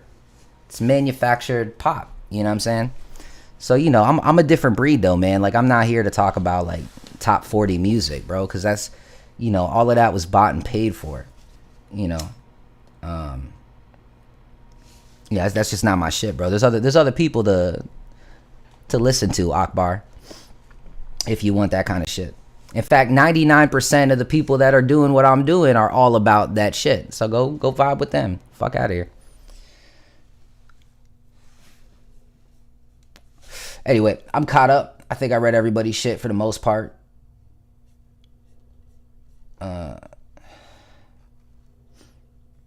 But yeah, even like, you know, it sucks too, because like it's hard for me to buy, like even anytime anything that I say about bro, Tech Nine's great.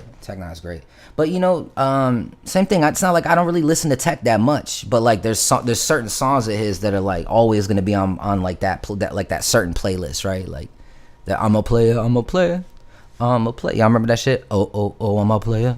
A Tech Nina is a player. That shit was hard as fuck, man. And I had his first album and his second album like way back. I mean, way after they came out. I ain't that old, but I have all that shit.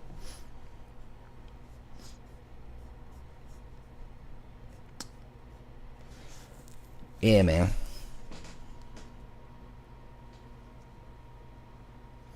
I'm just not in all that like ignorant. I'm better than you are because I got money or I'm successful in a certain thing. You know what I'm saying? And that's what a lot of these, you know, like people like Kanye and shit. They really push that kind of shit. You know, like the truth is like some people are for the rise of man. Some people are for the fall of man. Now they might not know, like, and I mean you have to be you can't be that successful and that dumb, right? But you might not know what side you chose. You might just be doing it for the money or doing it for the whatever, right? But some people are for the rise and some people are for the fall. And a lot of times the people that are mostly for the rise pretend like they're or that are for the fall, pretend that they're for the rise, right? And I don't think a dude has good intentions for anyone but himself. What does this fucking retard talk about, bro? Today's been weird, right? There's been a lot of like weirdo strangers come in with nothing left. That's another thing too. Like maybe it's because I have like goals and aspirations and shit, but like I can't think of one time in my life that I spent even like 30 seconds watching another grown man speak on a live stream in which I didn't, number one, like that person, interested in what that person, you know what I'm saying? Like the concept of wanting to tune in to something to just like damn, bro, like honestly, fam, I feel bad for you, bro. Like that's why I'm bad for shit like this too, because like I'm not even like I'm gonna get, sometimes I might get angry if someone's talking mad shit, but for the most part I'm too empathetic. Like I feel bad for the level of pathetic that your existence has to be, homie.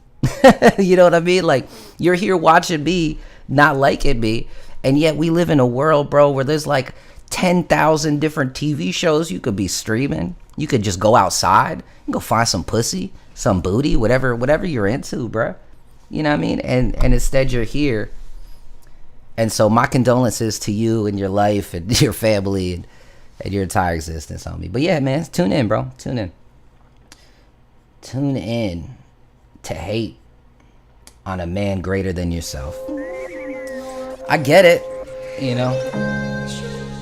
I don't get it, but I get the concept of it. And I know that it happens. I've seen it so many times. But I pray, dog. I pray, you know, I hope one day, homie, you find worth in your own life and you don't waste it, you know. You don't waste it watching people that you don't connect with, bro. You don't vibe with. Ooh. Bro, you know, it's funny, man. With Erie, bro, like the producer here, dog, like you could tell when he's like in a mode, man. Like, okay. He locked himself in the basement and he made these 10 songs last week. All like you could tell it all has that same vibe, like this cohesive feeling. They're all different but have this, you know what I'm saying? I guess I'm the same way, right? I'm definitely the same way, because if I go in and I do a session for like 12, 13 hours and bust out 20 songs, you can almost guarantee, like, you know, a lot of them are going to be somewhat different, but for the most part, they got the same, because the same inner turmoil that I'm currently dealing with when I made them is there, right? So, anyway, I'm just talking. Oh, shit. I dropped my blunt. Hey, Balzac in the motherfucking building. What's up, man? Raiden Star in the building with his message retracted. Premium D still here in the motherfucking building. Real shit, big dog. Real shit, homie, man. That's how it is, though. That's how it is. People will not do what they need to do to make themselves the person they want to be.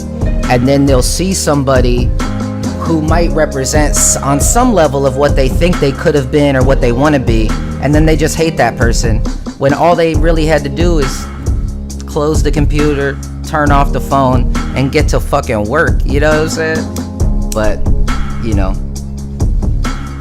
it's what it is, man.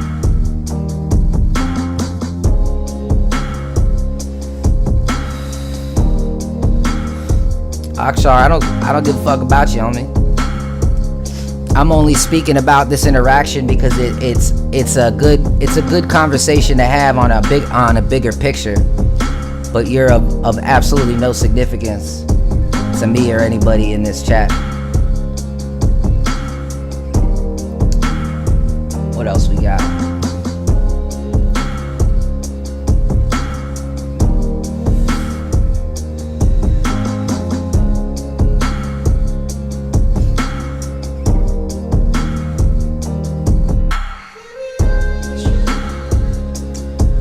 That I don't know if this is the vibe I'm on right now, but I'm gonna have to come back to this shit for sure.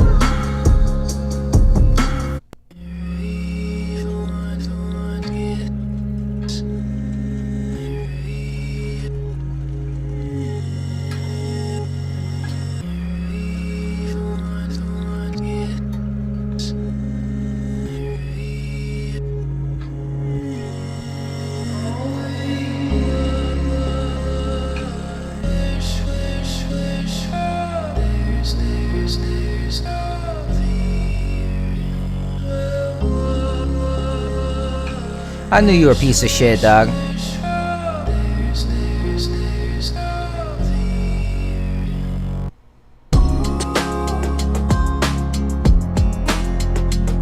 Hey man, actually it's 8:25 p.m. bro. So Balzac, my brother, it's great that you asked. In exactly 35 minutes, my new song drops. And I actually played it earlier for everyone who was a member and all that. Well, really for everybody on the stream. And I'm gonna play it again. We gonna watch it. We're gonna play it live when it drops, and then I'm gonna let y'all, you know, if y'all want to talk about the lyrics or whatever, I'd love to break this shit down. So just ask me whatever you want about it, and we're gonna do it. And I think that's gonna be a habit. So I know, like, hold on, you know how like the schedule's been all in the air. Obviously, like I'm recording, you know, I'm here. Well, you know, boom, I just pop up live, whatever the fuck. So one thing you can definitely count on for now on is that anytime there's a release, and I said this earlier, but new people are tuning in, so I'm gonna do it like this, man, for the rest of the year, right? Because I want y'all on board to know when shit was. If you remember, I used to do every week I did a release. I just can't afford that right now, bruh. It's grind time, you know. And so the best that I could do without killing myself would be a release every other week. And so, and I've recently found out that the way I've been dropping music videos have been splitting views. I guess technically you're supposed to drop your video, you know, a week after this thing. So my new schedule for everything, at least right now, besides the live streams, are gonna be I'll drop a song on Friday. The following Friday, I drop the video. Following Friday, brand new song. Following Friday, video for that song, so on and so forth. I'm gonna try to have the video release earlier to anyone that's a member. Not even try. That's gonna be wasn't able to do it this week. But this is the schedule I've created now. So yes, that's how it's gonna go. Song every other week, video in between, and then every time the release comes, I'm gonna do a live stream. So every Friday, there's also gonna be a live stream because I'm either gonna be doing a live stream to go over the new song, break that shit down, or I'm gonna do a live stream to watch the video of the last song, and then obviously talk shit in between. And then I'll figure out the schedule. Like I said, I'm trying to do it for a while. Figure out the live stream schedule like throughout the week. But I'm in grind mode, man. You know what I'm saying? It's hard out here, bro. Like I got a lot. I'm trying to get some side work and get some gigs, and you know what I'm saying? I gotta keep shit moving. So it's all up in the air. But every Friday, 100%, and then at least one or two other times throughout the week, I'm gonna pop up on the live. So I don't know if y'all asked that, but that's what it is, and that's what it's gonna continue to be. Let me kick this dude out. I was down for people talking shit, but he made that little racist joke, and I don't know, that shit, like, come on, bro. You're a loser, bro. You're a loser, and now you're blocked. All right, man. Yeah, nah, I blocked him, man. Like I said before, bro, I'm all down for freedom of speech. I don't believe in blocking anybody, but this is my place. This is my space, man, and life is tough enough, you know. Life is a battle. This ain't the place for me to be dealing with that kind of shit. So we'll entertain it for a little bit, have a little fun, speak on it, maybe make a lesson about it. But especially if they gonna be saying some racist shit, man, fuck out of here, bro. Be gone. I ain't trying to see all that shit, bro. Like, that's the one thing, bro. That's just that basic. Like, we not past that shit as a fucking humanity, bro. Like, fuck is wrong with you, homie?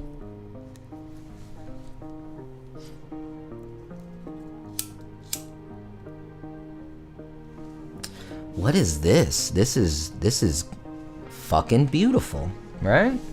Let me raise this a little bit.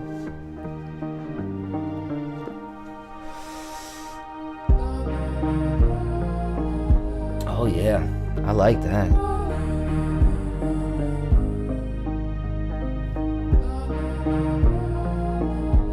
See, what's funny about these beats, sometimes they'll take you in a weird direction. Like, how do you even, like, you can't be cool on this beat. You just have to be honest on this beat. You know what I'm saying? Like, I love shit like that, where it's like, you could, like, listen to this shit. This is so heartfelt and open and weird that it's like, fuck it, let's talk about some trauma, let's talk about something people don't like to talk about,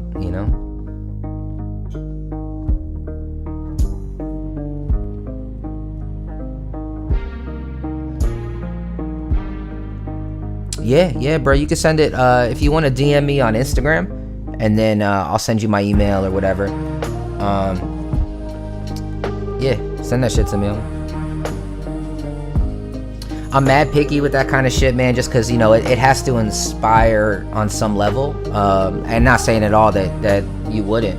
But if that's what you do and I really like it, bro, I tell you what, I need people that make beats always, homie.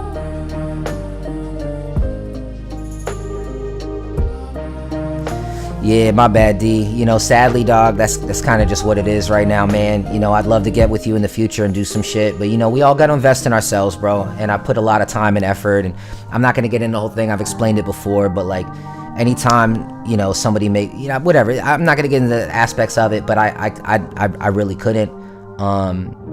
However, if your fucking shit is dope and I want to work with you, and you save up, man, because the truth is, if me and you put a song out, look, I ain't fucking huge world famous or nothing, but I do have an algorithm behind my name, whatever the fuck that means, and I have a fan base, and I have people that listen, and I put time, energy, and money into that, and so I'd be glad to help your movement, bro. But yeah, bro, it'll cost something, man. But I'll work with you, dog. I'll work with you. I don't have like one set price. Like if you were signed to a label, yeah, homie, your label's gonna pay me some money. But me and you, we could work something out, bro. But in the meantime, bro, D, just go on my Instagram. It's Matt and I Music or Matt and I Official. Both, I have two. Both of them are mine. And send me a link to some of your shit just so I can hear it. But even if I love it, it's the greatest thing in the world. Like, unfortunately, bro, the way shit is, like, I'll just tell you because I don't want you to think I'm a fucking asshole. But like, the way it is, I did a lot of features with people just for the love in the very beginning, and my streams went down. And I had some people come in that know about the shit, and basically it's like, you know, if you haven't put time, energy, and some money into your shit, it basically, the algorithm is gonna be like, oh, okay, he's working with someone that doesn't really care, so maybe he doesn't care that much. And then literally, bro, your similar artists can change on your Spotify. Your algorithm can go down at least for that week. And at this point, bro, like I'm dying, I'm starving out here myself, homie. Like, I'm really trying to build my shit up. And but at the same time, if you're really dope and you have the same amount of streams or a little bit, like you've built something, then we can work something out too. It's not gonna cost you much at all. If you haven't, then not only that, bro, I also need you to have a little money to put into the marketing of the song, because if you don't do that, then it's on me to do it, or my algorithm suffers. If this doesn't make sense to you, bro, go on YouTube and try to figure out what I'm saying, so you can see that I'm not bullshitting you. It's a weird world we live in, bro, where at this point, to do a song with somebody else is gonna always, if they're not pushing shit weekly and daily and really consistent, and also putting money into promotion and all that shit, it's gonna be at a detriment to yourself. So the only people that could really do that for free are the people that charge even more money, right? It's like everything else. The people that can afford to do it wouldn't do it, and I can't afford to do it, but I'll still do it for some money because I gotta pay my rent. Like okay, here's the bottom line, right? If I wasn't a broke, starving artist, I would just say right now I'm probably just not interested in collabing at this point. Maybe at some point, if I got an open verse and you're dope, like I'll have you come on and do a feature on one of my albums at some point. You know what I mean? To help you out. But that's just, you know, it is what it is, bro. Long story short, send me your shit, bro, and save up like, you know, a couple $100, bro. Let's make it happen.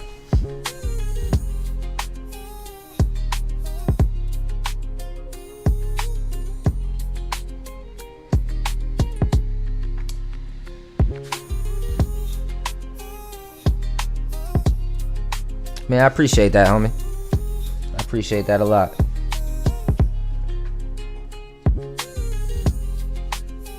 For 2 verses, let's start with one. I mean, you mean on one song? I don't, bro. Let's start with one to break it down. So, I mean, I don't want to just throw a number out there, dog, because, you know, I'm willing to work with people, bro. I don't, you know, I'm always willing to work with people and try to work within their budget, but I wouldn't go on.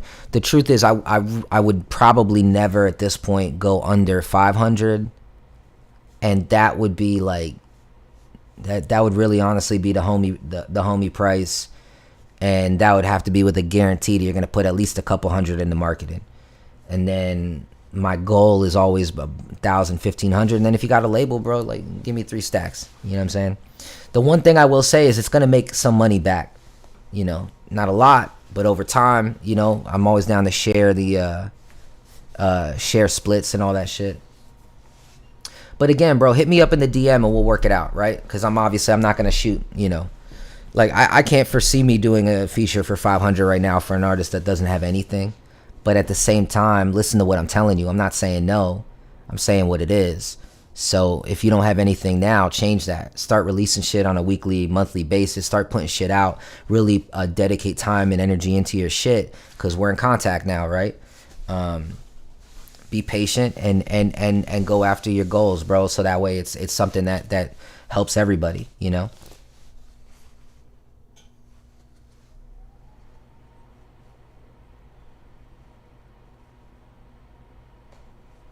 I appreciate that, homie. Yeah, I agree, dog. There's a lot of cookie cutter shit, man. There's a lot of, you know, which sucks as a fan too, right? Like, fuck, man. Like, I want to hear the same fucking shit every fucking day.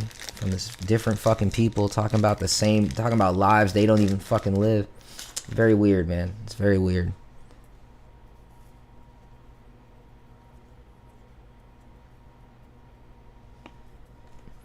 Yeah, man. So like basically what that would do if we dropped a song tomorrow and you have absolutely nothing is it wouldn't benefit you that much, right? And it would hurt me, and I'll explain why, right? So that song might get more streams than a lot of your songs would get in the beginning just because you don't have anything behind it. I mean, that's just what it is, right?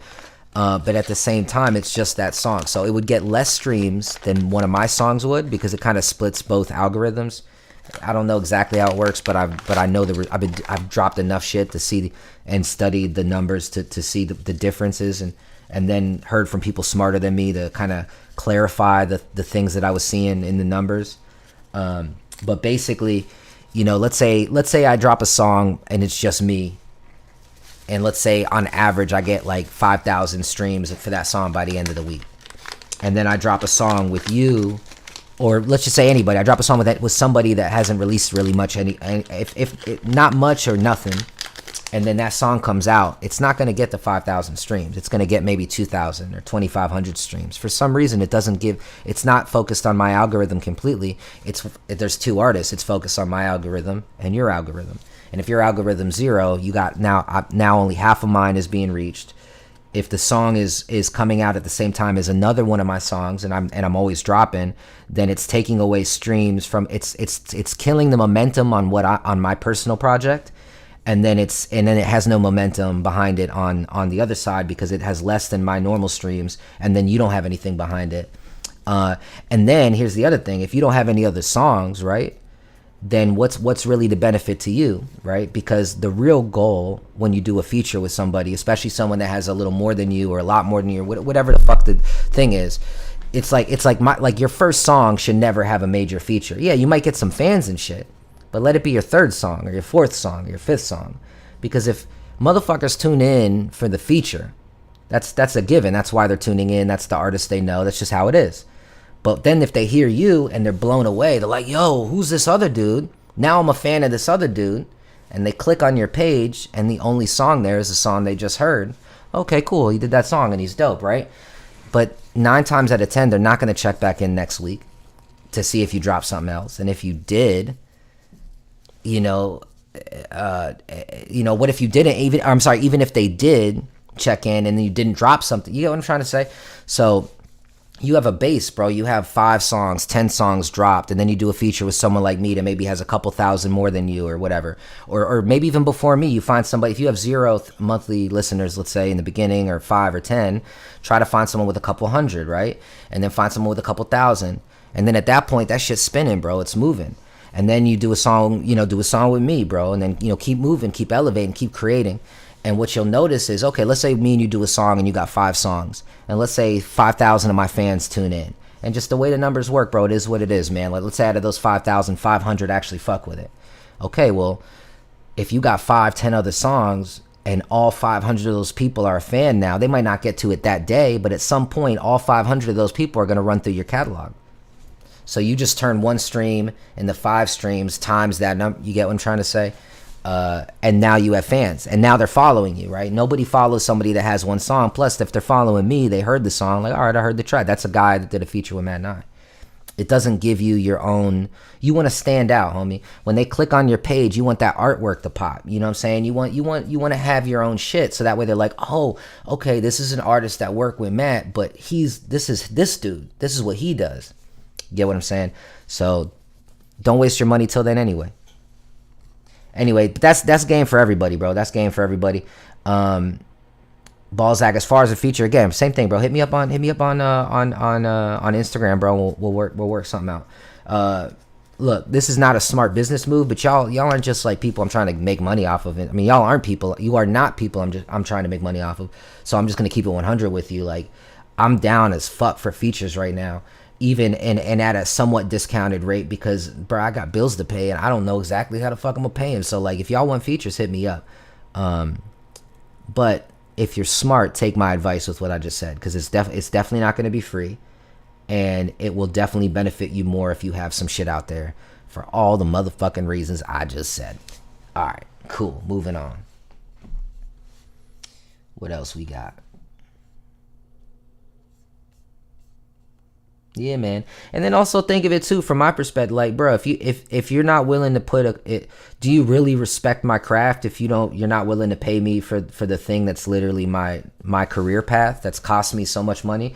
And then on top of that, do you respect your own career? Or if you haven't put money in, if you haven't decided I'm not eating because I'm putting money into my, and maybe this is just me because I'm a fucking idiot, but I'm gonna keep it 100 with you guys, bro. There are times in my life where I've bought some weed because I gotta smoke. Unfortunately, it is what it is. Maybe I'm an addict. And then I've had an option after that. I got $50. Am I gonna go grocery shopping, or am I gonna spend that 50 because my homie's gonna do a mix and master of my next song for $50? And 9 times out of 10, bro, I put that $50 into the mix and master. You know. The artwork, the this, the that. So like I literally sometimes do not eat so I can keep my machine going. And so if you don't have that same drive, why would in all honesty, why would I want to help you? You know what I mean? Just keeping it real. You know, like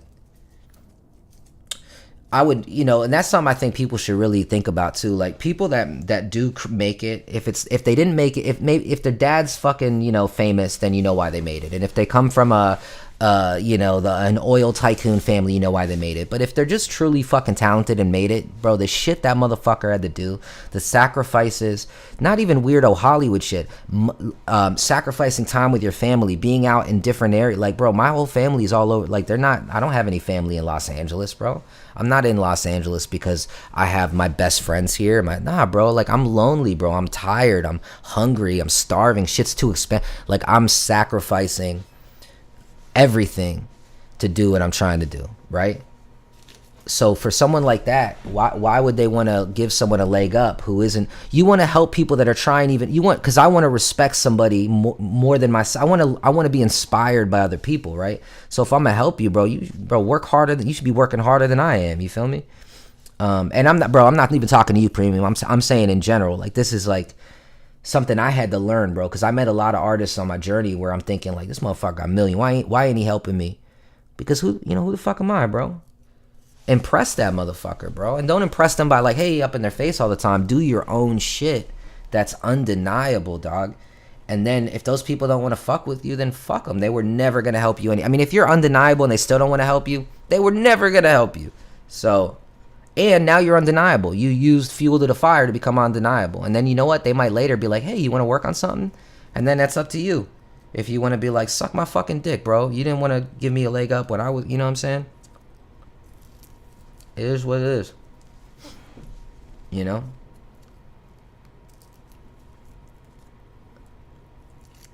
And bro, I've honestly, like, I've even learned from that on the opposite side, right? Like there's a dude I met. There's a dude I saw him doing a video. He was singing. Didn't know anything about his fan base or anything yet. I just saw him singing and messaged him right away. Yo, I'd love to have you in a chorus. And he hit me back like, hey man, I'm not really available for features right now, but one of my homies is actually a fan of yours. And I was like, oh, that's dope. He's like, will you do a song with him? He sent me his friend's shit. His friend was it was a good, so his friend wasn't seasoned yet. He didn't have his inflections. He didn't have it. He wasn't there. He wasn't ready to be the person that if he put his time and energy into, he could definitely be, because he was dope.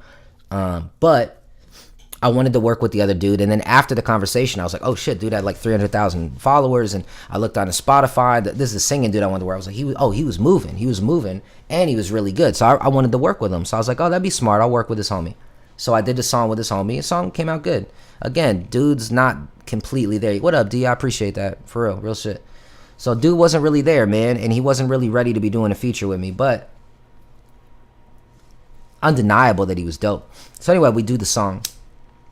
Now, after I did the song, I hit his homie back like, hey man, that song with your homie, it's coming out, whatever. Let's get in the studio. This is the song I wanted you to do. And I was like, cause he sent me his email before. So I sent it to him like, yo, let me get a hook on that. And he sent me a message back. He was like, all right, yeah, I'd love to. He goes, but I don't work for under 10K. And I'm like, 10, Jesus, fuck, like, nah, we ain't working, right? And then about 2 days later, his homie hit me back.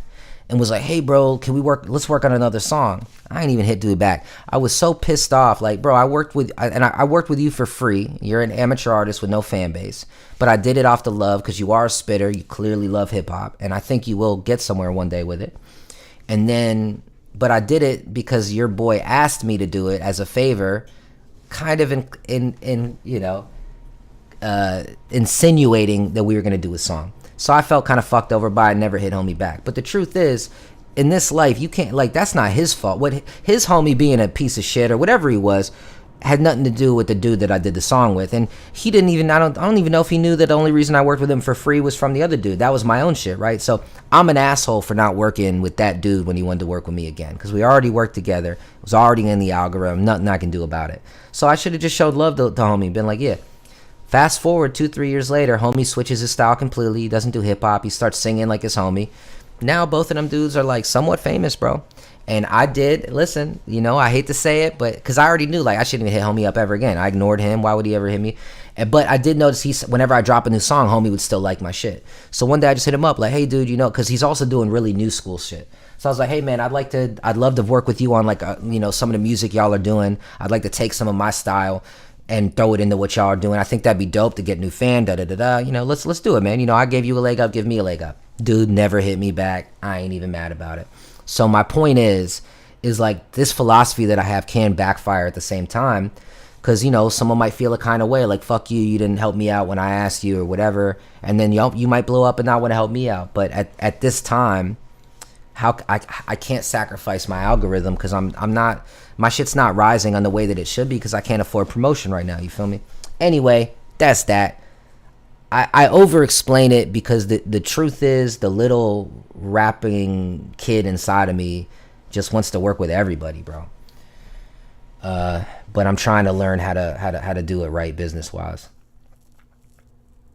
Have you ever heard, or do you enjoy Suicide Boys? Yeah, man, I fuck with them, bro. I mean, so I don't listen to them that much, and honestly, I couldn't tell you a single song, but I do fuck with them. But here's the thing: I grew up on 3 6 Mafia, right? So, I every song I heard from them, to me, just sounds exactly like 3 6 Mafia. It's not an insult to them dudes, because they're fire, and I'm sure they have their own. Like I said, I haven't listened to a lot of their shit. But I fuck with them. But I do think that they basically listened to 3 6 Mafia, copycatted it, and then made it, their own in a new generation. Which, nothing against that. At least they're copying dope people. But even when I was, but here's the other thing: I was never the biggest 3 6 Mafia fan, right? Like, I like lyrics, I like substance, right? I love that song, like slob on my knob, like corn on the cob, check in with me, right? Like, that shit's funny and goofy and all that. But like, I was never the biggest 3 6 fan. And when it came to that Southern shit, I love Scarface. I love all that Rap-A-Lot shit. I did fuck with Master P and them, but to me that shit was more guilty pleasure music. It didn't have the substance that I was looking for. But again, I'm weird like that, I'm weird like that.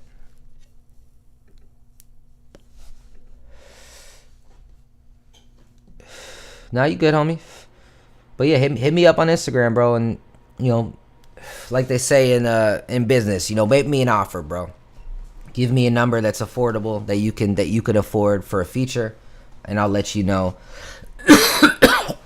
if I accept that number or if I got a counter offer for you. You know what I'm saying? That's the way to do it. That's the way the big people do it, and I'm trying to mirror myself like them so I could be like them one day. You know what I mean? So that's how we'll do it. All right. Hell yeah. Fuck yeah, man. I'll check that out after the stream. Oh, let me see if the homie sliding through. I think Lev was trying to come through for a second.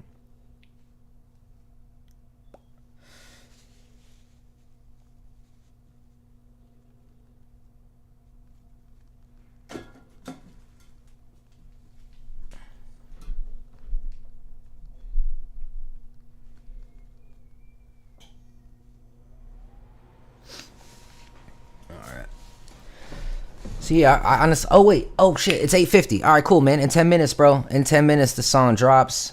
I'm excited. I don't know how many of y'all were here when I played it earlier, so you might already heard it, but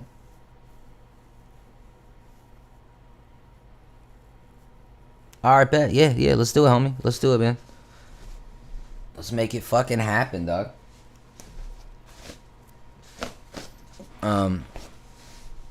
The 5 is, again, bro. Like that's a low. It's a low, but let's just talk. Let's just talk. You know what I'm saying? We'll make it work.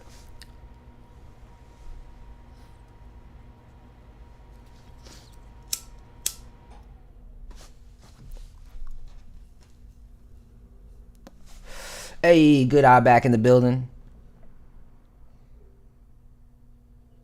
Yeah. And I only say that because I think it's it's only fair to the people that actually are, right? Plus, I'm trying to get to 500 subscribers. That's a big goal. By the way, when I get to a point where I'm self-sufficient, I'll do a song with every single one of y'all motherfuckers, man. I don't give a fuck, because we're at 500 subscribers. My studio sessions paid for monthly. My rent's covered. The rest is all profit. At that point, who get algorithm what, bro? If one song hurts my algorithm, but I got thousands in promotion on Google ads, and you know what I'm saying, does that matter? No. So, just like I said before, the people that can afford to do it, don't do it. I'd like to be in a position to be able to afford to do it and do it. You know what I mean? So yeah, if you can, bro, no pressure, man. If you're able to do it, that'd be dope.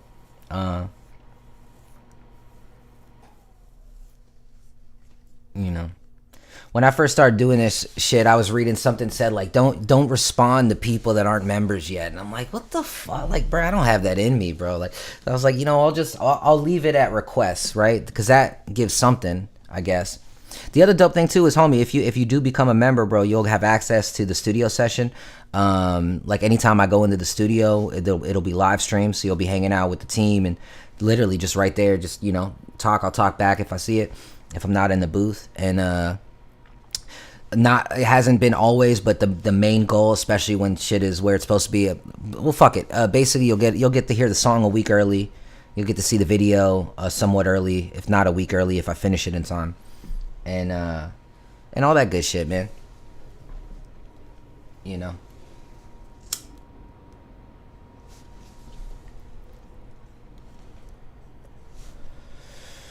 And yeah, I didn't do that. I haven't done that the past few streams, you know what I'm saying? But I will say, y'all know what it is, man. If y'all can support, bro, come on and support, you know what I'm saying? Drop a super chat, do the whatever the fuck, join the membership, whatever you can do. If you can't do it, that's fine. What you can do instead is, go to one of your favorite Mad Night songs and share that bitch.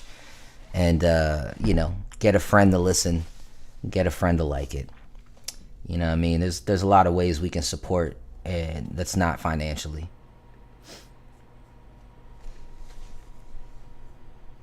Man, it's 8:53, man, so I don't even know. Fuck it, let's just vibe to some beats and shit until this drops.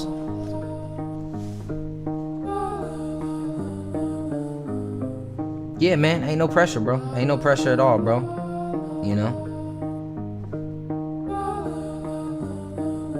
Really, too, like, normally that whole, like, support, like, the members get to request a song is normally I actually do, like, live performances, right? So if you had a favorite song of mine or something that you wanted to see me do live, like that's kind of where that whole concept started. As far as playing other people's songs, like I think I already fucked this live stream anyway, because I played that shit from Lil Troy earlier. But for the most part, the reason I would do that too is because if I played a song that is copywritten, that's not mine, you know what I'm saying, then I don't I lose I can't make money on the stream. Which is dope, which is fine if you that's why if you join the membership, who gives a fuck? I made money off of that, so then we'll just sacrifice this stream for a consistent membership base. Thinking out loud, but I feel like that's how I gotta do it.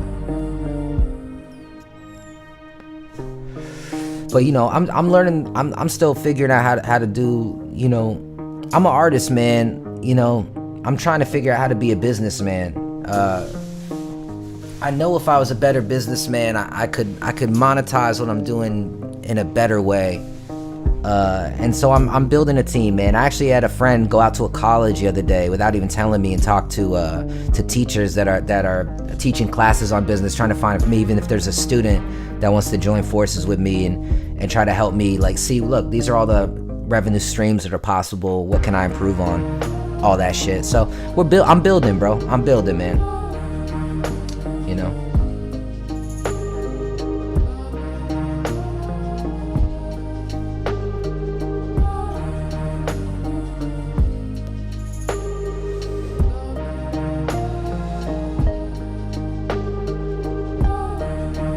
Man, I really like this, bro. I'm a sucker for like kids in the background singing, right? Like there's like an old Pac song that has that one of my favorite songs, and there's a Trick Daddy song that had like something about like a child chorus behind a good hip hop beat, and it can be corny if not done right. Like as much as I love Nas, like that I know I can. It's a positive song and all that, but it's kind of a corny song. But like if it's done right, it can be heartbreaking in a good way. Come on now, bro.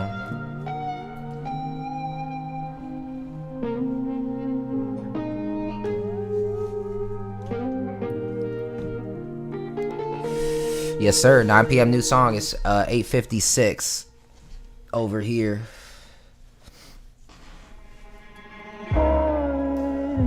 But yeah, man, when that shit drop, listen, I'd love for y'all to ask questions on it and shit. I think that's a good idea, right? Like we'll break down the song. I'll pull up the lyrics and shit. So like if there's something specific that we can go through the whole thing.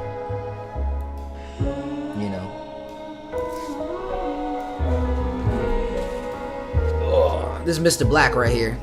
This is literally like one of my best friends, and I don't give a fuck what anybody thinks about it. This is my boy right here. How you doing, buddy? He got vampire teeth. I know you want to go. Get out of here. Oh, no. Don't do that. Don't do that. Don't do that. Go on. Get out of here. Fuck out of here. Come on. Dropping at, oh yeah, if you're on the East Coast, it should drop at, oh yeah, wherever I forgot, I think you're in the UK, right? Yeah, man, it's Mr. Black right there. It's my boy.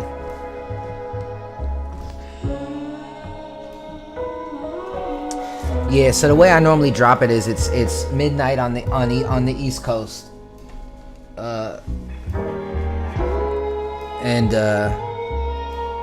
Whatever that translates to in your timeline. Yeah, man, me too, bro. I mean, I love animals in general, but just living in LA and shit, grinding. Like as much as I'd love to have a dog too, bro. It's just I never really had the time. I never had a backyard. You know what I'm saying? So that's the goal one day. But yeah, cats are fucking dope, man.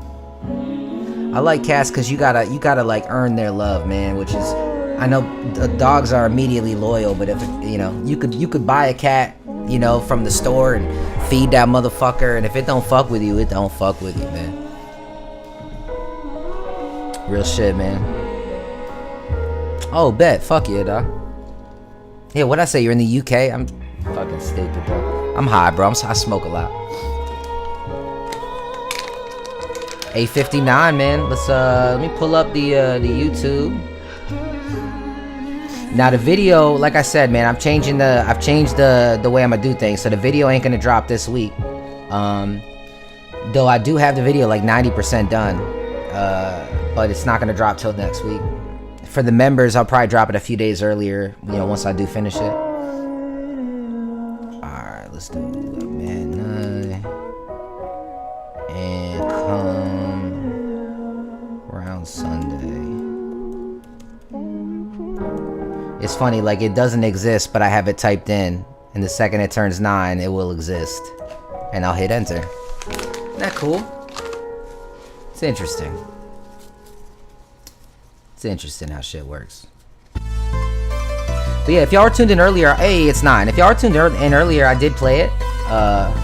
Hey, here we go. It's live. That's not it. That's playing right now. In fact, let me shut this off. In the same boat. I'm in an actual boat. I thought Grammarly just fixed grammar. They make boats now? It's more of a... Alright, here we go. Y'all ready? This is Come Round Sunday. And I'm really proud of this one, actually. So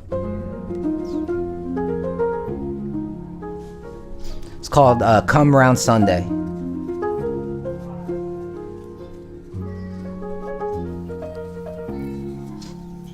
Hey, man, much love to Canada, homie. My grandma was from Canada.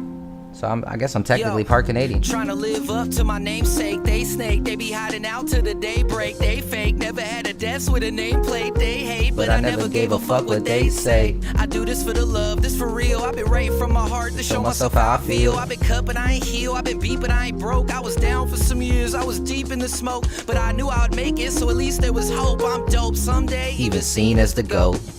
I know that I'ma make it someday. Hope that it come around Sunday. I know that some say if I don't show up on Monday, I probably buy the ticket this one way. And you wanna come stay, but you wasn't there on the runway. You ain't see the rainfall, You ain't get the sun ray. I know that I'ma make it someday. Hope that it come around Sunday. I know that some say if I don't show up on Monday, probably buy the ticket this one way. And you wanna come stay, but you wasn't didn't. there on the runway. You ain't see the rainfall, You don't get the sun ray. Yeah. Look, I'm trying to live up to be a good man. God's plan. Everything you wanted, then Goddamn.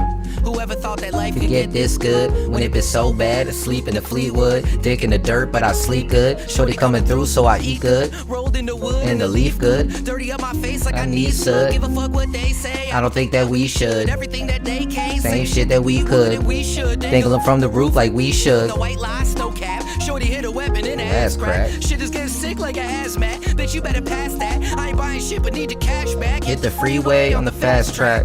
I know that I'ma Make make it. it someday. Hope that it Come around Sunday. I know that Some say if I don't show up on Monday, probably buy the ticket this one way. And you wanna come stay, but you wasn't there in the runway. You ain't see the rainfall, you don't get the sun ray.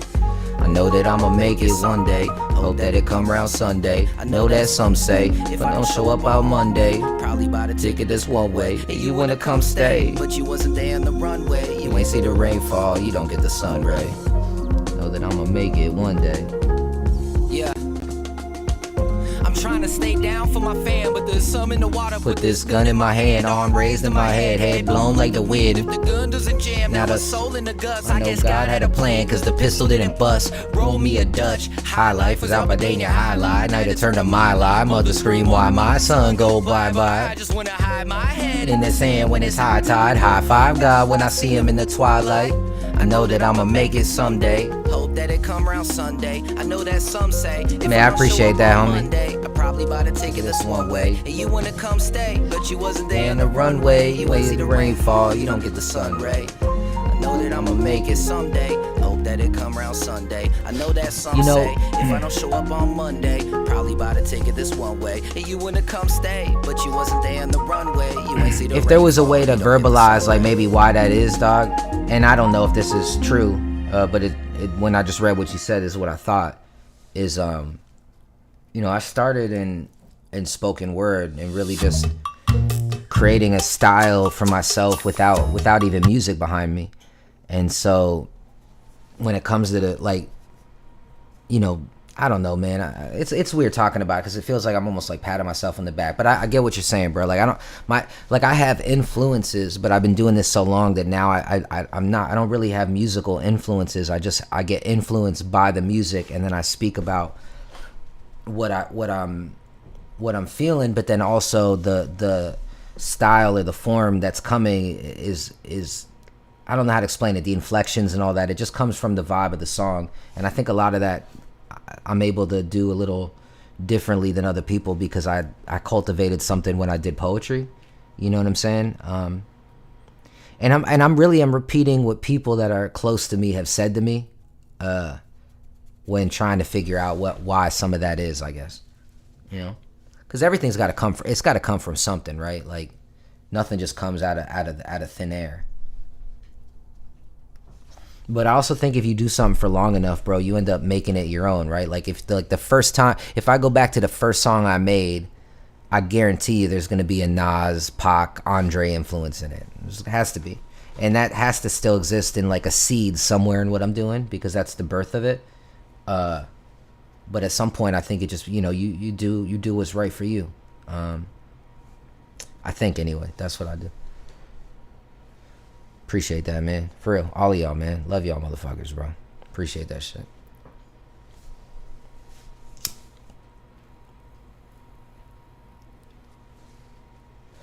And that's why it's funny too, like dude got mad. A lot of people like are cult like around their favorite artists. Like when I said I didn't agree with him on what he said about Kanye being like my personal goat and stuff. And it's funny because like, you know, you can't hold me the same as a normal fan because I put in so much, like I write shit, like, so like I'm my point, I'm not saying hold me above something. What I'm saying is, of course I'm gonna be fucking biased, right? Like, if you ask me who's a better artist, Beyonce or Amy Winehouse, I would laugh, because it's, to me, it's like the world might say Beyonce, but I'm gonna say the person who wrote 90% of her music, and the songs that she didn't write, she didn't have other writers writing it. She did classical, what are they called, standards. Like, if you do jazz, in the old days of jazz, it was considered a compliment to if you know, if your favorite artist just came out with this song, or most likely it was a folk thing, like it existed previously, so it's like an honor to redo a song.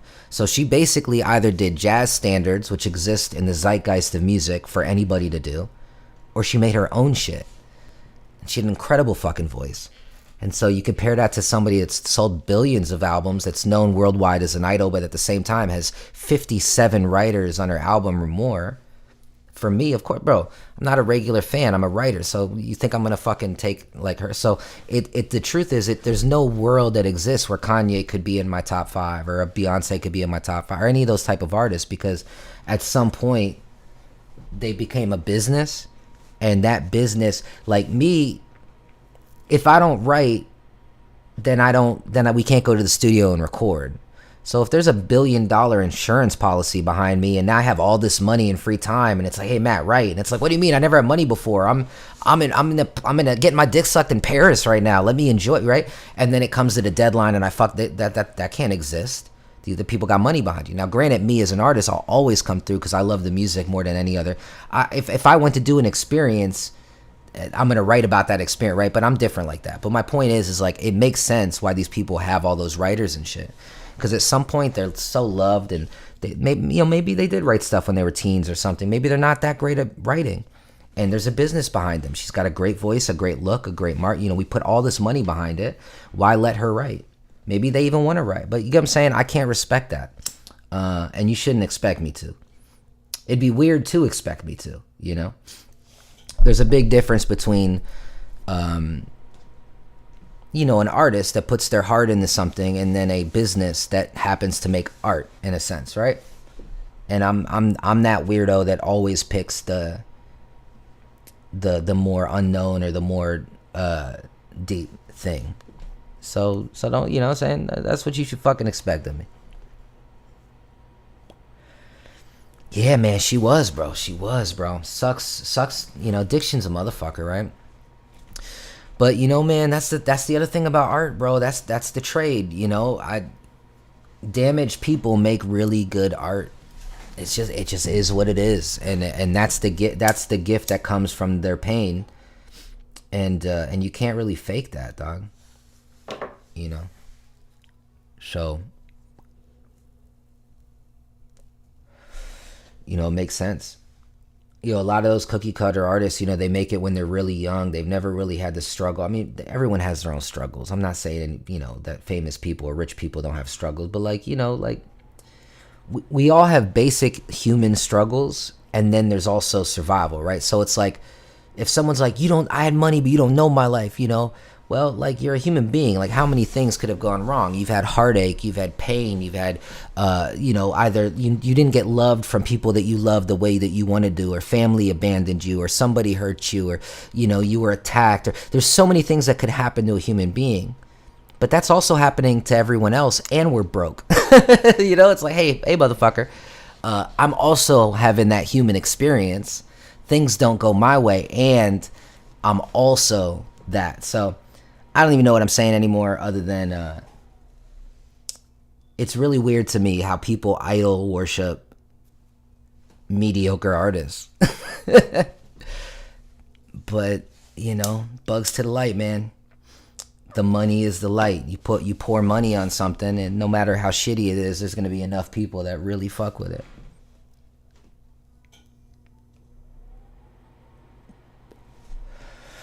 Yeah, man, I agree, dog. And not even in music, bro. In everything, fam. The greatest comedians, the funniest people in the world are absolutely dying inside. Many die from suicide, right? The greatest actors, they're channeling their real trauma, because you can't fake shit, bro. You can, but it's different, you know. It's like if you've ever heard a mother who lost her son scream, it is very, like, really experienced that. You don't though then watch a movie and be like, man, that was really real, because it's not. Like, there's real life is real life, man. You can it, and if you've been through that, then maybe you can channel it and get it just that close, right? I don't know what I'm saying, but I know what I'm saying. You know what I'm saying?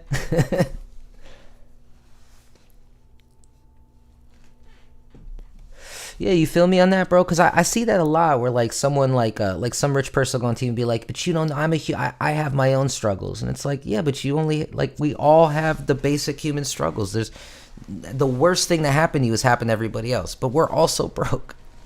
We also don't know if we're gonna, like, we could be homeless if one thing goes wrong. So many people. Now when I say we, I don't mean all, but you know, my bad, the cat hit some shit. But you know what I mean? Like, it's yeah, bro, you feel me?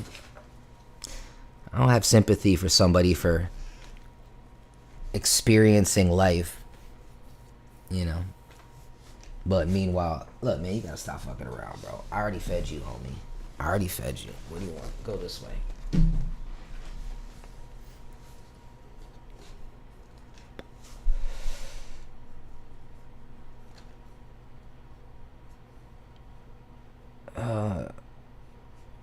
Yeah.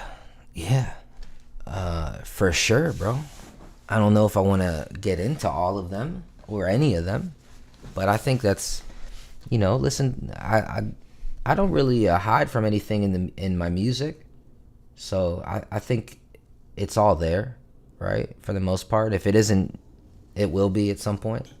I'm still working on creating the catalog, but like, yeah, of course. I mean, like, my worst fears have all come true, bro. You know? And some of my worst fears that haven't come true are inevitable. So there's going to be upcoming traumas. And then there's yeah, man, bro, we're all in this life together, bro. This shit ain't fucking easy, homie. This shit ain't easy. But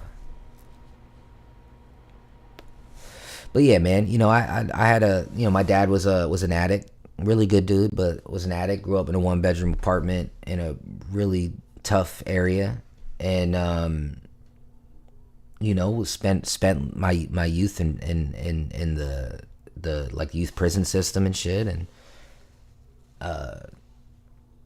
I would be in the streets and then also go do a play, like a musical theater play, and then not hide from it, invite all of my homies to it, right? Like, so like I always had a yearning for the artistic side. I was always writing, I was always this, but like not like, yeah, man, I've had a lot of traumas, bro. I'm pretty fucked up. But I think we all are, man. But yeah, listen to my first album, bro. Like my my first album was really me. I just had to say a lot of it because I was gonna fucking, straight up, man. I don't want to get into it, but I was gonna blow my fucking head off, bro. Stop it. But we all have, man. We all have. And then we can get on some deep shit where, like, even though I'm talking shit about people that have been that have it maybe better or whatever, like, I'll tell you some real shit. Like, there was a study.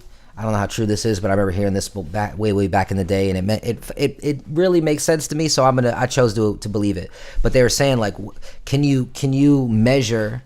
I got to get the cat out of here. But can you measure pain, right? Like, for example, if, let's say you grew up in a tough area and you've seen a lot and you've dealt with a lot of like you lost a lot of friends fairly young, maybe, and then on top of that, the normal stuff like the grandparents die and da-da-da-da. And so you've dealt with a lot of trauma. And then one day, you stub your toe when you wake up in the morning, right? And it fucking gives you one of those like impact nails and it hurts all fucking day. Now, it's probably not going to be that big of a deal. Probably not the biggest deal of your week. definitely not of your life, and it's a pain, but you'll deal with it. You've probably been in pain before. Now imagine somebody who, my bad, I keep pushing the cat back because he's attacking the microphone. But like, imagine somebody that's life has been perfect from the day they were born. They got everything they wanted. Yeah, whatever. They're a spoiled brat, but is that their fault? You know, whatever. So they got everything they ever wanted. Nothing bad ever happened. They've never even felt pain because they've been coddled. And then one day they stubbed their toe. Now, I've kind of fucked it up, but let's say like the person that stubbed their toe earlier didn't feel pain. They lost a parent or they lost a best friend, and that really hurt them. That was the worst thing they ever went through.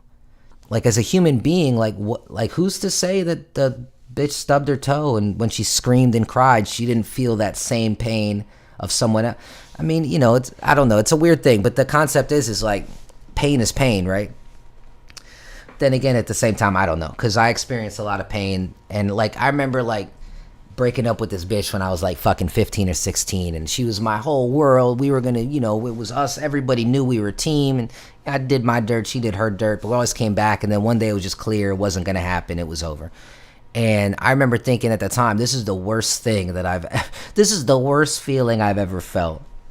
Bruh, that don't compare to the first 3 seconds of finding out when my dad passed, let alone the lifetime I've lived after that. My grandma passed right after. My grandpa passed right after. Numerous friends were already passing and losing. Countless friends, animals, broke. Then also just the day-to-day backstabbing and like, bro, like, it's so funny to think back, right, as like a kid, like, man, that girl broke my heart. That was such a big deal then. And it's like, man, I feel worse shit on a fucking week-to-week basis, bro. Like, I wish I can go back and just have some, like, I got my heart broken shit. But, though, I don't know, man. As a kid, that's pretty deep. But you get what I'm saying, bro. I lost track because I'm ADD as fuck. But, like, pain is pain, man. We all go through shit. Unfortunately, I've definitely gone through worse than many. But probably had a better life than 90% of the world outside of America and third world, you know, country, you know what I'm saying? So like, how bad is my life? But I remember I was really suicidal at one point. I mean, we don't got to get deep into it. Y'all know what it is. We've all been there. But it was getting bad. It was bad at a point, bro. I couldn't stop some thoughts. And I was watching TV, and there was a story. This woman got married, and her entire family, bruh, like her entire family, her brothers, they all came. It's her wedding. And they did it on a boat. And then her husband came and his entire family. And they had 2 or 3 kids from being together for years before the marriage. And they were, bruh, the boat sank. And she was the only person who lived. Bruh. I mean, like, how do you even wake up the next day? Like, oh my, like everybody you know everyone who loved you enough to come to your wedding is gone. I saw that shit, man, and I was just like, you know, you don't want to feel better because someone else has it worse, bro, but like, you could have it. Like, we gotta be thankful, dog, right? Like, you have to find happiness in bad shit. And then to get on an even deeper weird level, we don't really know what's bad. Because what if that woman's story, for example, not is that only bad for her, it's the worst thing imaginable, almost, really. And then, but what if that story was shown worldwide and actually stopped hundreds of thousands of people just like me, or who knows, to not make a mistake in that moment, which then led to them leading a life and having a kid? What if one of those kids changes the world and wouldn't have been there for her family passing? Doesn't mean it's better for her, but is it better for my point is, we don't know what's good and we don't know what's bad. We only know what feels good and what feels bad. But in the perspective of life, like, the worst shit you're going through might inspire the thing that defines your entire fucking existence. The thing that's going to be written on your gravestone could be the result of you overcoming the worst things that have ever happened to you. So, you know, I try to keep that shit in mind, and you keep going, man. So, like, yeah, bro, of course I've had traumas, and some of y'all on here listening right now might have had a life worse than mine. Keep moving, man. Keep moving, bro. Keep moving, man. Turn that pain into something that'll live after you, you know? Because one day we're gonna be dead. So not only are we not gonna exist, definitely the feelings we felt about something ain't existing, unless you memorialize it, you know? I could be sad today, sit in my room, do nothing, sleep late, watch my favorite TV shows to try to feel better, accomplish nothing. And tomorrow I'll feel better.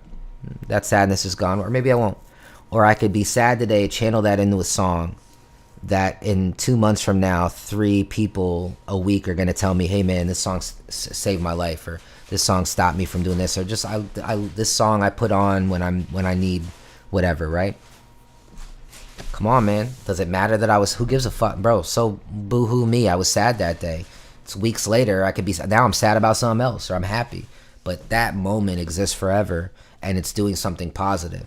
So whatever it was that made me sad could be a bad thing, but is it bad? You get what I'm trying to say? Like, is it really bad? Because it now exists as something else. And I don't feel I'm right. I moved past that moment, but that moment created something. So bad can be good based on how we respond to it also. You know? I don't know, man. I don't mean to be like, I hope I'm not like preachy or whatever. I get high and I get deep, man. This is just how I think. And you know what I like about this too? I'll open up too a little more with you guys, man. I think I've talked about this a little bit, maybe, I don't know. But me and my dad used to do this thing called midnight talks, right? Where I'm talking about from the time I was like 8 years old and on, because we always lived in a 1-bedroom apartment. We slept in the same bed, man. We lived in the same room. At some point when girls were coming over, he went on the couch and I had the room, which is cool to him too. But anyway, like my point is we had these midnight talks and we just talk about everything, express how we feel about life, and like get really deep about shit.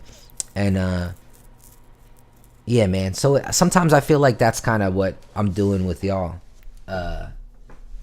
Which is cool. I had to get used to it too, because it's like it feels pretentious in the beginning to me. It feels kind of weird because I'm just like, this is how I feel about this thing, and I'm talking to a camera. It's kind of weird, but I think it's become therapeutic and reminiscent of what me and my dad used to do, man. So it's cool we get to do that shit together.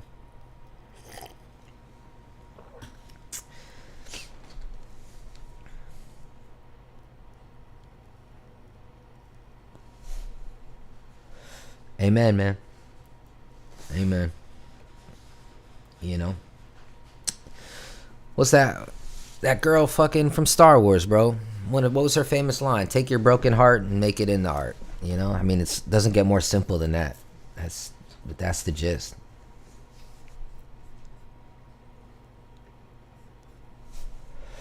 But yeah, man, that was Come Around Sunday, bro. 20 minutes ago or whatever. Yeah, 24 minutes ago. We played Come Around Sunday. I hope y'all liked it. I don't know. Maybe we'll play it again. I don't know. Did you guys have any questions about it? Was there a lyric that stuck out? Should I play it one more time, or should we stay on this like talking shit, being deep level? Appreciate it, Bob. You know, I say what I got to say to get you to put that knife down, dog. You know.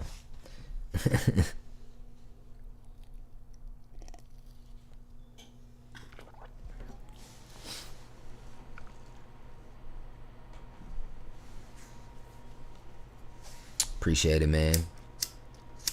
Appreciate it. I kind of just played it, man. I ran this thing on ChatGPT. I was like, what are fresh new? And my homie said to do it, so I was like, fuck it, I'm gonna do it. Like, what are good ways that I can do live streams on this new song? And it was like, break it down for the fans. And I'm like, that sounds simple. And then it's like, then we just play it. I'm like, how do I break it down, bro?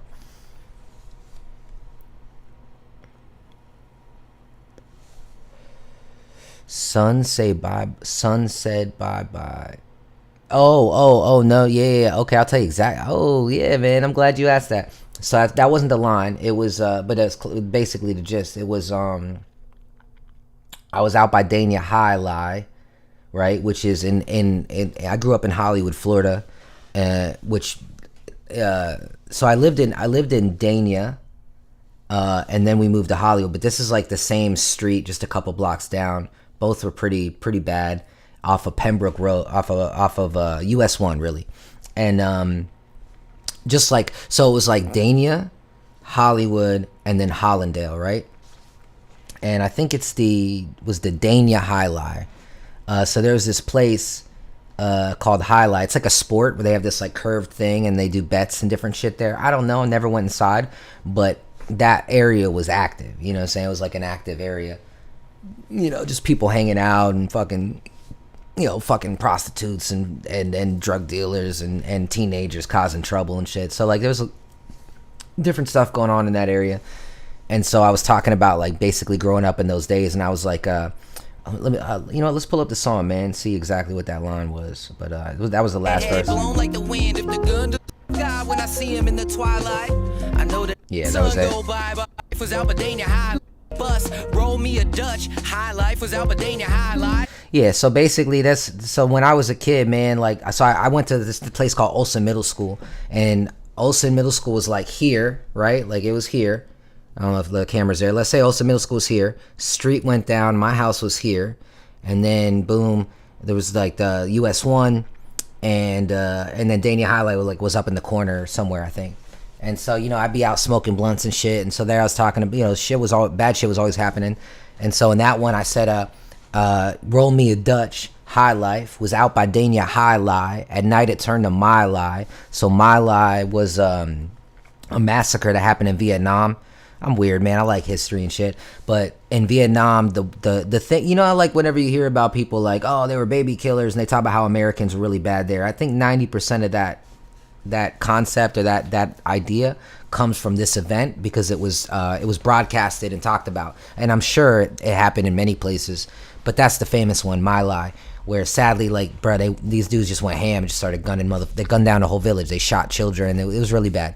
So it was just a bloody massacre that happened. So I said, roll me a Dutch. High Life. And we smoking outside. I was out by Dania High Lie. At night it turned to My Lie. Mother screamed, why my son go bye-bye. And then I said, I just want to hide my head in the sand till it's twilight. High five God. No, I said, I just want to hide my head in the sand. Because I said, high five God when I see him in the twilight. Hold on. I forgot what I said there. Let me go back. Night to turn to My Lie. Mother Scream, why my son go bye-bye. I just want to hide my head in the sand when it's high tide. There you go. So I was basically saying, like, I just want to hide. Man, I'm tired of this bullshit. I'm tired of the violence. It's one thing people arguing and somebody getting killed. It's another thing hearing their fucking mothers scream and cry my baby, because now it has a different level to it. And so it said that. So I was trying to like be like, that feeling, that experience makes me want to just not only dig my head in the sand and disappear, but dig my head in the sand when the water's gonna come and drown me, kill me, bring me up to heaven, high five God. So that's really the line. Like that's the whole concept of that line. So yeah, so I just want to hide my no, I'm sorry. At night it turned to My Lie. Mother screamed, why my son go bye-bye. I just want to hide my head in the sand when it's high tide. High five God when I see him in the twilight. So that's that bar. See, like, you know, it's funny because sometimes I think like, man, I don't even know what I wrote what I feel. Like, what do I say about it? But if you actually give me the bar, I'm like, oh yeah, I know what I was talking about there. Yeah, let me tell you. And then it turns into a story. So that's really cool. Let's keep it coming, man. Let's keep it coming. How about this? I'll play it one more time. You know, fuck it. Let's give the song more streams. Oh, by the way, I never really do this, but yo, all of y'all, man, jump on your platform, play it, put it on mute so we can keep this thing going, but play that shit in the background. So that way, you know, we just up them streams, baby. But yeah, man, that's one thing about me too is, well, not just me. I think anybody that writes, that if you feel what someone writes, it's got to come from a real place, right? So like everything is, I'd like to think for the most part, is deeper than it seems. Some stuff is just filler to get to the next thing, you know. But it is what it is. Let me play this shit and jump back in there. Boom. High five God. Jump back from the beginning. And if something jumps out to me, I'll say it too. Up to my namesake, they snake, they be hiding out to the daybreak. They fake, never had a desk with a nameplate. They hate, but I never gave a fuck what they say. I do this for the love, this for real. I've been writing from my heart to show myself how I feel. I've been cut, but I ain't healed. I've been beat, but I ain't broke. I was down for some years. I was deep in the smoke. That's dope, man. I'll have to check that shit. Yo, what up, Seth? Yeah, man. I'll have to read that, bro. That's dope, man. I've seen a lot of documentaries on it. I know there's some movies touched on it and shit. It's a sad story, bro. Like, it's just one of those like worst part of humanity kind of things, you know. I know that I'ma make it someday. Hope that it comes.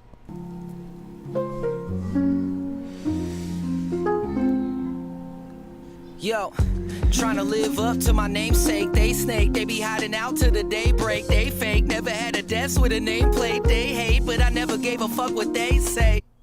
So that whole opening bar, I think, is pretty much self-explanatory, really. But I basically say I'm trying to live up to my namesake, and then I start kind of talking shit about what they are, right? Like who you know, the they is out there, not like that, you know what I'm saying? And what I know that I meant by that, besides what's obvious, is that like I'm trying to live up to be like my father was, and what I more, and my grandfather and all. And what I more mean by that is like they were super inspiring in the sense that they stood behind what they said, and they were so fucking loyal.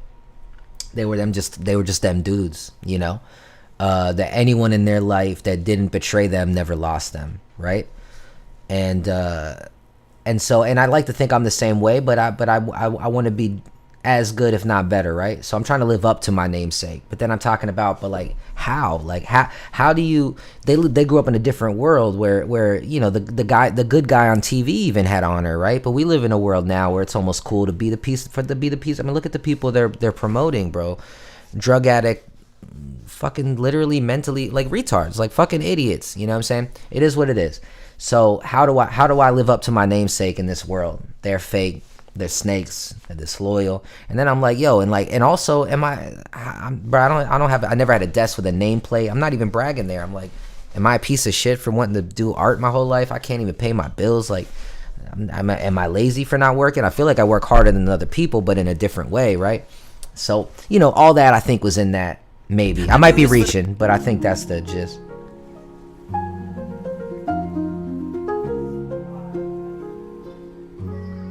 Man, I appreciate that, Seth. Truly, bro. Like, I know a lot of times people will say, like, you'll say something truly heartfelt about how you feel about the music, and my go-to is I appreciate that, but it's because, like, I have to say something simple because I don't have the words to express what that means to me truly, without having to not actually experience what that does that make sense? Like, I'm saying I appreciate that, but I'm experiencing something, bro, because I truly do fight with that thing. Like, am I we were talking about this earlier, society, like, am I a failure for not being where I want to be? But no, like that, what you just said, how could it be that? This is the point of life, is to elevate the people around you and do what you love to do. And if, you know, so thank you for letting me know that, bro, because that's the shit that gives me the motivation to keep going, man. Truly, bro. So, like, you know, if y'all ever feel like, oh, you just said much love, you know, last time, nah, bro, like, fuck my response. Like, always tell me that shit if you feel that way, and if something inspired you or whatever, because, you know, y'all, you know, I'm a human being too, bro. Like, sometimes I need to be reminded, and I wish I wasn't like that. I don't feel like I need anybody to make what I need to make, but there is that part of me where it's like, you know, it's good to hear, man. It's good to hear. And it motivates me, maybe even more than it should. I should probably be more self-motivated, but that's the fuel to my fire, dog. Trying to live up to my namesake. They snake, they be hiding out to the daybreak. They fake, never had a desk with a name. Man, I ain't shit without y'all, bro. But I never gave a fuck what they say. I do this for the love, this for real. I've been writing. Appreciate you, Trevor, man. Real shit, dog. Trevor in the building, man. I was down for some years. I was deep in the smoke, but I knew I'd make it. So at least there was hope. I'm dope someday, even seen as the GOAT. Thank you, man. I know that I'ma make it someday. Hope that it come around Sunday. I know that's dope, man. Shit, man. You know, see, look, I'll let y'all know how corny I am, bro, and how much it means to me. I'm taking a screenshot of this just because it's nice. If I don't show up on Monday, nice to me. Probably buy the ticket this one way, and you wanna come stay, but you wasn't there on the runway. You ain't see the man, I don't I wish I did more, bro, because I used to do that shit all the time with the homies back in the day. We drinking, smoking, freestyling and shit, but I'm a poet, dog. I'm a writer. Like, I can freestyle, but I think I'm a great writer. I am a mediocre freestyler. The freestyling for me really, like, I'll tell you what, like, let me pause this. Some of the best lines that I've ever written were freestyled, but never off the top in the sense like, yo, I just freestyled the best line ever. But if I've like been in, like, let's say I'm creating a song, right, and then I go in the studio and do it, and then like I have all these songs written, but while I'm doing it I might have changed the flow, and I know that the next bar is not gonna fit, so now I have to fill the bar, and I have to rhyme with, I know it's coming, but I know it's not gonna work. It's only gonna work on the next bar, so I can either be quiet, ignore it, and then jump back in and then add something later. But 9 times out of 10 I'll just come up with something, and many times it'll be like, yo, that was the hardest part of the song. So like in that sense I could freestyle, but bro, I'm a writer, man. Like, and either way, my best freestyle would never equate to one of my worst writings, so like why even do it? Yeah, man, I could do it sometime. Yeah, I'll do it sometime. But you know what's funny too? I'm also too honest to a fault. Like, I'm gonna keep it funky with you, bro. And like, I've met a lot of people in this industry. I've asked a lot of questions. I've been waiting for my day to go on, like, one of them radio shows and start freestyling. And I've always been a little nervous about that because I know I'll kill it. But part of me is like, some of them motherfuckers be really killing it the way I be killing my writing shit. And so I'll tell you right now, I've not met one artist, this is true, personally, that has done those shows that actually freestyled.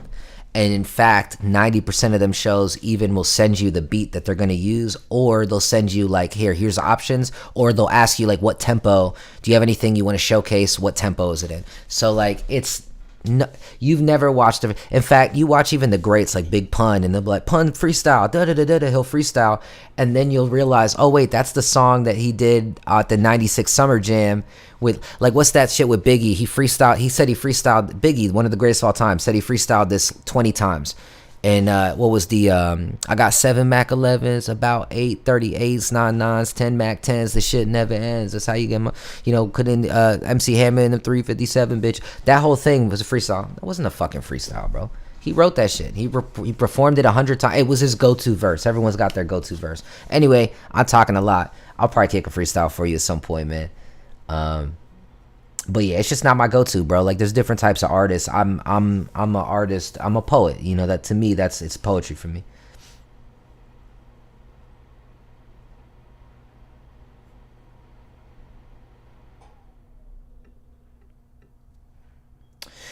Truthfully, to hear what's on my mind, it'd be better off with the writing. But I do a lot of, I don't know if you've been tapping into the live streams a lot, bro. But a lot of this is me kind of writing shit. Music was my outlet.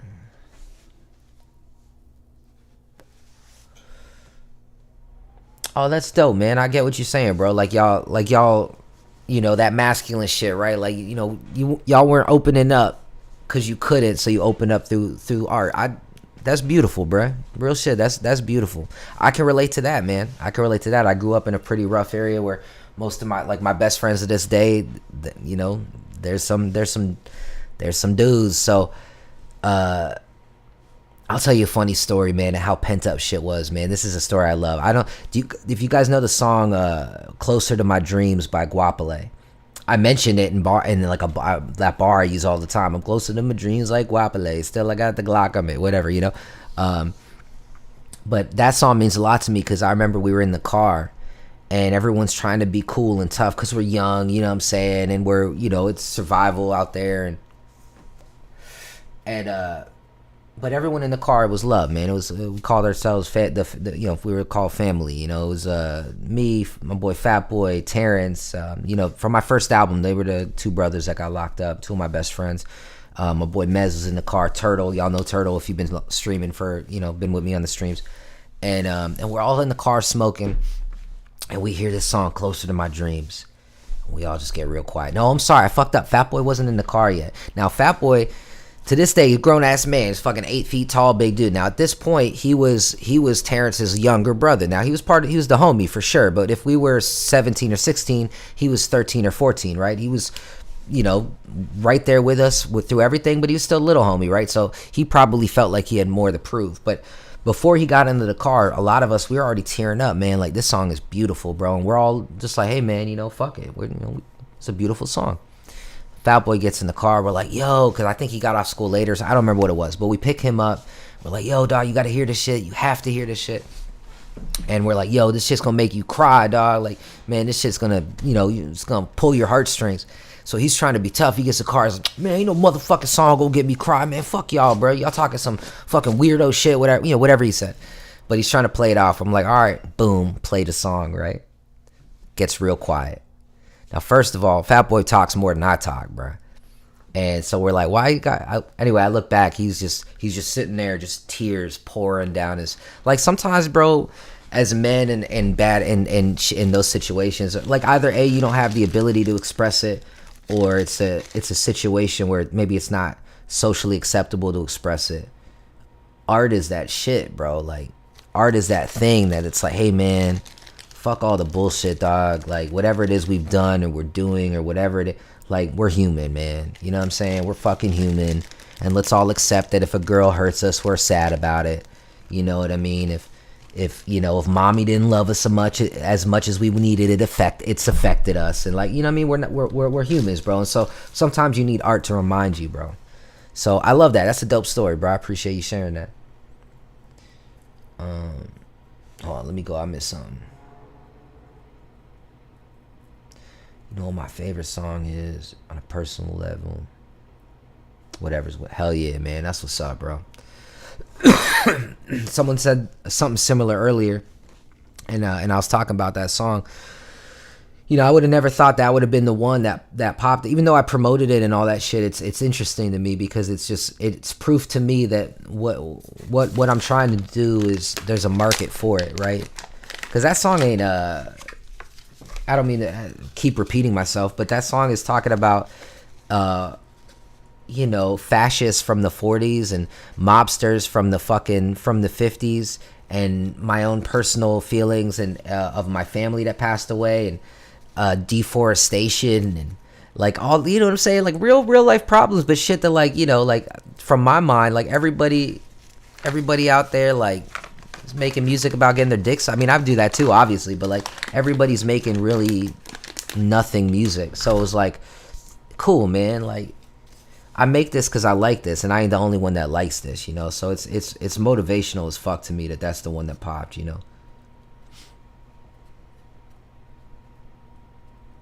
That's cool, bruh. That's cool as fuck, man. Yeah, bruh. Well, it's funny too, because I hope that all the music you've heard after that has lived up to it on some level.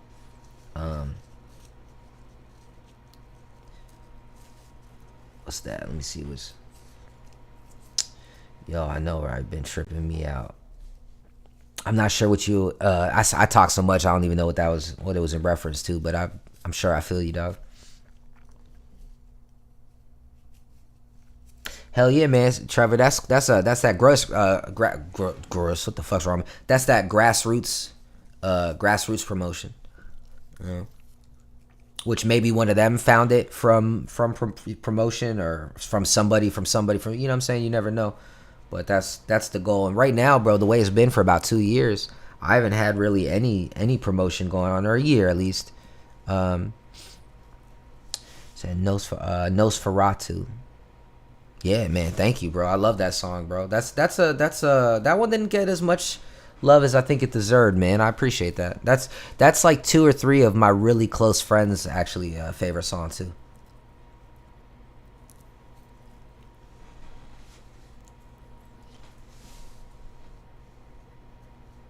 Hell yeah. Fuck yeah, man. Appreciate that, Bob. Yeah, for sure. Let me throw something on. The blunt burning purple.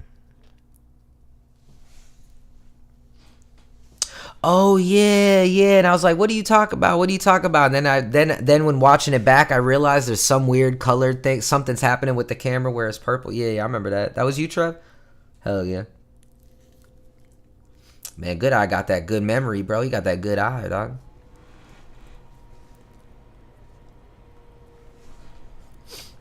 Nah, that's dope, man. That's motivational to me, bro. Truly. And you know, I think I said this before. Fuck even the content of that song, bro. The like whatever is tattooed on my chest, or it's whatever that keeps me is tattooed on my chest. But like that song is a poem that my dad wrote before I was fucking born, or after, a little after. Like, you know what I'm saying? Like, it's, you know, it's beautiful to me because like I can't tell when that song. I'm gonna tell y'all something really dope. I don't know if I actually ever said this, and I need to remember this more because this is one of those small things in life that happen. Won't mean much to really anyone else, but is that okay? The anniversary of my dad's death, the 10-year, and was it the 10-year anniversary of my dad's death was the second or third year that song came out. The day of his death's anniversary, the song surpassed 1 million views, 1 million streams on Spotify. You know, maybe coincidence, maybe not, but like of all days, and I kept waiting for months, like, man, it's coming, you know, it's at 950,000 streams, you know, it's at 980, like I knew it was coming, but for it to hit on that day, and it's our song, it's the only song that technically me and him got to collaborate on some level.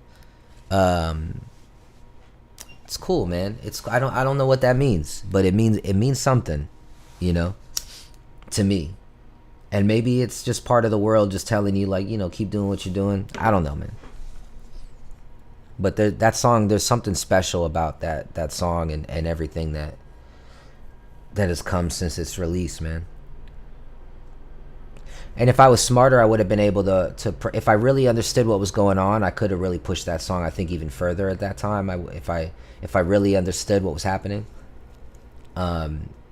With the pandemic and people being at home and the way that promotions work and all that, but it's dope, man. I appreciate that, truly.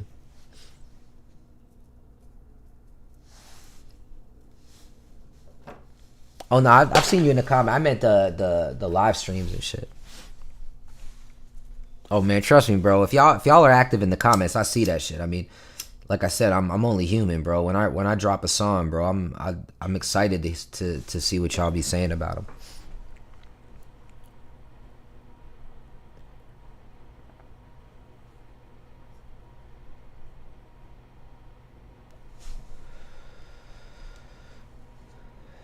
Yeah, man. Not everyone is supposed to fuck with it. You know what I'm saying? Like that's kind of the game, bro. You know, like you know, it's not cookie cutter shit. You know, and it's but the people that it's meant for, they're gonna like it more than the people that like, you know, things that are more forced upon them. You get what I'm saying?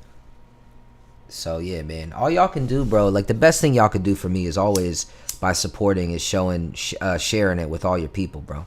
You got 10 close friends and only one other person likes it. It's a victory, dog.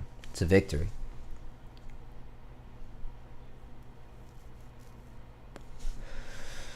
Okay, hold on, Seth. Let me see. Okay, I've had this question for a while, and this just made me more interested in it. I believe the song, whatever is whatever. Yeah, that line. No, so that's just tough, bro. There's no statute of limitations, but that is I'll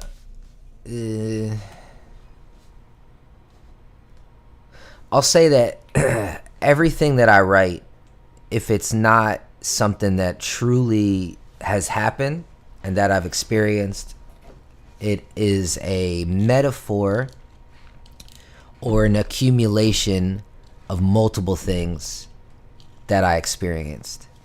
And I've been asked that question a lot, and I would love to live in a world where I can truly answer that.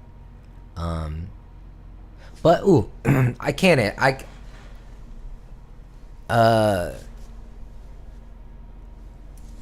Okay, so that line is definitely one of those things where there's multiple meanings behind that line. And I will say one of them 100% is this. There was a time where I was selling weed to a couple of these Orthodox Jewish kids that I met around the neighborhood, and I started to basically tell them like, hey, like I don't know anything about my religion other than I'm a proud Jew, but I don't know shit about, like, I don't know much of the difference even between, like, what I know more about Christianity than I know about Judaism, because we live in a Christian society, right? And I didn't grow up like that, other than being proud and of who we are, but we, you know. And culturally, I you know, I don't know. So anyway, I started saying, hey, I'll give y'all some bud if y'all can tell me some stories. And I built a friendship with these guys. I mean, they were really, really cool dudes, and I learned a lot. And everything they told me, I was like, yo, that aligns more with a lot of my own personal feelings, which is really cool. It felt very similar to Christianity, but with less guilt and more responsibility, if that makes any sense. And there was something cool about a lot of it. Anyway. So and I also assumed things about religious people, and I found out a lot of these dudes are fucking riders, bro. These dudes are, you know, they're about that life. And so anyway, one day, and I had my group of friends that were definitely, you know, spiritual and godly in their own way. We're all poets and all that somehow, but some of them were shooters and different, you know, just that kind of dynamic in that area. So I had my little goons, and then suddenly there were these religious guys, and all my close friends were totally down. Like, they're like, yo, bro, they would joke around like, yo, man, we got our own, like, rabbi of the group. Like, we got a spiritual advisor, is what we used to always say, like, which was dope, right? Like, we want to go do some dirt, and we'd be like, yo, what does the spiritual advisor think about that? And normally would lead us in the right direction, which was good to have, and something really new to to that group dynamic that we had. And so that was happening. And then at the same time, there was this thing, doxing became big or whatever. And long story short, there was this guy who was a real neo-Nazi, like the head of a paramilitary, top FBI group, like one of the top funded, like a very dangerous group. And he lived in Georgia. Now I live in South Florida. We're talking hours, you know, we're talking driving all the way up through Florida to get to another state. But long story short, this dude got doxxed either by his own people or something. I don't know I don't remember the full story, but his information was out there, his address, everything. And I don't remember how the conversation sparked or who heard about it or whatever online, but someone said, oh, you know, this guy got doxxed. And I think it was one of the Orthodox guys, but he just kind of was mentioning it like, hey, you know, this piece of shit's information is out there. Hopefully someone will get him. The problem is he was at my house, my apartment, with my friends, and we were like, somebody? Wait, like a Nazi? They're like, yeah. We're like, a Nazi? Like an active Nazi? Like he's out there doing shit to Jews and black people and shit, and like he's a Nazi? And it was like, yeah. And so we started looking the dude up, and we're like, well, someone's gonna do something. Like, nah, like we gonna do something. And some of the religious dudes got a little nervous and shit, but for the most part, they were like, yo, let's get it. And long story short, we pile in the car, and we got a fucking tech and pistols and rifle. We're ready to go. Now, I do want to say, fuck all the tough guy shit. This dude is training military-esque neo-Nazis in the backwoods of Georgia. He has a paramilitary group. This dude would probably see us coming because he doesn't live in a, you know, we're leaving a suburban urban area where there's houses. This dude lives in a country area where, and we saw his house from, like, we did all the research, bro. Like, we're like, oh, okay, he's gonna see us pulling up a mile away and probably unload on us with a sniper rifle. Well, this was a dead man's mission, but we didn't give a fuck. We're like, we're gonna kill this motherfucker, bro.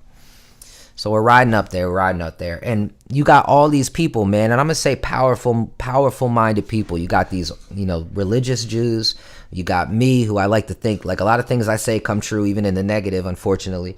Everyone in there was a powerfully minded person and physically willing to.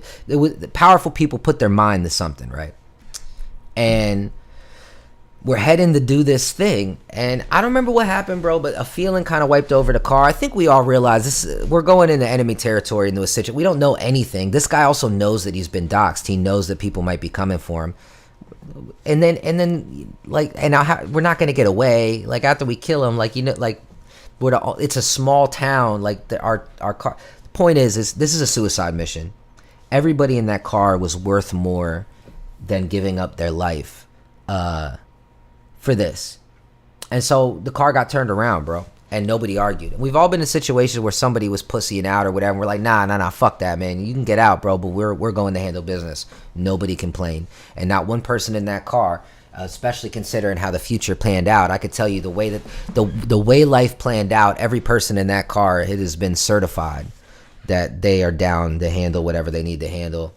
And, you know, some got locked up for it and shit. So, like, nobody there was a coward. Nobody there was not down to literally kill this fucking piece of shit. This guy was a known murdering racist. And more importantly, creating army behind him, bruh.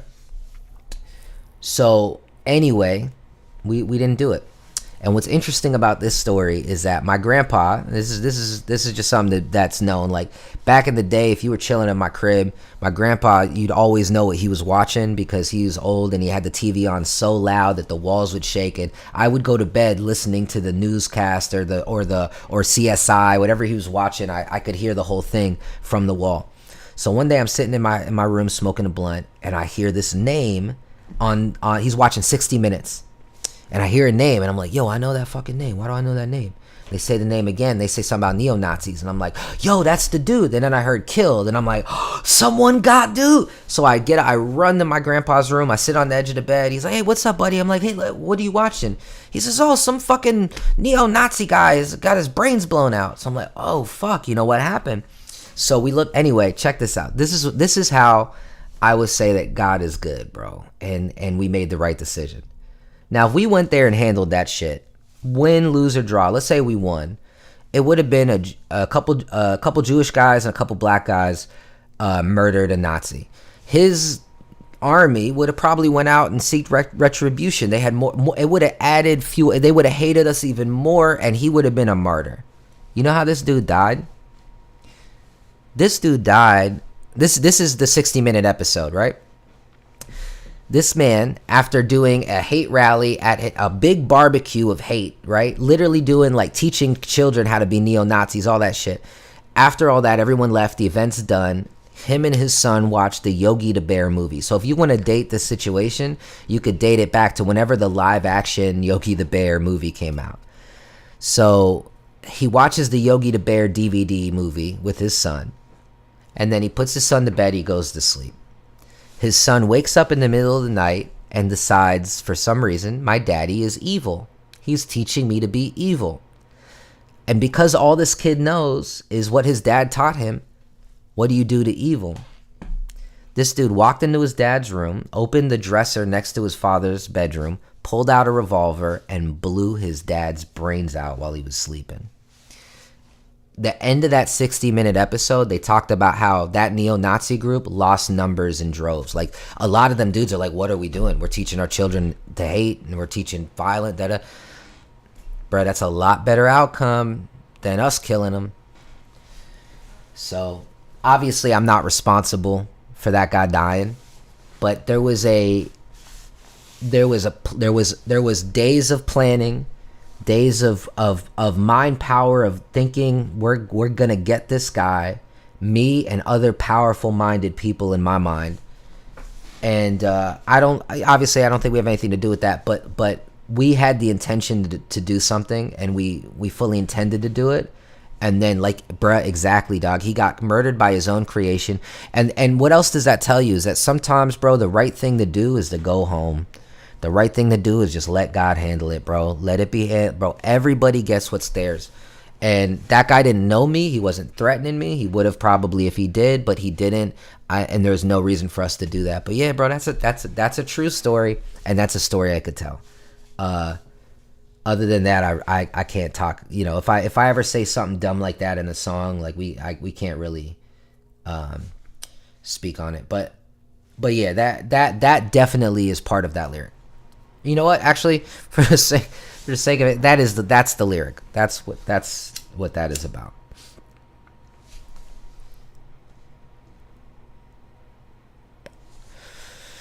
Yeah, man. But it shows, the power like of our own minds, of our own.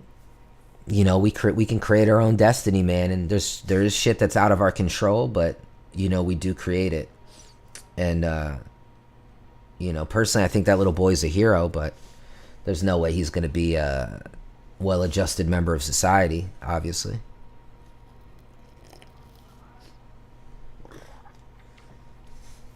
But think about that. You teach your child, you murder evil, you murder evil, you murder evil. What's evil? Well, evil is what I tell you. Evil is the Jews. Evil is black people. Evil. Well, and then the kid watches TV and maybe he sees a black family and he's like, hey, that doesn't seem evil. No, that's propaganda. The Jews made that. Okay. Well, what if he goes to school? I don't know this kid's situation, if he was homeschooled or what. But you can't hide life from people. You can lie to someone all you want, but eventually they're gonna go outside and they're gonna experience things for their own. And so, all you taught this person is you murder evil.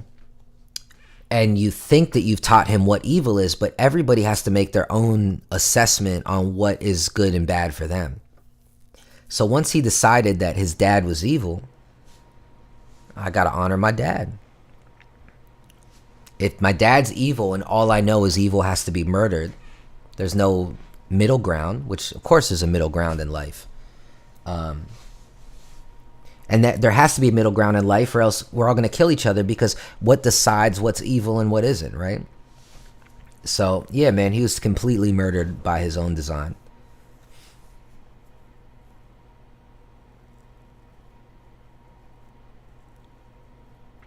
The devil exists only in the context which you're taught. That's a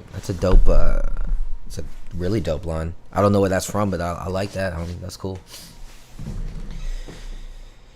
And it's true. I think I'll put my stamp on that. The lyrics of these songs mean more. Yeah, man. Yeah, I think any good art, that's the truth, right? Like sometimes you'll be like, oh man, that's really cool, but it's like I guess I'd love to make a movie about that or something, but like what's funny about stuff in movies, shit like that kind of just happens, right? Like the things align for the main character. What makes that story amazing is that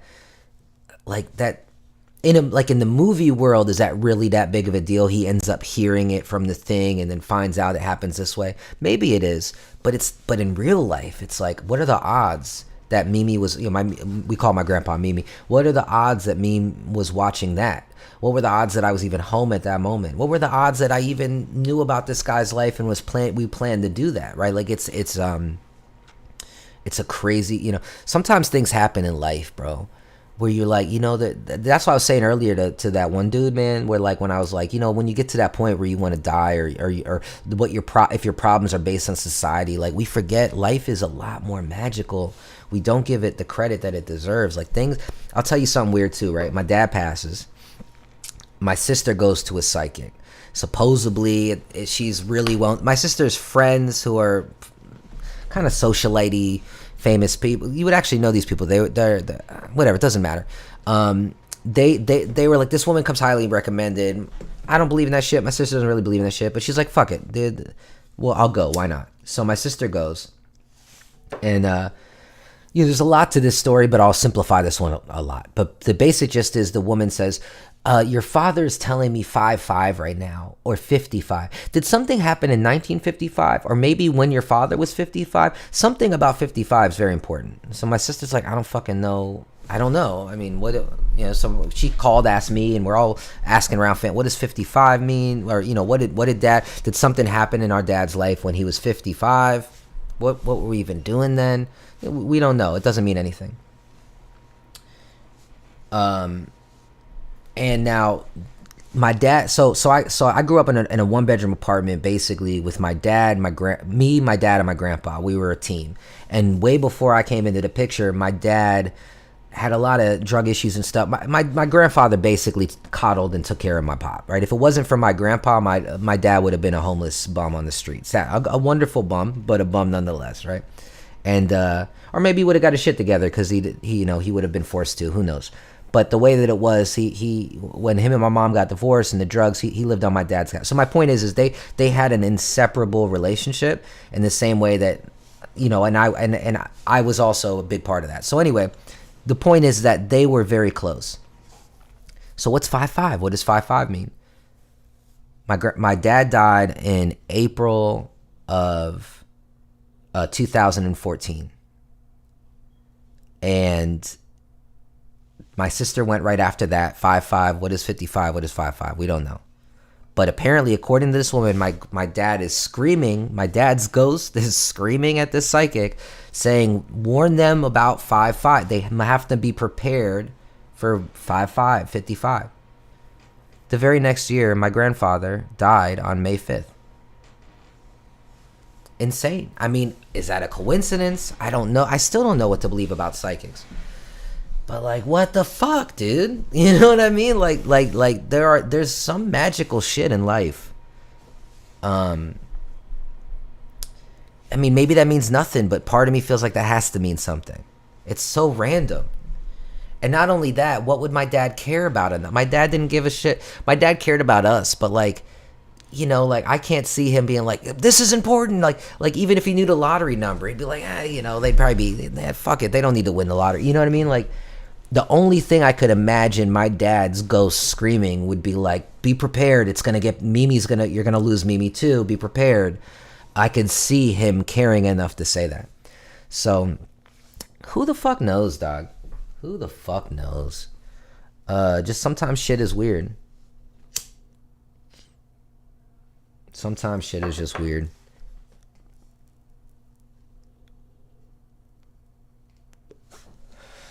That's what's up, man. Yeah, bro. Yeah, if y'all have any more questions, man, I love answering the lyrics, man. I mean, to me, that's, you know, like, I feel like part of me feels like there's so many Easter eggs yet to be uncovered, and maybe some of that you guys already have in your own way. But like, that's how I feel about it, man. Like sometimes I go a little deeper than even some of my friends know in some of the songs, and then other times I really don't. It just sounds good and feels good, and it has a truth to it, and it has a bop to it, right? But sometimes I really do add layers that I don't really need to. It just feels good to me to do that. I don't know.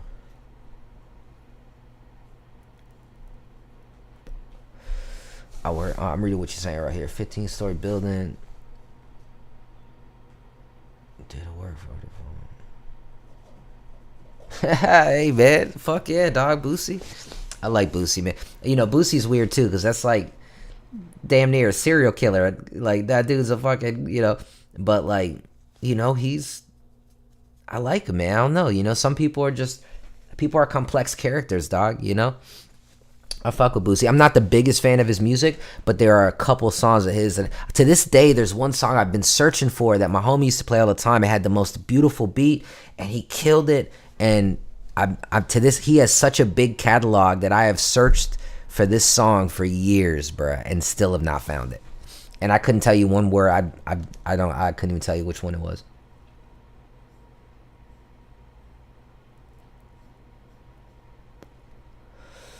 Yeah, man. Hey, that's some real shit. I'll tell you what, something my grandpa once told me, man. The one that died on May 5th. He died at 97 years old. Or maybe, I think he just 97 he died. And just a year or two before that, I was talking to him, and I was like, you know, just talking shit. And I was like, what's it feel like to get old, you old man? You know, fucking with him. And he said some shit that I'll never forget. He said, in my mind, I'm the same dirty little 15-year-old I've always been. He goes, but my body, and he almost cried when he said this. He goes, but my body moves slower. My brain thinks it just as fast, but everything else reacts so slow. And that was pretty interesting, man. That was cool. Like he kept his wits about him. I always found that interesting, like the idea of aging, because like I still feel like the 17-year-old me in a sense, you know. So maybe maybe like in 50 years I'll still, you still feel that way. Oh, Seth, you out, man? Yeah, be easy, homie. Always a pleasure, dog, for real. Honestly, I gotta eat some food. I'm all stuffed up, bro. I'm getting sick. I gotta do the same, man. But I'm gonna kick it with y'all a little bit longer. I'll tell you what, too, man. If y'all got any questions, think about it. I'm gonna play the song one more time too, because I think let's focus on the new drop, man. Let's do what ChatGPT told me is the right thing to do, man. Let's listen to the AI machine, bro. That's a joke, but you feel me?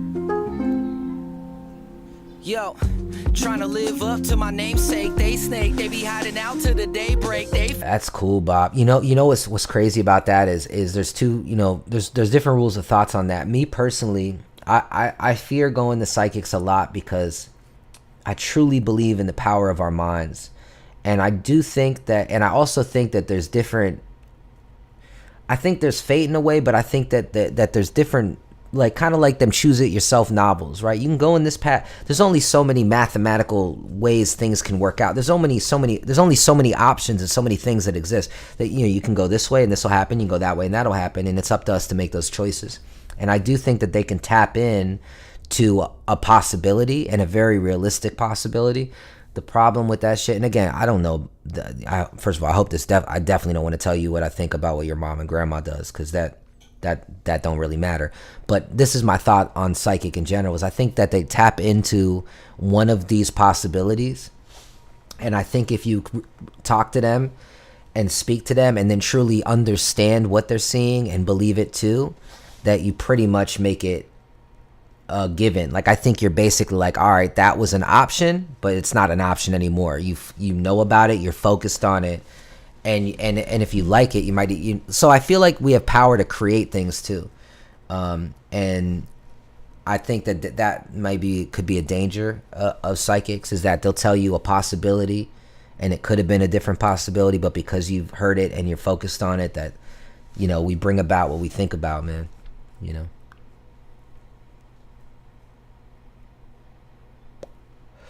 I'll tell you like a small good example. In a song I dropped about 6 months ago, I talked about how I said I mentioned like a notice on my door, like I'm getting kicked out of my apartment. Now, I've been broke many times. I've been in trouble and almost kicked out of this apartment many times. But believe it or not, this particular apartment, I never got a note. That line was reflecting the apartment I lived in before, where not only did I get the note, but we got kicked out of the apartment. But here I am writing about that, 7-8 years later, while dealing with financial struggles. About a month later, I got that note came on my door. Now, I wrote about it because I felt it coming. I was in the same situation. Money was tight. Things weren't going the way that it's supposed to. I've been there before. So I wrote about the past, but talking about the present. And next thing I know, that came on my door. Now, I will tell you, every time before that, my landlord called me and we tried to work something out. There was maybe some threats if it didn't happen, but they never just put the note. I said it in a line. Next week, someone made a decision not to call me and to put it on the door. And what I had to do was sell my camera and a few other things in order to make that rent in time to not start the eviction process. So my point is it because I wrote the fucking line? Who the fuck knows, man? I don't know. But you got to be careful, bro. Like, this is something I'm working on now too, where like I'll write shit and I'm like, I got to put a pause. I can start sad because I am sad, or I can talk about the past because it was hard, or I could talk about the pain, but I really want to try to end it up here. Even if it's on a hopeful note or something, I want to try, because I'm goddamn, bro, am I cursing myself? You feel me? Like, I could be. I really could be, man. I mean, Biggie's first album was Ready to Die. His next one was Life After Death. Life After Death released after he died. Pac's last music video was him getting shot. I don't know, man. I mean, listen, it could be nothing, it could be everything, or there could be a middle ground. But I think that what we think about, we bring about on some level, man. Fake, never had a desk with a nameplate. They hate, but I never gave a fuck what they say. I do this for the love, this for real. I've been writing from my heart to show myself how I feel. I've been cut, but I ain't healed. G-Lo, man, appreciate you tapping in, dog. Let me see what you're saying. Oh shit, 6 months of hell yeah, man. Welcome to the family, dog. I appreciate you, man. I don't know if you got through the rabbit hole of all the music, but if you did, man, let me know your favorites, bro. Let me see what you're saying. First joint I heard was Candyman. Oh shit, dog, that's what's up. Hey man, fuck yeah, dog. I always want to inspire other writers to write, bro. And that's dope, man. You know what's funny? I love hearing that, dog, because like Candyman is a great example. Like, I really love that song, and it has a lot of personal shit, and then whatever. I was gonna originally name that song Tony Todd, and I think that was a missed opportunity. And sadly, Tony Todd passed away I think like a few months after that song even. But anyway, that's one of them songs where later on I think nobody likes that fucking song. You know, I like that song, but nobody likes that song. But people do like that song, you know what I'm saying? So it's good to get that, you know, to be reminded of that, dog. Because even I'll be like, yo, what's that one song? Oh, I don't really even like that song, and I release it, and then I'll hear it again and be like, yo, what am I talking about? That shit was dope, you know? So yeah, man, appreciate you, homie. Truly. Honestly, I don't know if Candyman might have been more than 6 months ago. I think he's saying he found it 6 months ago, and that was the first song he heard. I don't know if it came out 6 months ago, but it could have. But I never gave a fuck what they I'll say, Bob, man, with that shit, you know, I mean, first of all, you know, you gotta respect your peoples, you know what I'm saying? But just take everything with a grain of salt and maybe think that's a possibility, but it's not the outcome, you know. It could be the outcome if you focus on it. This for real. I've been writing from my heart to show myself how I feel. I've been cut, but I ain't healed. I've been beat, but I ain't broke. I was down for some years. Yeah, man, for everybody tapping in, dog, this song just dropped, bro. We just released I just released this track. It came out today. Come around Sunday. So, you know, if anyone has questions on lyrics I've written in the past, I'd love to dive into it. That's what we're doing today. We're doing lyric breakdowns and shit. And kind of focusing on this new song, but at the same time, bro, y'all fans, y'all know music. If you got questions, I'd love to answer them. I love diving into the lyrics. I live for that shit. And I even remind myself of how much deeper this and meaningful this shit is to me as well, you know? Yo, trying to live up to my namesake. They snake, they be hiding out till the daybreak. They fake, never had a desk with a nameplate. They hate, but I never gave a fuck what they say. I do this for the love, this for real. I've been writing from my heart to show myself how I feel. I've been cut, but I ain't healed. I've been beat, but I ain't broke. I was down for some years, I was deep in the smoke, but I knew I would make it, so at least there was hope. I'm dope someday, even seen as the GOAT. I know that I'ma make it someday. Hope that it come around Sunday. I know that some say if I don't show up on Monday, I probably buy the ticket this one way. And you wanna come stay, but you wasn't there on the runway. You ain't see the rainfall, you don't get the sun ray.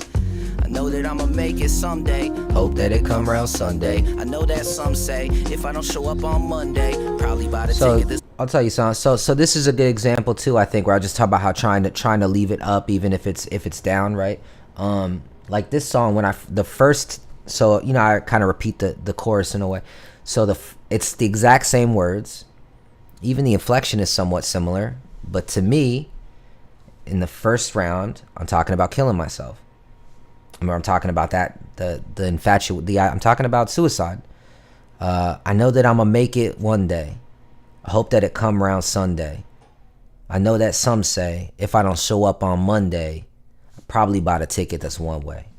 I meant, like, you know, yo, he left. He's done. He didn't show up.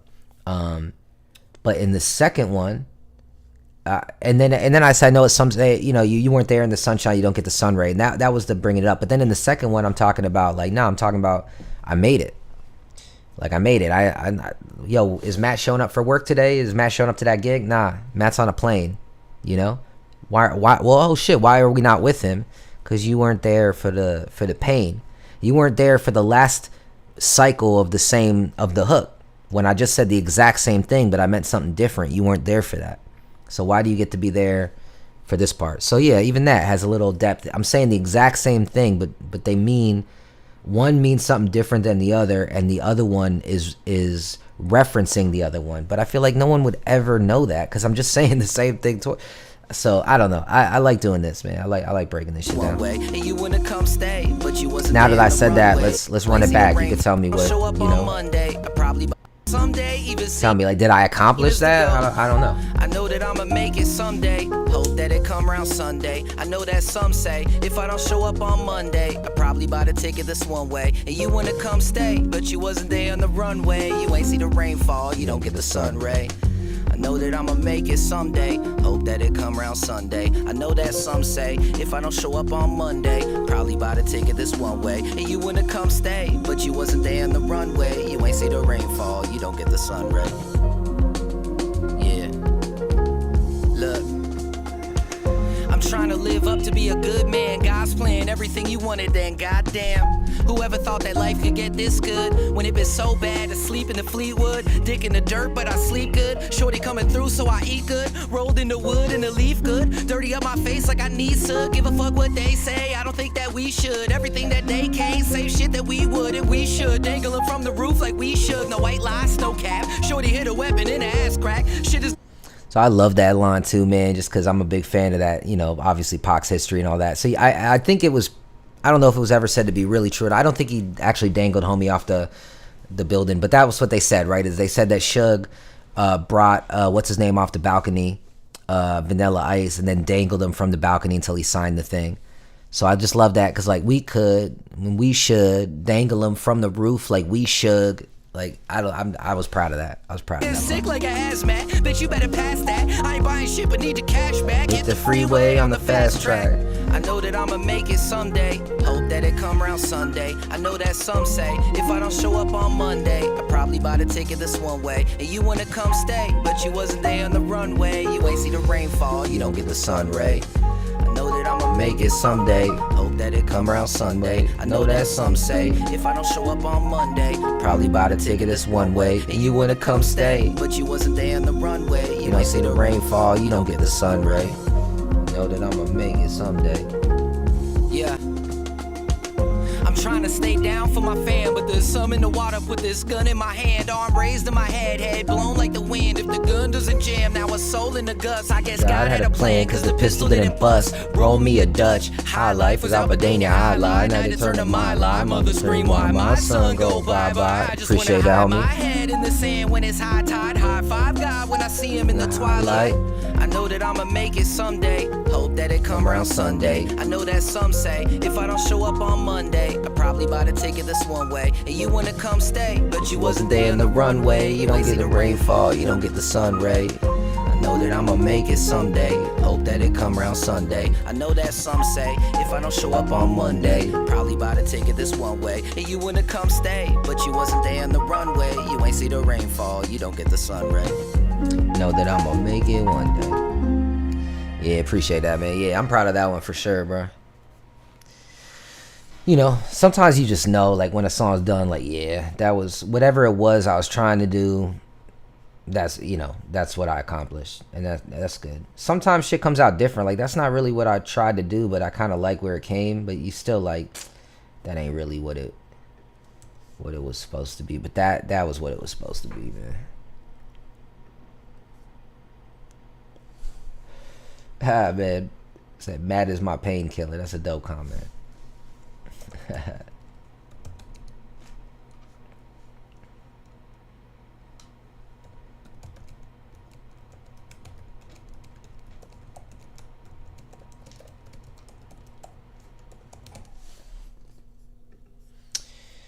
Yeah, man.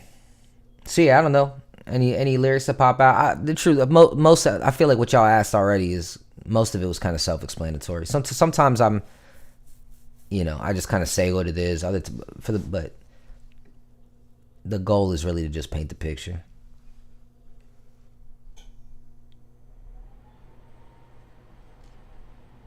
Hell yeah, man. Go get some rest, homie. Appreciate you tapping in always, dog.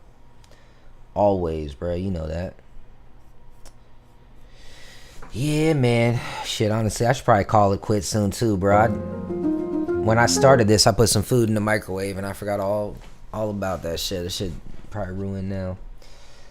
But, you know, I was gonna write. But yeah, man, you know, listen, we listened to the song. Maybe I don't want to be too repetitive. Fuck it. I'm gonna run that bitch back one more time, bro. One more time, we gonna run it back. If there was a lyric that pops out, let me know about it. Yeah, man. Actually, you know what? We've already listened to the song a few times. Let's play some other shit that's already released. We'll stay on that theme though, right? Of like diving into the lyrics. We'll stay on that theme.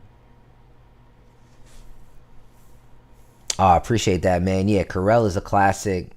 Subliminal was, yeah, I love Subliminal, bro. I mean, Mickey's fucking fire, bro. It was really cool to work with him. And yeah, The dude that made those videos is great. I didn't make those videos. Those lyric. So I had this guy that was making these great lyric videos, and he was doing it for like. I had some funding at the time through some friends that really were supporting the movement, and this dude was doing videos for me for $150. And it's a lot, man. I was dropping a video a week, but like we were like, yo, they're so good. Like, and you know, the whatever was generating some money. So like, fuck it, man. So we put our money together. We got like 3 of them, and by the 3rd or 4th. And what's funny is I did some of the videos he did all had features, right? Like he did the one for me for Crooked Eye, so boom, he got a feature. And then he did the one with this, whatever. So afterwards, I sent him a message like, hey man, you know, this is the next song. And he's like, yo, I had to up my budget to like, it was like $800 a video. And I'm like, bruh, I ain't fucking paid you I mean, they're great, dog. And they're probably worth that, but I can't do that. And I was just asked, I was like, what's the reasoning, bro? Like, that's a huge increase. And he goes, oh, well, you know, I've worked with some bigger name artists now. And blah blah blah, and I realized he was pitching me how he pitched everyone else, but what he forgot is like if he worked with 3 named artists, it was the 3 artists that I had him work on. It was my videos. Like, fam, you can up your rate because now you've worked with people, but you don't up the rate of the motherfucker that got you to people, bro. Like, what do you do? Like, anyway, that's just a funny little story. So all them videos dropped because I ain't paying $800 for that shit. I can't afford that. It's crazy. But dude was super talented. I wish he didn't do that. I wish he didn't do that because I would have literally just stuck with his ass, bro. I would have found a way to pay him monthly, you know, at least one lyric video a month, you know. But yeah, man. So that's a little inside sauce. Yeah, man. So let's do that, bro. It's 10:30 my time. Let's go to 11, bro. Let's go to 11. And I'm gonna play a couple more songs, and then let's keep that theme going, bro. If there's any lyric that pops out, and I'll do the recent shit, man. Let's jump into this shit. Sure, y'all heard this. This dropped last week. It's on my knees with Raven Gray, and she's fucking dope, man. She's crazy voice, really cool chick. She a real one, bro. She one of them, like, you know. I'm not gonna say she's like Amy Winehouse, like on that, you know, but I mean, like, she's that kind of like artist that she's unique. She writes her own shit. She's been through some real dark shit, and she handles her business, bro. And I fuck with her, bro. She cool people. So, and she's gonna come by on the live stream, sometime, this month, or I'm sorry, the month, yeah, sometime in February. Yo, appreciate you, Zan. Thank you, dog. That means a lot. So anyway, yeah, man. So this is a song that dropped last week, or I'm sorry, this is the last drop from 2 weeks ago. Or a week ago, I don't fucking know. And check it out, man. Tell me what y'all think, bro. Or not even that. What do you call it? We're doing the lyric shit. So if there's a lyric that you want to know about, let me know. I'm gonna stop talking, bro. I'm high. I'm tired. Shout out to Raven, though, man. Yeah, look. Spend my night smoking blunts till it's lights out. Coming up with reasons why I shouldn't take my life now. Lifestyle made me want to turn my life round. Said she love me but not right now. I might bounce, I've been wasting too much time away. Where you go when you lost away, feeling like you tossed away. Round here we just trying to survive the day. Find a way, I might have to blow your fucking mind away. Do what I want, y'all just listen to what Simon say. Caught a body, poured a lime in grave. I'm enraged, how the fuck can I be saved? I be blazed, living through these violent days. But we ain't really got a choice, gotta get out. This place ain't safe, they gon' try to bust your shit out. This ain't living, I turn villain. Cause look what they did to the Indian forgiven. I guess most of that shit's kind of self-explanatory.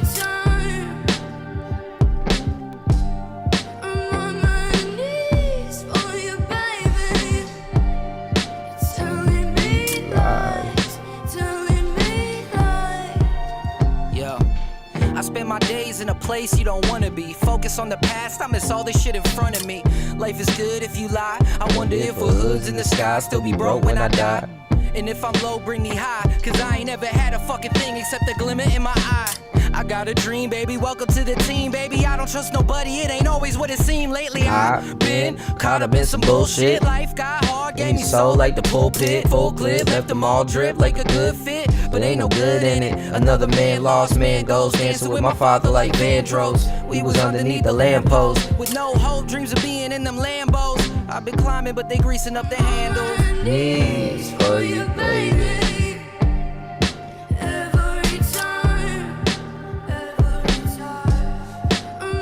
This is another one, man, that just came out. I was like, yo, man, this shit is right, bro.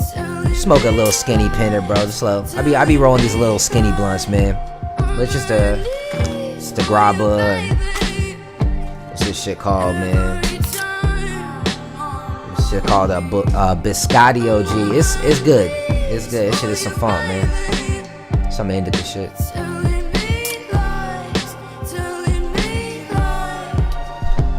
It really Zen, that depends, dog. Really depends on me. I mean, I definitely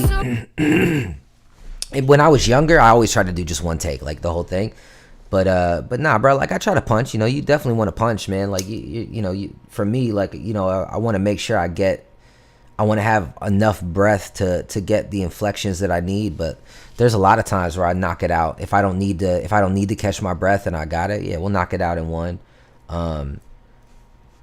You know, sometimes I'll do the first half and, you know, stop, take a breath, punch, jump back in, do the second half. Sometimes, you know, you do like 2 or 3 bars, punch, do 2 or 3 bars. It really depends, man. You know, yeah, it just depends. Like how fast am I? You know what I'm saying? It's whatever the song needs, bro. But I will tell you is if you're not punching, you haven't mastered the art of recording yet. Like you have to get comfortable punching, and that's just part of it. Like in the beginning, no one is. It's hard to match the energy, the tone. There's little tricks, and you gotta have a good engineer, right? Like Indy knows if I stop because I fucked up or I stop because I'm ready. Like if I gotta go back, at this point I don't even gotta say nothing. Like I'll stop and he'll just run it back, you know, or I'll stop and he's already got the punch ready to go. You know what I mean? So you work with people that makes it flow a little easier. Because there's songs where I probably did 5 or 6 punches, but it happened so fast, dog, that it's like da da da da da da da da da went back, man, and then you catch yourself where you were, so you keep the same inflection, you know, like about 4 or 5 bars before, or 2 or 3 bars before, you start rapping with the same energy, so that way when the punch comes, you got that same energy, and then it's seamless. You wouldn't even be able to tell.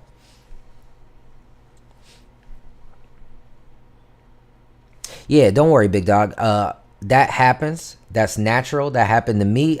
Every artist that you've ever looked up to, that you've ever loved, that is just a natural progression, bro. Get comfortable with it. Keep going. And the day that you realize you're comfortable with punches, bro, I'm gonna tell you right now, it's gonna change your motherfucking life, bro. And the reason for that is, dog, is I'm gonna tell you just like this. You do the full take, right? Okay, full take's done. And you listen to it.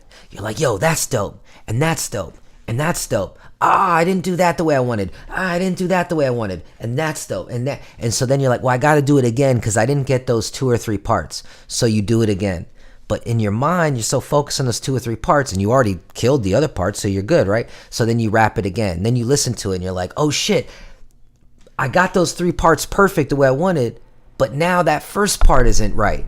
And that second part isn't right. And then you could tell the engineer, yo, can we match both right? Can we match both sessions? And then you realize it's a little different in the cadence, or the tones don't match, right? And so now it's like, now you got to pick one or the other. What's the best verse?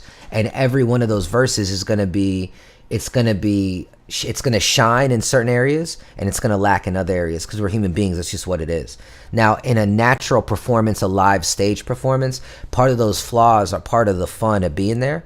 But in the studio session, your goal is to get that song out perfect.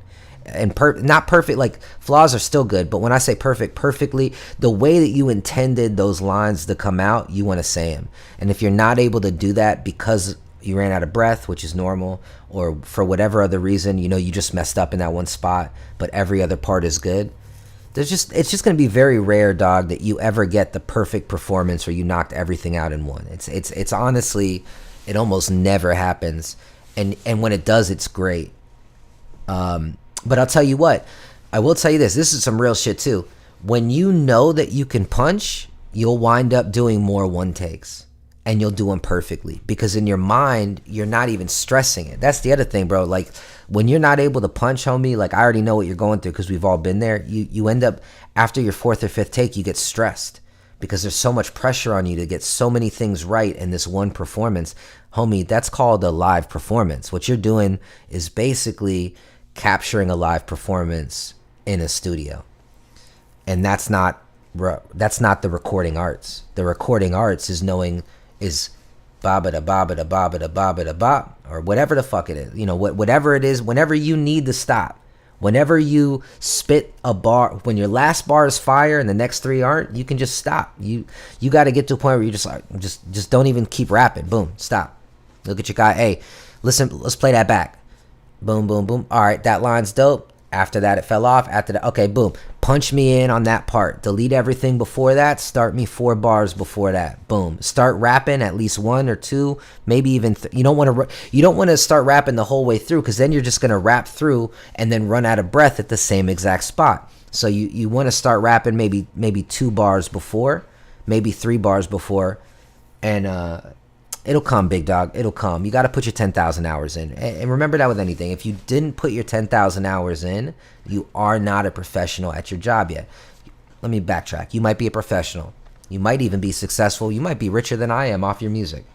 But until you put in the 10,000 hours, you are not a master of your craft. That's just how everything works. You could be a person making money who's not yet a master.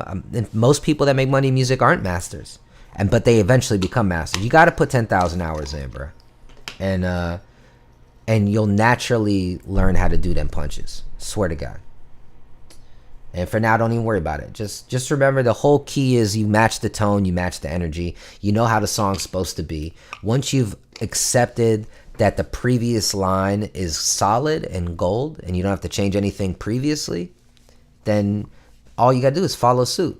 You know everything previous is perfect, because you've made sure it was. So now your next punch has to be on that same level. And if you do that, you know it's going to work. But it just comes with practice, homie. Practice makes perfect. And not even perfect practice makes perfect. Keep going, keep going, keep going. One day you're just going to actually, literally, bro, one day you'll just start doing punches and you'll be like, yo, it'll just click. I swear to God, it'll just click. It's one of the most beautiful things, bro. Like, little things will click as you keep doing this. You put that 10,000 hours in. One day you'll start doing something like, oh fuck, I just did this thing that I always heard it in my head and I always wrote it to do it, but I never actually did it. I almost have done it, but I never actually did it. And then you'll do it one day and it'll be like, oh shit, I know how to do that now. Now I got a new move set. It just came out. And what I'm saying might not make sense, but it'll make sense as you keep doing it, man. So anyway, I do that. I over-explain, but I think I told you what it was. And I'll never meet somebody like you, but I never met a Love so cool. So dope. On my knees for you, baby, every time. I'm on my knees for you, baby. You're telling me lies, telling me lies. Oh shit, on Bob, what you saying? 6:30. So, oh yeah, man, bro, go to fucking sleep, dog. Appreciate you tapping in, man. You know, listen, dog, I'm back home, man. We gonna keep doing this, bro. So you know, don't feel pressured to stay. Like I'm not gonna do it again. I'll be back.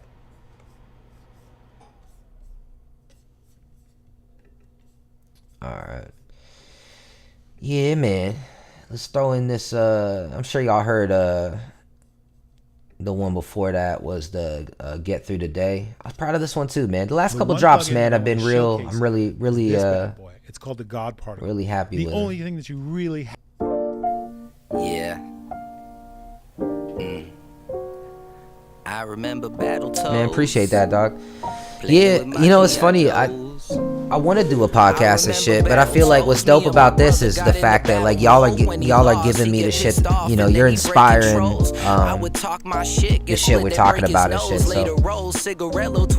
yeah, man, I appreciate that, homie. Always brick with stems and some seeds. Someone sprinkle little coke and then call it a Christmas tree. But not me. I kept it herbal essence like a bitch's hair. Continue on my path until I turn turn into into a a millionaire. millionaire. My bank account is 0, but I'm feeling like I'm almost there. Almost where? Hope it's somewhere nicer in a couple years. Wish that I could kick back with my papa, have a couple beers, couple tears, push it down and act like it ain't nothing there. Something's near, hair sticking up, I feel it in the air. Maybe I'm just fucking insane, and this ain't ever gonna work. But I keep hoping and I'm praying, maybe just to get through the day.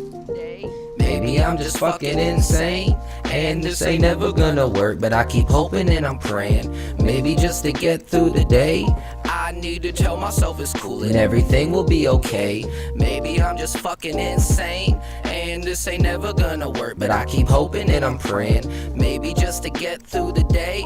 I need to tell myself it's cool and everything will be okay.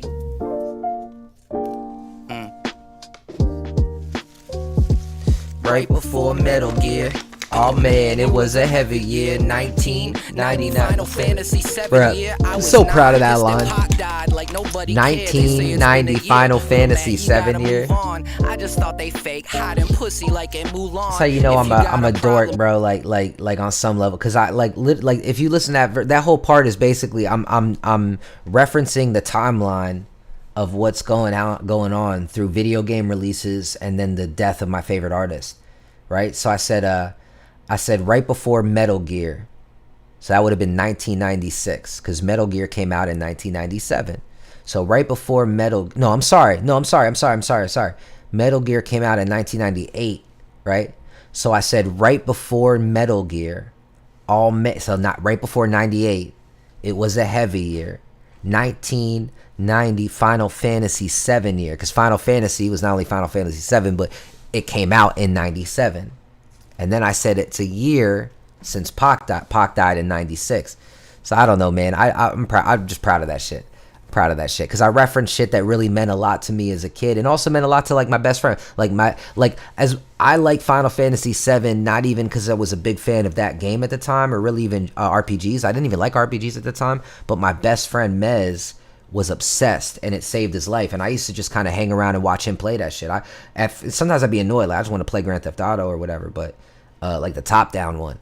But anyway, that's the point. Is it's like these weird little things that just mean something to me. But I'm not the only one. Millions of people played Metal Gear, played it, right? So it's it's a way of like, it's unique to me and to my childhood, but it's also I think it's relatable, obviously, on some level to other people. But those three things were influential in my life on some level, right? So anyway, I just thought that was cool. I'm proud of that. I don't, sometimes I like to dork out of my own shit, but I thought it was cool. Yeah. So what? 98 Metal Gear, Final Fantasy 7 97, Pac passing 96. And then I brought out Mulan, which I think Mulan was around that same time. I didn't really check that, to be honest, but I knew it's around the same time. So I was like, I was 9 and still pissed that Pac died. Like nobody cared. They say it's been a year, so that's how it's like. Okay, that's how we brought back to 96. They say it's been a year, little Matt, you gotta move on. But I just thought they're fake, hiding pussy like in Mulan. Come on, bruh. Because Mulan was hiding. All right, bruh. I'm sorry. Let me just. I was 9, pissed that Pac died. 19. I got a weird comment too. Someone was like, "Is that an anti-trans line?" I was like, "What the fuck, bro? I'm not thinking about trans people when I'm writing music. I'm thinking about me and my feelings, bro. And that's not my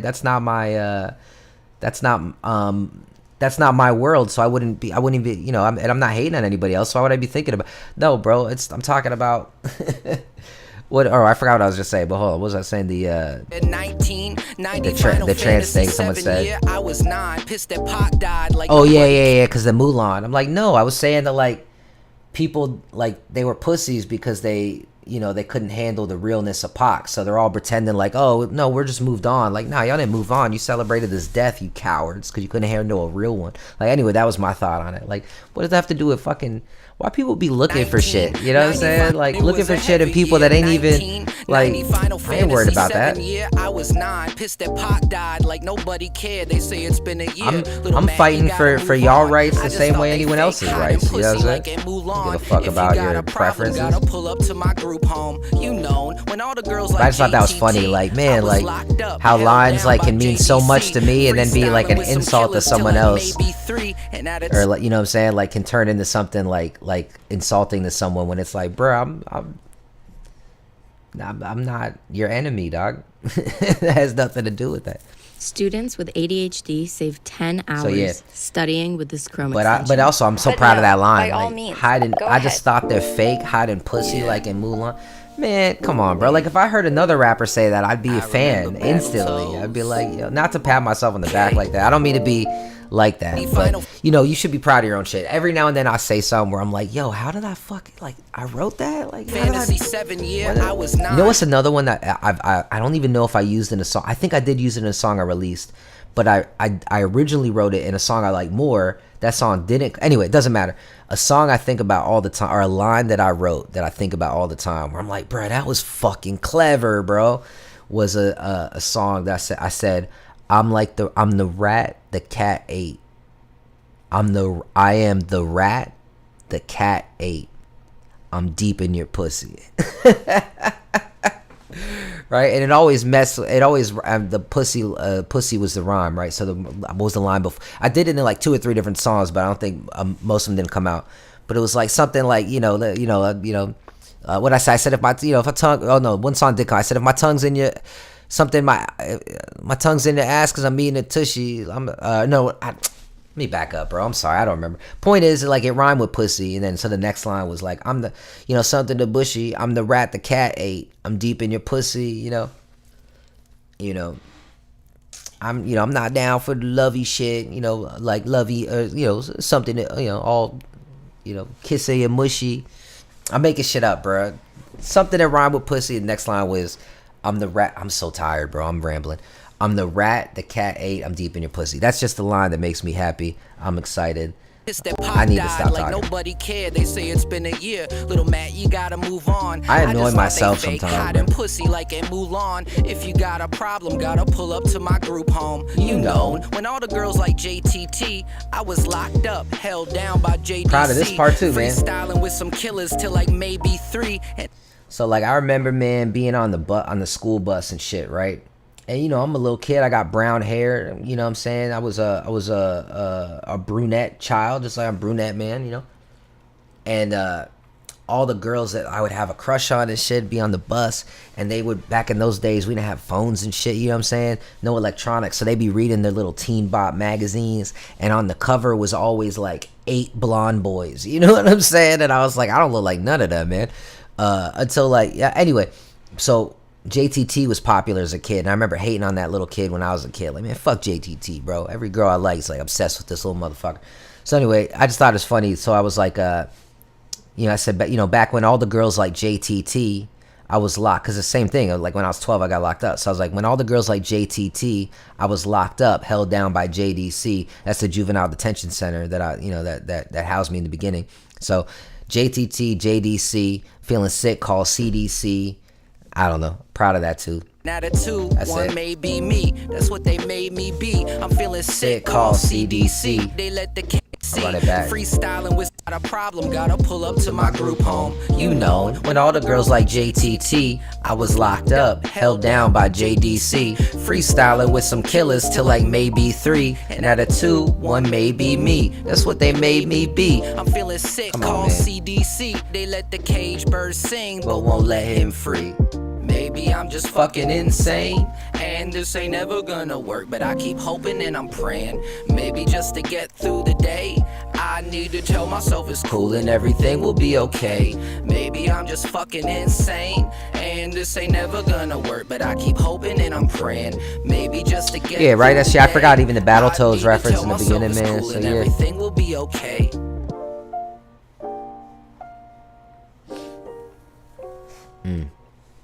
But yeah, man, I'm starting to lose it a little bit, bro.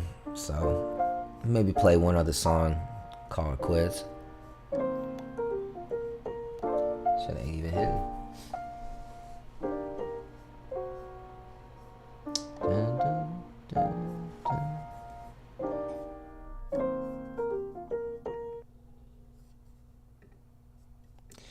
Trying to think, what's like a song of mine that like isn't that because a lot of the shit I was playing is kind of self-explanatory. I'm trying to think, what's some shit where I really like added different layers to it. Gotta think on that.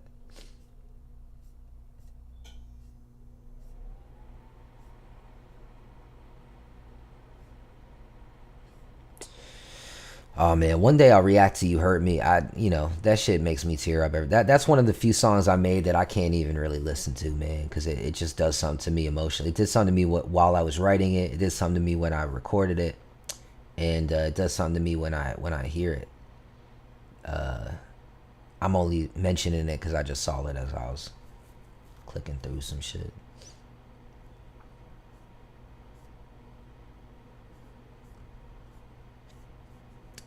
I don't know, man. Y'all let me know too, bro. Y'all got any requests, any songs that y'all wanted to like understand more? That you're like, hey, what did what's something that y'all like? Maybe we'll listen to it and it'll spark a thought on the meaning behind it and shit. Y'all let me know. In the meantime, try to fix this fucking blunt.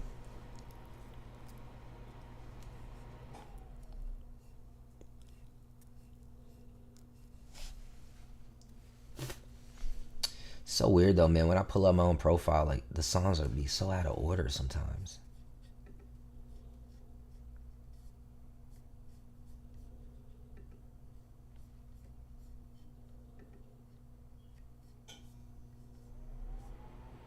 There we go.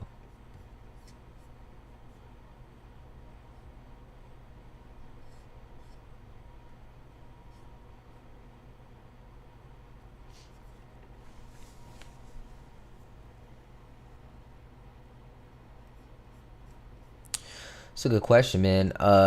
So Toast to the Bad Guy, that the whole concept behind that song was kind of like my dad was a really good dude, in a sense, and like he gave, he did everything for everybody, and he, in a sense, sadly, like he died very lonely, very poor, and people that had his back were his family, but like for the most part, he died. I feel like he didn't get the love he gave to the world. And I'm very much like him in a sense, but I learned from that. And I also grew up in a much rougher existence than he did, so I have a little more. So I think for me it was like, fuck y'all, man. Like I'm the fuck. Like it was self-respect. It was a bit of both. It's like a toast to the bad guy with bad bitches. The bad times will pass by. La da da. A toast to the good man who did his best, but it was never good enough for them. So for him, he did his best always until the day he died, and it was never good enough. For me, it's like rest in peace to that piece in me. Rest in peace to that, which obviously it's not gone. It's a big part of me. I am who I am. But like it's that fighting that good nature to survive in a hard world, and I have that beast in me too. So it's like that song to me is like this song is a toast to that wolf that's inside of us, bro. Like a toast to that. Because I don't want it to be that. I want to be a nice guy. I want to treat a woman with respect. I want to have a family. I want all the shit any real man truly wants. And then there's that other part of you who's like, man, I just want to get in some fucking, I just want to fuck a whole bunch of bad bitches. And then also, that's kind of what the girls kind of want of a dude. So it's like, all right, that's what y'all want. That's the care. That's what I am, bro. And when I am that, I get that. And so it's like, y'all respect this. You respect this more than that. You should respect this, but you respect this. All right, motherfucker. Well, guess what? If you respect this, you deserve this, but you should want this and deserve this. So it's like rest in peace to that good guy and a toast to that bad guy. Like I'm done, man. Fuck y'all. I'm gonna get mine.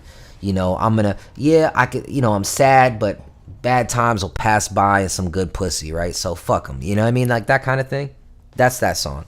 It's like the persona that scene in say hello to the bad guy, that whole restaurant scene. That's why the wine or the beer glass and all that, because that was part of the idea too, is like it's that person awakening. Like, you know what, y'all need a bad guy, and I was a good guy when I was a chef getting yelled at and doing dishes, and no one respected me, and now you're looking at me like I'm a bad guy, but you're also respecting me because the bad guy got all this money. You get what I'm trying to say, bro? That's the concept of that song, 100%.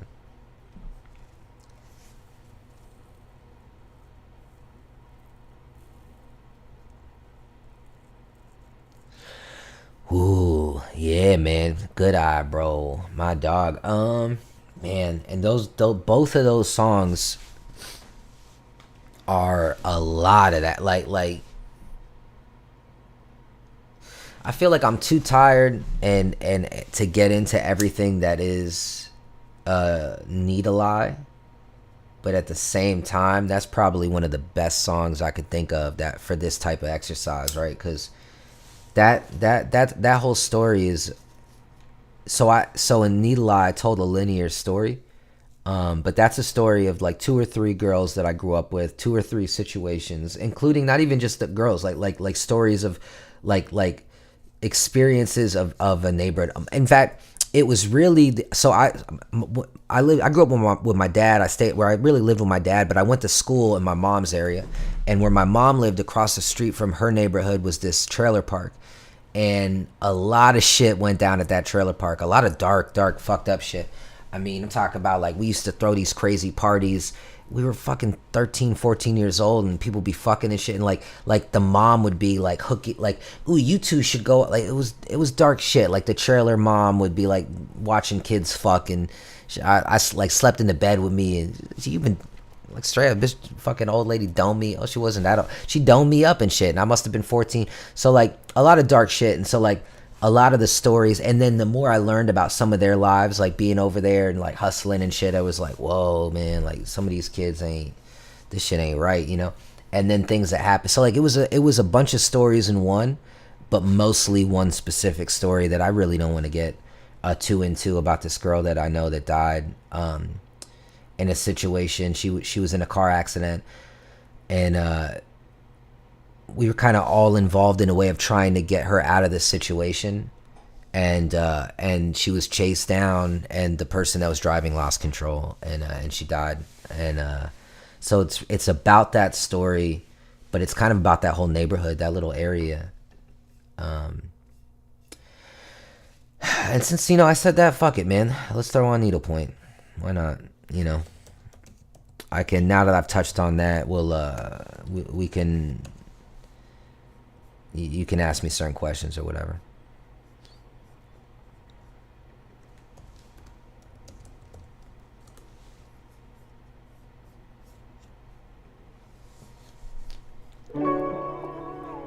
Yeah. Pick up the phone.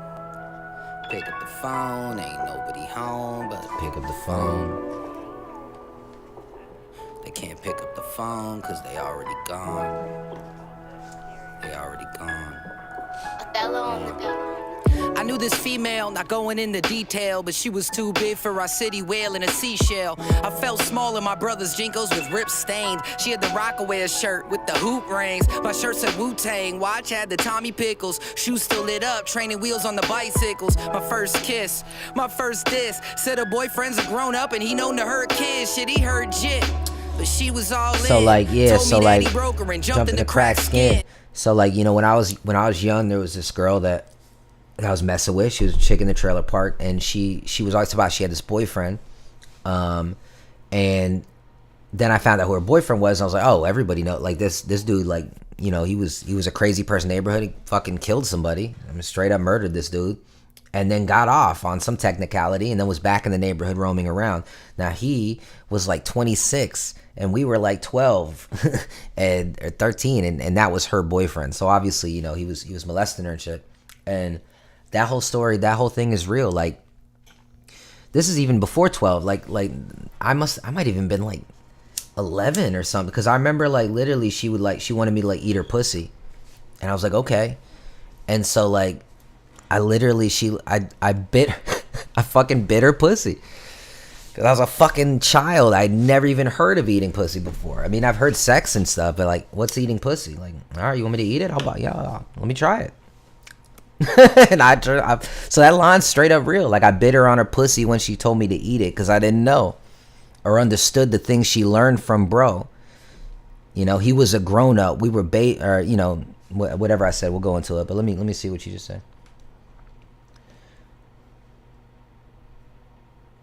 Yeah, I appreciate that, man. Yeah, those two songs are special, man. I need to get. I need to do that more. I was still young, a baby, a virgin, but she said that if I wanted, then I could be her man. But she was his girl, so it had to be a secret. Cause homie just came back home off a murder and beat it, and I knew that motherfucker, his reputation preceded.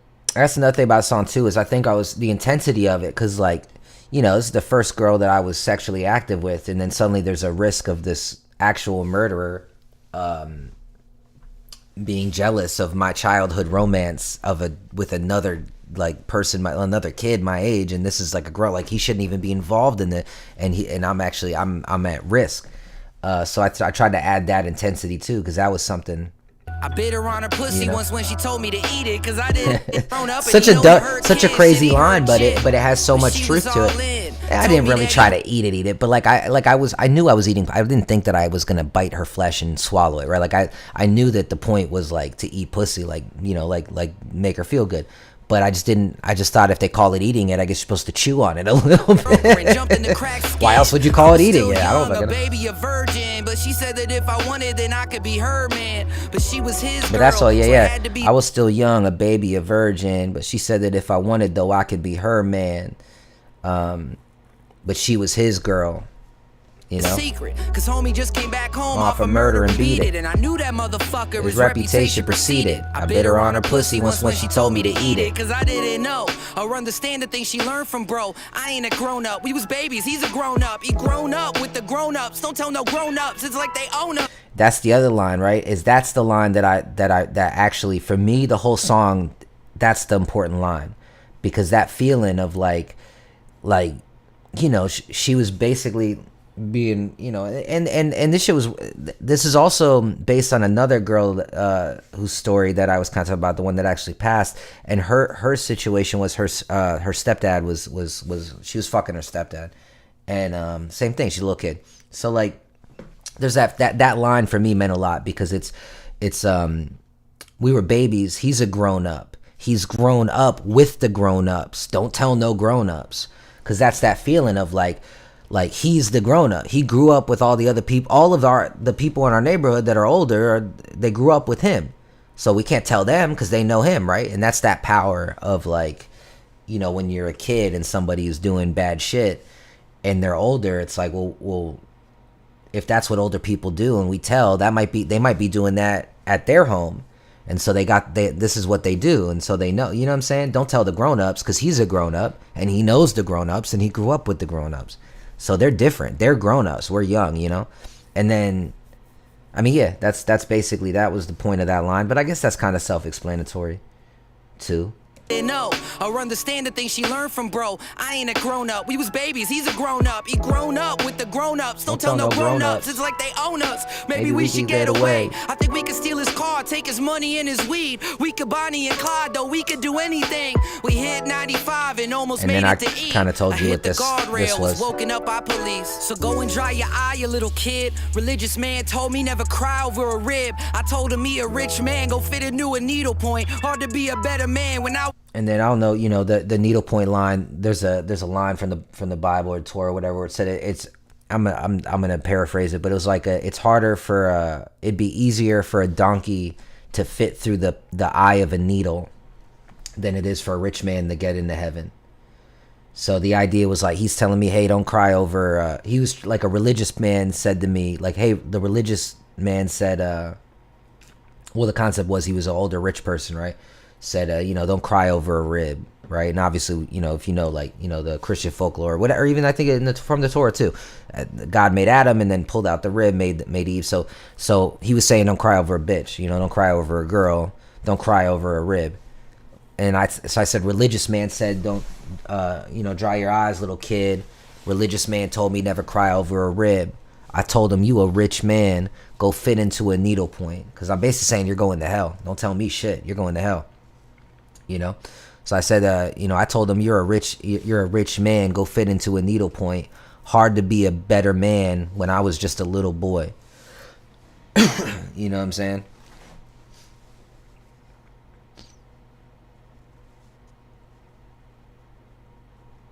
Oh man, I appreciate that, Premium. Yeah, I mean, you know, statistically they say 1 out of 3 kids, and then so if you think 1 out of 3 kids, stuff like that's happening to. If it's not happening to you, it's happened. You might still be experiencing it from a different place, or it might just not be your turn yet, right? Like you're experiencing this there, and then eventually, you know, you know, you could end up being one of them too. So yeah, man, I'm sorry you're crying, man, but I'm glad we touched something. I'll you know, I never thought about how someone didn't listen to this before. So you know what? Here's what I'm gonna do. I'm just gonna let the song play, because this is a really important. To me, this ain't even a song, bro. This to me, this is an important piece in my catalog. Like, this is one of the things that's like, yo, this is special and comes from something real. I mean, they all do on a level, but you know what I'm saying. Pick up the phone. Pick up the phone. Ain't nobody home, but pick up the phone. They can't pick up the phone because they already gone. They already gone. Othello on the beat. I knew this female, not going into detail. Yeah, but for she sure. was too Yeah. big for us. Well, you know what's fucked up, man? I actually talked to a friend about this. Like, a lot of people that had sexual experiences when they were younger, because like for like Florida was kind of like that. I'm sure it's like that a lot of different places, but like, you know, kids were fucking 13, 14, 15. Like, I think I got my dick sucked, you know, like fairly early. Yeah, like by like 14, I did pretty much everything, right? With a chick, and like, you know, it was kind of normal, I think. But if you really think about it, most people that get their first experience like that, I think for the most part, if you're a kid fucking with another kid, and especially a boy fucking with a girl, and the girl's the one leading the situation, 9 times out of 10, our first experience is coming from somebody that was actually abused. Because, you know, 10-year-old, 13-year-old, 14-year-old girls are not really, they're not supposed to be like, you know, getting that sex. I mean, I'm sure everyone's curious stuff, but you get what I'm trying to say. Like, a lot of those experiences that we had that at the time was like, yeah, I finally got some. You know, if you look back, it's kind of darker than that, man. And unless you started 16, 17, 18, you know, and you started like pre the days, like most of that is because somebody taught it to her. And if your ball, and most kids our age, that balls didn't drop yet, so obviously we're not teaching it because we don't even know it yet. You know what I'm saying? So like, yeah, that's what this song is about, bro. It's like that the darkness. I mean, this song is all about the dark. It's pretty on its head, but like, it's that, like, you know, like your first sexual experience. If you really dive into it, it might have a little darkness to it, man.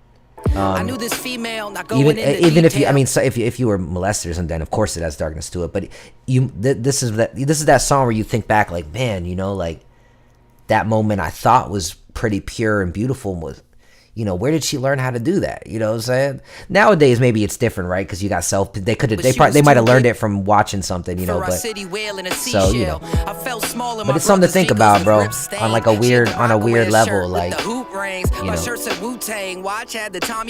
Anyway, let me stop talking. Let me go back for anyone that didn't hear it, and then we'll go through the lyrics after and shit.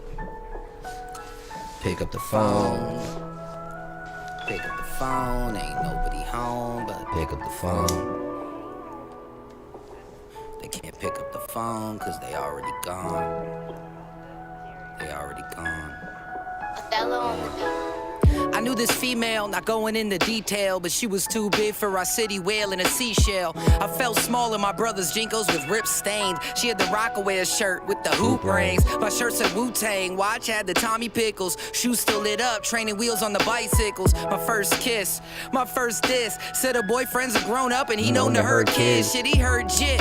But she was all in. Told me that he broke her and jumped in the cracked skin. I was still young, a baby, a virgin. But she said that if I wanted, then I could be her man. But she was his girl, so it had to be a secret. Cause homie just came back home off a murder and beat it. And I knew that motherfucker, his reputation preceded. I bit her on her pussy once when she told me to eat it. Cause I didn't know or understand the things she learned from bro. I ain't a grown up, we was babies, he's a grown up. He grown up with the grown ups. Don't tell no grown ups, it's like they own us. Maybe we should get away. I think we could steal his car, take his money and his weed. We could Bonnie and Clyde, though we could do anything. We hit 95 and almost made it to E. I hit the guardrail, was woken up by police. So go and dry your eye, you little kid. Religious man told me never cry over a rib. I told him he a rich man, go fit a new needlepoint. Hard to be a better man when I was just a little boy.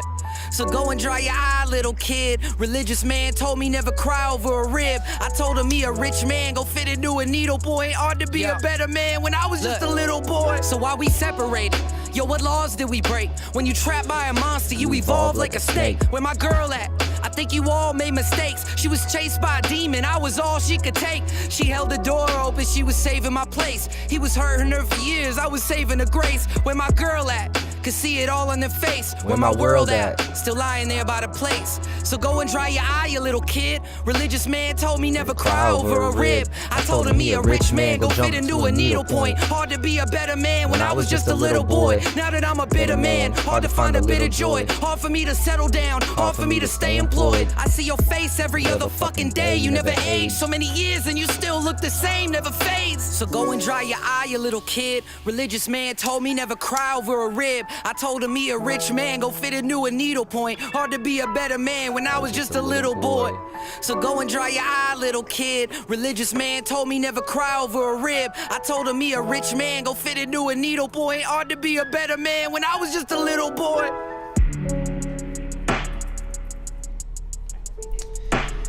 Yeah, man.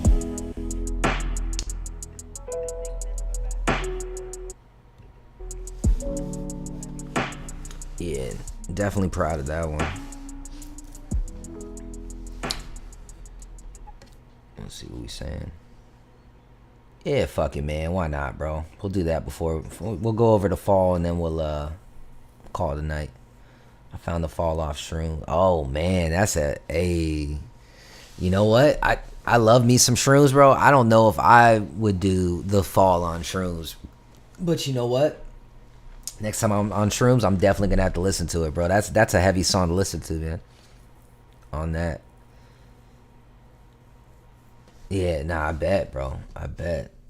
It's a heavy song on its own.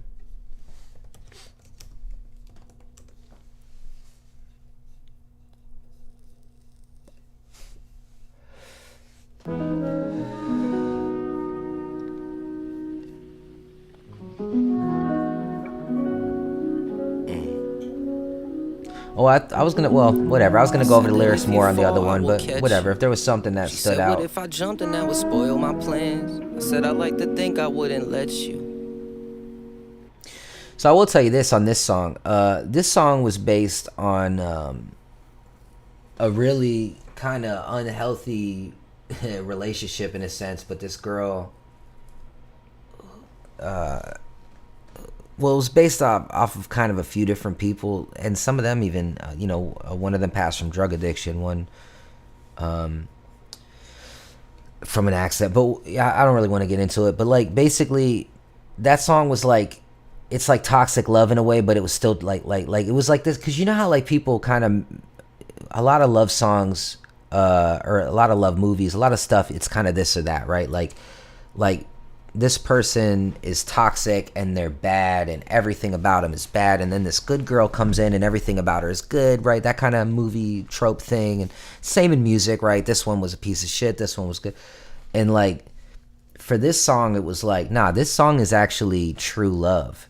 It's just, is it healthy true love, right? Like for me, maybe it was more healthy, because so like, it's like she said that if, I said that if you fall, I would catch you. She said, what if I jump, then, or I said, what if I jump, then that would spoil, no, she said, what if I jump, then that would spoil my plan. Oh shit, I'm sorry, I'm fucking it. Let's listen to it real quick so I can get the order of what I'm saying, so I can explain it properly. It's been a long time, but like that if you fall, I will catch you. Like the point is like I don't want you to jump. I don't want you to jump because I love you so much, right?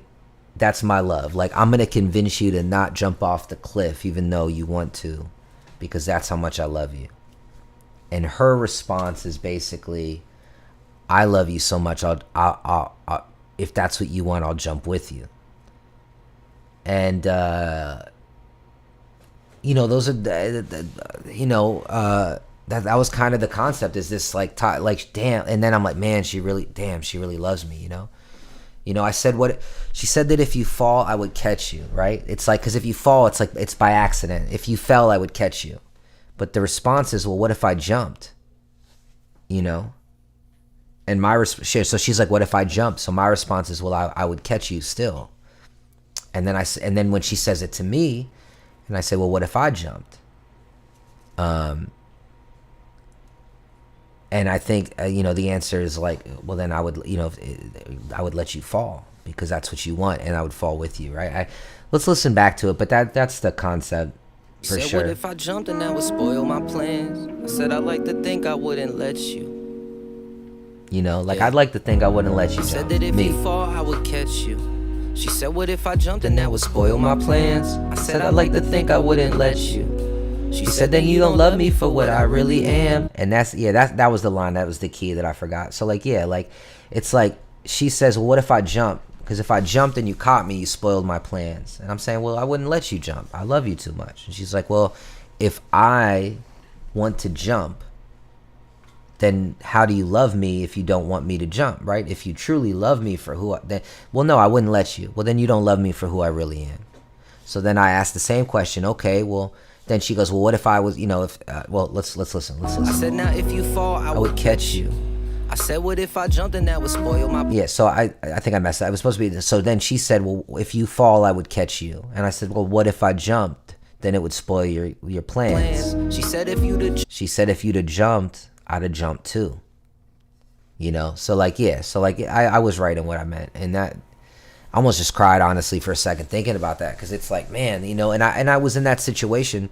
And the problem is that I was only stable enough to say no to her enough times to where, God damn it, let's hold hands and jump. You know what I mean? Metaphorically and for real. But that was the concept, 100% of this song. Thank you, man. Appreciate it. Well, let me see, boss. What do I believe about suicide? I said what I believe about that earlier, straight up, man. I get, oh shit. I think it's dumb that it's romanticized, and it shouldn't be. I romanticize it too because I think about it, and it's a struggle I deal with, and I know others deal with it, and I don't think we should shy away from it. But my true thought is one simple line, and I actually heard it in a movie a long time ago. I didn't even make this up. And the line is that suicide is a permanent solution to a temporary problem, and that's overkill, for lack of a better word, right? Like, what the fuck? You have this thing that's hurting you right now. Look back when how many things were like, this is the end of the world when you were in middle school, when you were in elementary school, the toy you wanted and you didn't get it, and it just I wanted that so bad. Do you still think about that toy? No. The girl that first broke your heart, does that still matter? Not really. So it only matters right now. And when shit piles up, and when it used to be just heart, when shit piles up, like I remember, like after my dad passed, then I broke up with this chick. Now it wasn't just I broke up; it's like I broke up with this girl, and I don't have the person I would normally call, and then you're broke, and now I'm broke, and so it piles up, and then you think I'm just gonna blow my head up. Nah, bullshit. It gets better, or you learn to deal with it. It's like don't commit eternity to something that you wouldn't even care about possibly in an hour. Have you ever been overwhelmed about something where you're like almost made a horrible decision, and just 20 minutes, maybe I'm just bipolar, but just 20 minutes later, it's like, oh man, that really didn't even matter. It's sometimes it takes more than 20 minutes, but you get what I'm saying, bro? That honestly, that's my belief. If anybody wants to know, don't do it. It's stupid. I have friends that have done it. The ripple effect is beyond the scope of what you can comprehend if you haven't had someone that did it. When I was in middle school, we went to my homie's house. With him, we were skipping school. My boy Kool-Aid, luckily, hyperactive motherfucker, he ran inside first. And it was me and my friend whose house it was, were in the house. His mom and dad got divorced. His dad, selfish motherfucker, knowing his son would be the first one. I mean, I'm assuming he knew that. Well, maybe not. Maybe the mom would have came home if we weren't skipping school. But basically, he was hanging in the living room, and that changed his whole family dynamic. I mean, his sister, like their whole life was different. Their whole personality was different. My homie's wife committed suicide. Like the ripple effect. I've had friends that it's not worth it, dog. It's not worth it, man. Like, you really, we forget, like, if you ever really sit down, like, how many people love me? If you really sit down and think, like, you'll go through lists, you're like, damn, man, I actually got people that I don't even talk to that much. There's a lot of people that got mad love for me, right? Like, man, how selfish, right? How selfish. At the same time, it's like, on some level, I feel like, maybe I'm cowardly on some level, because there's been times where I really want to do it and I was like, nah, I can't do that. But I don't think it's coward. I think it's honestly more cowardly to do it, because, yeah, man, I mean, you're giving up, bro. You're giving up, and you're gonna die anyway, right? That's the truth. No matter, none of us are staying alive forever. So that eternity, that whatever that is, whether it's heaven or whether it's complete blackness, whether it's somewhere in the middle, who knows? Man, whether you come back as a butterfly, I don't fucking know. But whatever that is, that eternity is, we have eternity, and it's gonna come to us. So what? It's struggling. Enjoy your life. That's your life, bro. Your life's struggling. It hurts. It hurts. I hurt too, bro. I've cried myself to sleep so many fucking times, dude. Like, enjoy that, bro. Because when you're dead, you won't be able to be sad or happy. And it says that in the Torah and in the Bible. Like, when you die, it's you're on this other existence. They say, oh, you'll be happy forever. Okay, well, if you're happy forever, guess what? You're not happy. You're just the thing. So, what up, Hammer? Chilling, man. But you know what I'm saying? Like, if you're this world of like pure bliss for eternity, if there's no dark, there's no light. If it's light all the time, you wouldn't call it light, because there'd be no dark to differentiate it. If you've never been sad, you wouldn't be extra happy next time you're happy. If you've always been given everything, you'll feel no joy in having things. If you haven't had a lot and then you get something finally, it feels really fucking good. It's a balance, dog. So, I'm a video game nerd, but every now and then, bro, when shit's really hard, like right now, bro, money's so tough. I don't know how I'm gonna do it, and I can't think of it like money. I can't think of going to work. I hate it. I could be in the studio. I could be here. What? We've been doing this for we've been doing this for a whole work shift, homie, right? I could do this all day. I could do this type of shit all day. But the think of the job makes me want to blow my head off. What do? I say, okay, you know what? Life's a game. Right now, in order to make, I gotta get back on my feet. Gotta make some coins. I gotta get them coins. I gotta get them points so I can get to mission. I'm on level 1 now. Again, I got knocked back to level 1. I gotta get to level 2. How do you get to level 2? Well, level 1's born. You play Shenmue. You gotta do that mission where you're riding the fucking, the forklift, dog. You gotta do the forklift to get to the fight. And so you just trick your brain like that, man. Like, that's my idea on suicide. You trick your brain long enough to get through that. The pain or the insufferable moment where that seems like the right thing, and then you get to fucking work, bro. You get to motherfucking work, dog.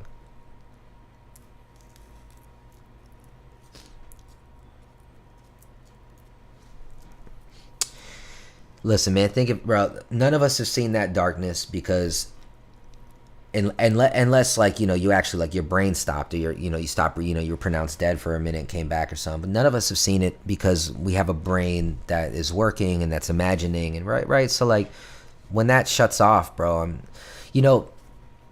death is easy to think about when you think about before you were born. I've heard that somewhere. That ain't me. I'm original, and I always try to say me. But if I ever say something that definitely came from somewhere else, I'll definitely say that. And I don't even remember where I heard it, but it's a really great way of looking at it. If you ever try to like comprehend death, comprehend life before you were born. What were you doing before you were born? I don't you were the wind. I don't fucking know, dog. But that's the type of shit great philosophers, really people much smarter than us, spent their lives thinking about, and there's no answer to it, bro. So but my point is to go back to what you were saying. If someone is ever thinking about doing something dumb like hurting themselves or killing themselves, just remember you're shortcutting this extremely short ride that you're on anyway, to do something that you're gonna be doing anyway. That darkness, that eternity, whatever it is that comes next, is going to happen. You don't have a choice. One day you are going to die. Why not ride this motherfucker till the wheels fall off? There's no point to get out early, and we don't know what's going to happen. And even if life is even if you have a really hard life and it's not going to get much better, there's going to be some good food. There's gonna be a laugh from the TV. I'm gonna drop, if y'all like the music, I'm gonna keep dropping music. If that makes you feel something, ain't that worth it? For the next song, for the next food, for that next, get some pussy at some point. I don't know your situation, whatever it is you're into. You know, the ugliest duckling falls into some pussy. It's some like no matter what your situation, we all get something sweet out of life, bro. You just gotta keep pushing and you know, whatever it is you want, think about it, focus on it, and at least once a day try to take some step towards getting it. You know what I'm saying? And it's gonna get better, bro. And even when it's not good, that's part of the game, bro. Darkness without light, without darkness, there's no light. I will say that a million times, bro, but that's the truth, you know. And a religious friend of mine once told me that you know, our people's job is to bring light to the world. And I said, okay, well, you know what? Now I kind of understand loving everybody, because if my mission in life is to bring light to the world, then does that mean I'm supposed to hate the darkness? Of course not. Without the darkness, what's the point of my own fucking existence? In fact, part of me bringing light is diving into the darkness, thinking about the thoughts of killing myself, and then putting it on the paper instead of fucking blowing my head off. When I was like 17, my first poem was a suicide poem. People kept telling me I can't perform it, and I performed it all over, and I won fucking awards. I made a name for myself. And I remember the first line. I was like, I'm standing between the drops of rain, trying to hold this pain of this moment so I can hold it. Some shit. And I was like, you know, I don't even remember where it went from there, but it was just fucking us. It was like, people were like, what the fuck is wrong with this kid? You know, I was listing ways, and I was like, I could grab the rope and take the pill and and do the fill and it was just a fucking 3-minute slam poem about wanting to die. And like, I wrote it because I wanted to do it. And then in the end, I found, you know how much fun I had performing that poem? You know how many times I got my dick sucked because I was a poet performing in all these different colleges and school. When I wrote that, I wanted to fucking die, man, but I didn't. And instead I wrote that, right?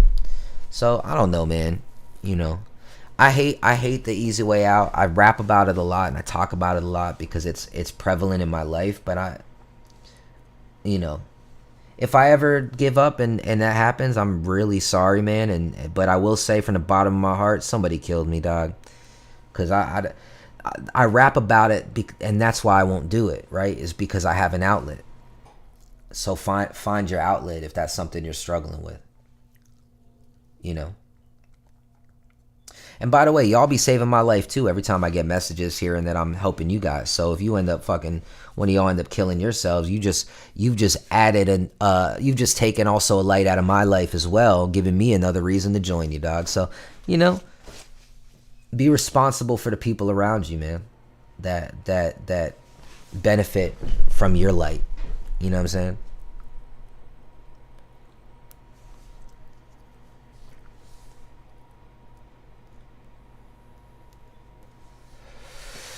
Yeah, just keep pushing, man. You know, try to find the light in the dark, bro.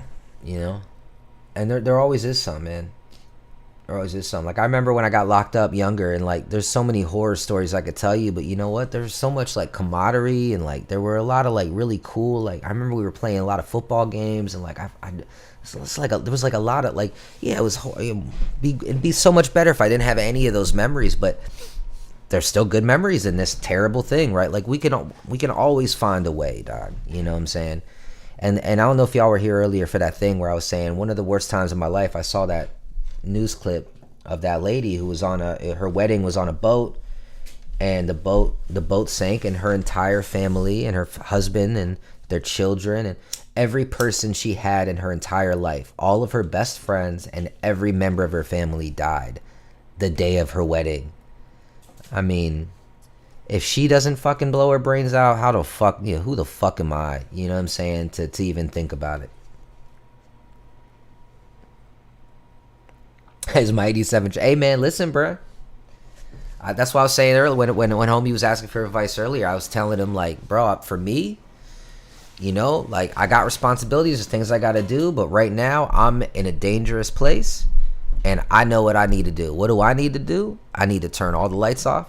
I need to roll a big fat blunt. I'm gonna I'm gonna like download Sky, because I don't have Skyrim anymore, but I'll get Skyrim, or some game that really you kind of just dive into that world.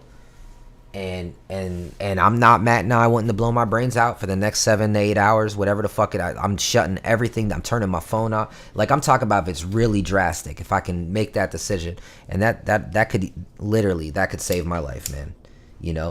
Fucking being a warlock, climbing up a mountain, killing everybody in the village, stealing shit from the house, reselling it at the fucking store, whatever, man. And then a couple hours later, life comes back, turn the thing off, and it's like, all right, let's get to work, man.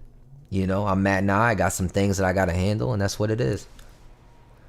If that's your Trans Am, bro, jump in that motherfucker, and, don't drive off a cliff, but, put on your favorite song, bro, you know what I'm saying? Put on something that makes you feel good, bro, and just drive, dog. That's something that I used to do a lot, too. It's hard now because, if you don't, gas is so expensive in LA. But once you get out of LA, it gets cheap again. But like driving, bro, I can't tell you how many times that I'm like, yo, all right, like I really organized. Let me get like 50 beats that I really like, get them all organized, ready to go, so I don't have to keep flipping through my phone, risking my life. Get in my car, and I'm like, I'm just gonna drive out to I'm just gonna drive until I don't, until I'm like, I only got enough money to get back, and park somewhere under the stars, bro. And I'm like, I ain't leaving until I write some songs. You know what I'm saying? And you end up being like, I was sad in my room, and next thing I know, I'm having a good fucking time listening to music. At some point, I'm not even writing. I'm putting on podcasts. Or, you know what I mean? You find, dog, there's joy in this life, bro. Even at its worst. There really is, man. You just got to find it, dog. And that's your responsibility for being a human being.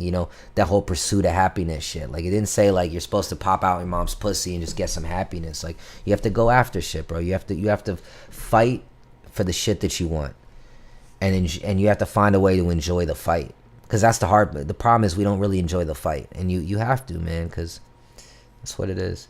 And then if you don't enjoy the fight, and then you eventually win the fight, and you finally make it to the top, how many more years do you have left to enjoy? And you look back fondly for the rest of your life on the fight, and you're like, man, I love all these memories, but I didn't even appreciate it, man. So anyway,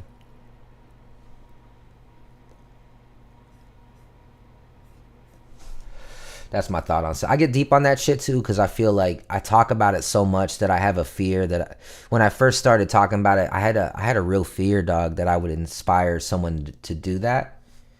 And I'm really lucky in the fact that y'all have been vocal enough to let me know that it's had the opposite effect. So that, to me, that's just a touchy subject. Like, I don't want anybody to do that, man. You know what I'm saying? It's better. It gets better.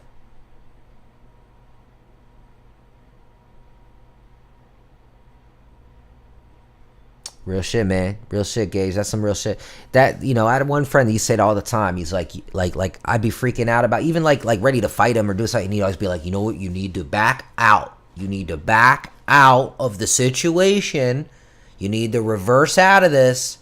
And it'd be like something about that, dog. Like, I remember that dude was so funny. He's a good dude. Every time he said that, I'd be like, you're right. This ain't that deep. You're right. It ain't that deep. I try to still remember that shit. I just reverse back. So let's reverse backwards, zoom out, see this thing, pretend you're not you, and you're watching it from a movie, right? All right, you know what? Watching this from a movie, I'm being kind of ridiculous right now. I'm kind of being a baby over here. That lady lost her whole family. Whatever it is you need to think about and hold on to. Anyway, let's go back. We're on the fall. That's the gist of this song, right? Is that I love you so much, I want you to not hurt yourself. Her version is, you love me, but who I am hurts myself. And therefore, if you love me, you'll let me.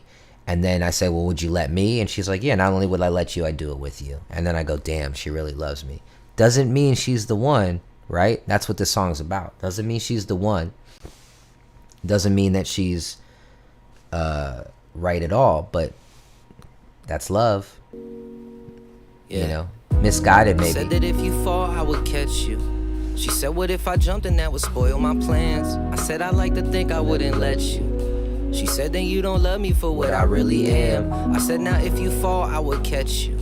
I said, what if I jumped and that would spoil my plans? She said, if you'd have jumped, I'd have jumped too. Damn.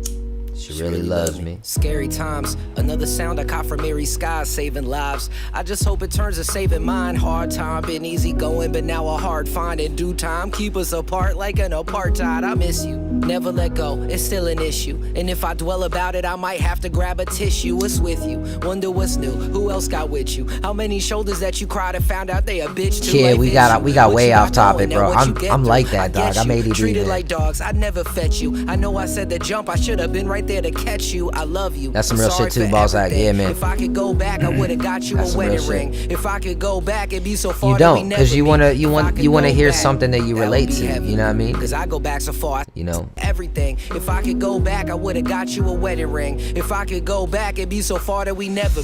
Premium, did you hear this one before, man? I know, because I know you didn't hear the last one, bro. So you might have missed this era of it. I'm gonna run it back just in case anyone hasn't, and then we'll dive more into the lyrics. I said that if you fall, I will catch you. She said, what if I jumped and that would spoil my plans? I said, I like to think I wouldn't let you. Yeah. I said that if you fall, I would catch you. She said, what if I jumped and that would spoil my plans? I said, I like to think I wouldn't let you. She said, then you don't love me for what I really am. I said, now if you fall, I would catch you. I said, what if I jumped and that would spoil my plans? She said, if you'd have jumped, I'd have jumped too. Damn.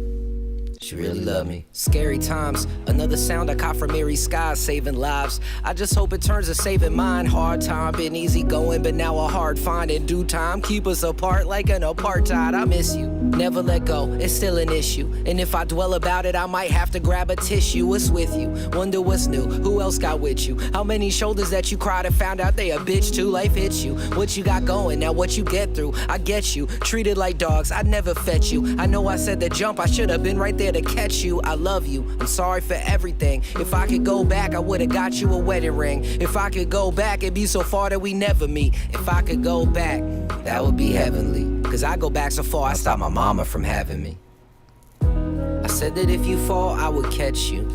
She said, what if I jumped and that would spoil my plans? I said, I like to think I wouldn't let you. She said that yeah, you I feel don't you, love me man. for what Yeah, I it ain't really about am. She said that if you fall, I would catch you. It's not about wanting other people to suffer. Yeah, it's about, you know, we just, no one wants to be alone, bro. And then how much more tragic if you were the only one with a sad life, right? So no, yeah, there's a connection there, man. I feel that. That's why I do it, bro. I smoke dope. Way too tired to stay woke. I wanted the cause dead in my dream. The college thing, we'll talk about that after the song, man. I got thoughts on that, but I'll tell you what I think. Swing a foot above ground, neck held by rope. My brother gets mad when I spit rhymes like that. I'm asleep. It's funny too, because I'm realizing how much this song talks about all of the shit that we've been talking about, even before the song and after. So it's cool how things kind of come together. Hold my feet, swing a foot above ground, neck held by rope. My brother gets mad when I spit rhymes like that would spoil my plans. She said if you'd have jumped, I'd have jumped too. Damn. She really, and now I'm dolo, solo, fake smile in a photo. I'm close to Pato. Don't let them mold me like I'm Play-Doh. I'm more like Play-Doh. No good deed'll give me a halo. I smoke dope. Way too tired to stay woke. I'm asleep. Cause dead in my dreams, I feel hope. My feet swing a foot above ground, neck held by rope. My brother gets mad when I spit rhymes like that. Cause his wife died, took her own life like that. But if it wasn't how I feel, I wouldn't write about that. Alienate my friends when I write on facts. They like, how you feel alone when we here, fam? I say y'all there, but you never really here, man. Like when my dad died, y'all came to the funeral. It was beautiful, but then I flew back to Cali, solo, home alone as usual. Nobody called my phone, like I just died. Couldn't move, I just cried till tears all dried. But I sobbed, the spit on my mouth, dressed like a slob. I smoke like Bob, no money, like what the fuck is a job? I rob, cause I don't got no love for y'all. I get high to try to stay above you all. Fuck you all. I said that if you fall, I would catch you. She said, what if I jumped and that would spoil my plans? I said, I'd like to think I wouldn't let you. She said that you don't love me for what I really am. She said that if you fall, I would catch you. I said, what if I jumped and that would spoil my plans? She said, if you'd have jumped, I'd have jumped too. Damn. She really loved me.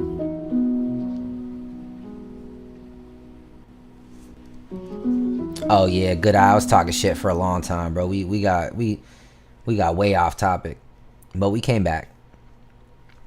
So yeah, balls that man. It's funny too. We're having serious conversations, but I'm calling you by your name on there. Yeah. So anyway, Balzac, listen. But yeah, man. Yeah, listen, man. I don't know what your plans are, or what you're studying, or any of that shit. I can't really give you advice on that, but I can in a way. Like, so I would say this, right? My dad used to give me advice for whatever you want to do in life. You just show the fuck up. You show the fuck up wherever you're supposed to be, and you have the intention of what you want.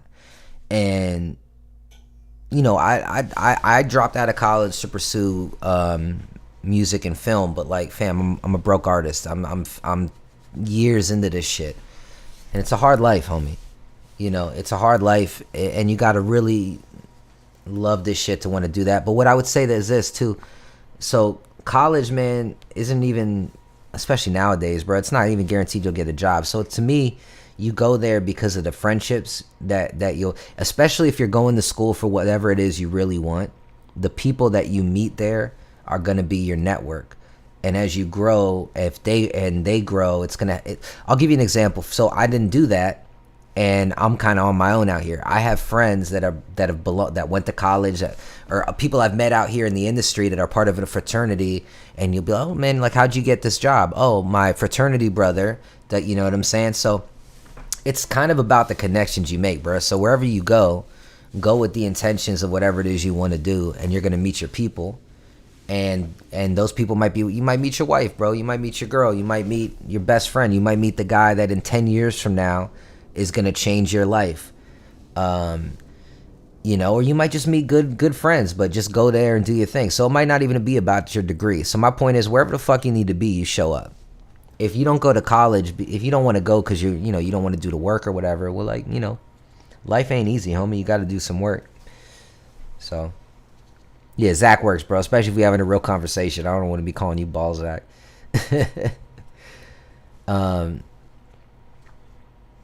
Yeah, man. I mean, so look, bro. You do that. Do that shit. But if you have an opportunity to be in college right now, bro, be in college, dog. You might learn about business or something that you can then translate into your music career. There's a lot of shit I don't know that if I went to school for it, I'd be able to be in a better position knowing more shit, right? So if that's truly what you want to do, know this, man. Like the days of getting signed and shit, like, that's so rare, bro. They're gonna want you to build your, like, the point, like learn some shit in school that's gonna help you be an MC then, if that's really what you want. But yeah, like, don't just go, just show up. I'll give you the same advice my pop did, bro. Just show the fuck up, and wherever the fuck you need to be, man, you'll find your way there, bro. Unless you're constantly just thinking bad and negative and constantly always looking at the worst, then you're gonna wind up there too. You know what I mean? I've seen both sides of that, dog. Like, in my life, I've been really positive, and I've done some really cool fucking shit, some real braggable shit, like, hey man, I did that. And then I've had times where I didn't shower for 2 weeks and alienated good friends because you got aggressive and angry and ruined relationship. You know what I'm saying? Like, we've all had our dark moments and our good moments, our bad moments. So like, and looking back, I could trace all of those times to how I was thinking and how hard I was working towards what I wanted to do, right? When I kind of lost track and wasn't really hustling towards it, or things weren't going my way, and I let that build, I destroyed everything around me. There's this one girl, bro. I wouldn't say she's an ex-girlfriend. She's a girl I used to fuck around with for a while, on and off. And she had really some real feelings for me, and I just didn't. She's beautiful and cool for some reason.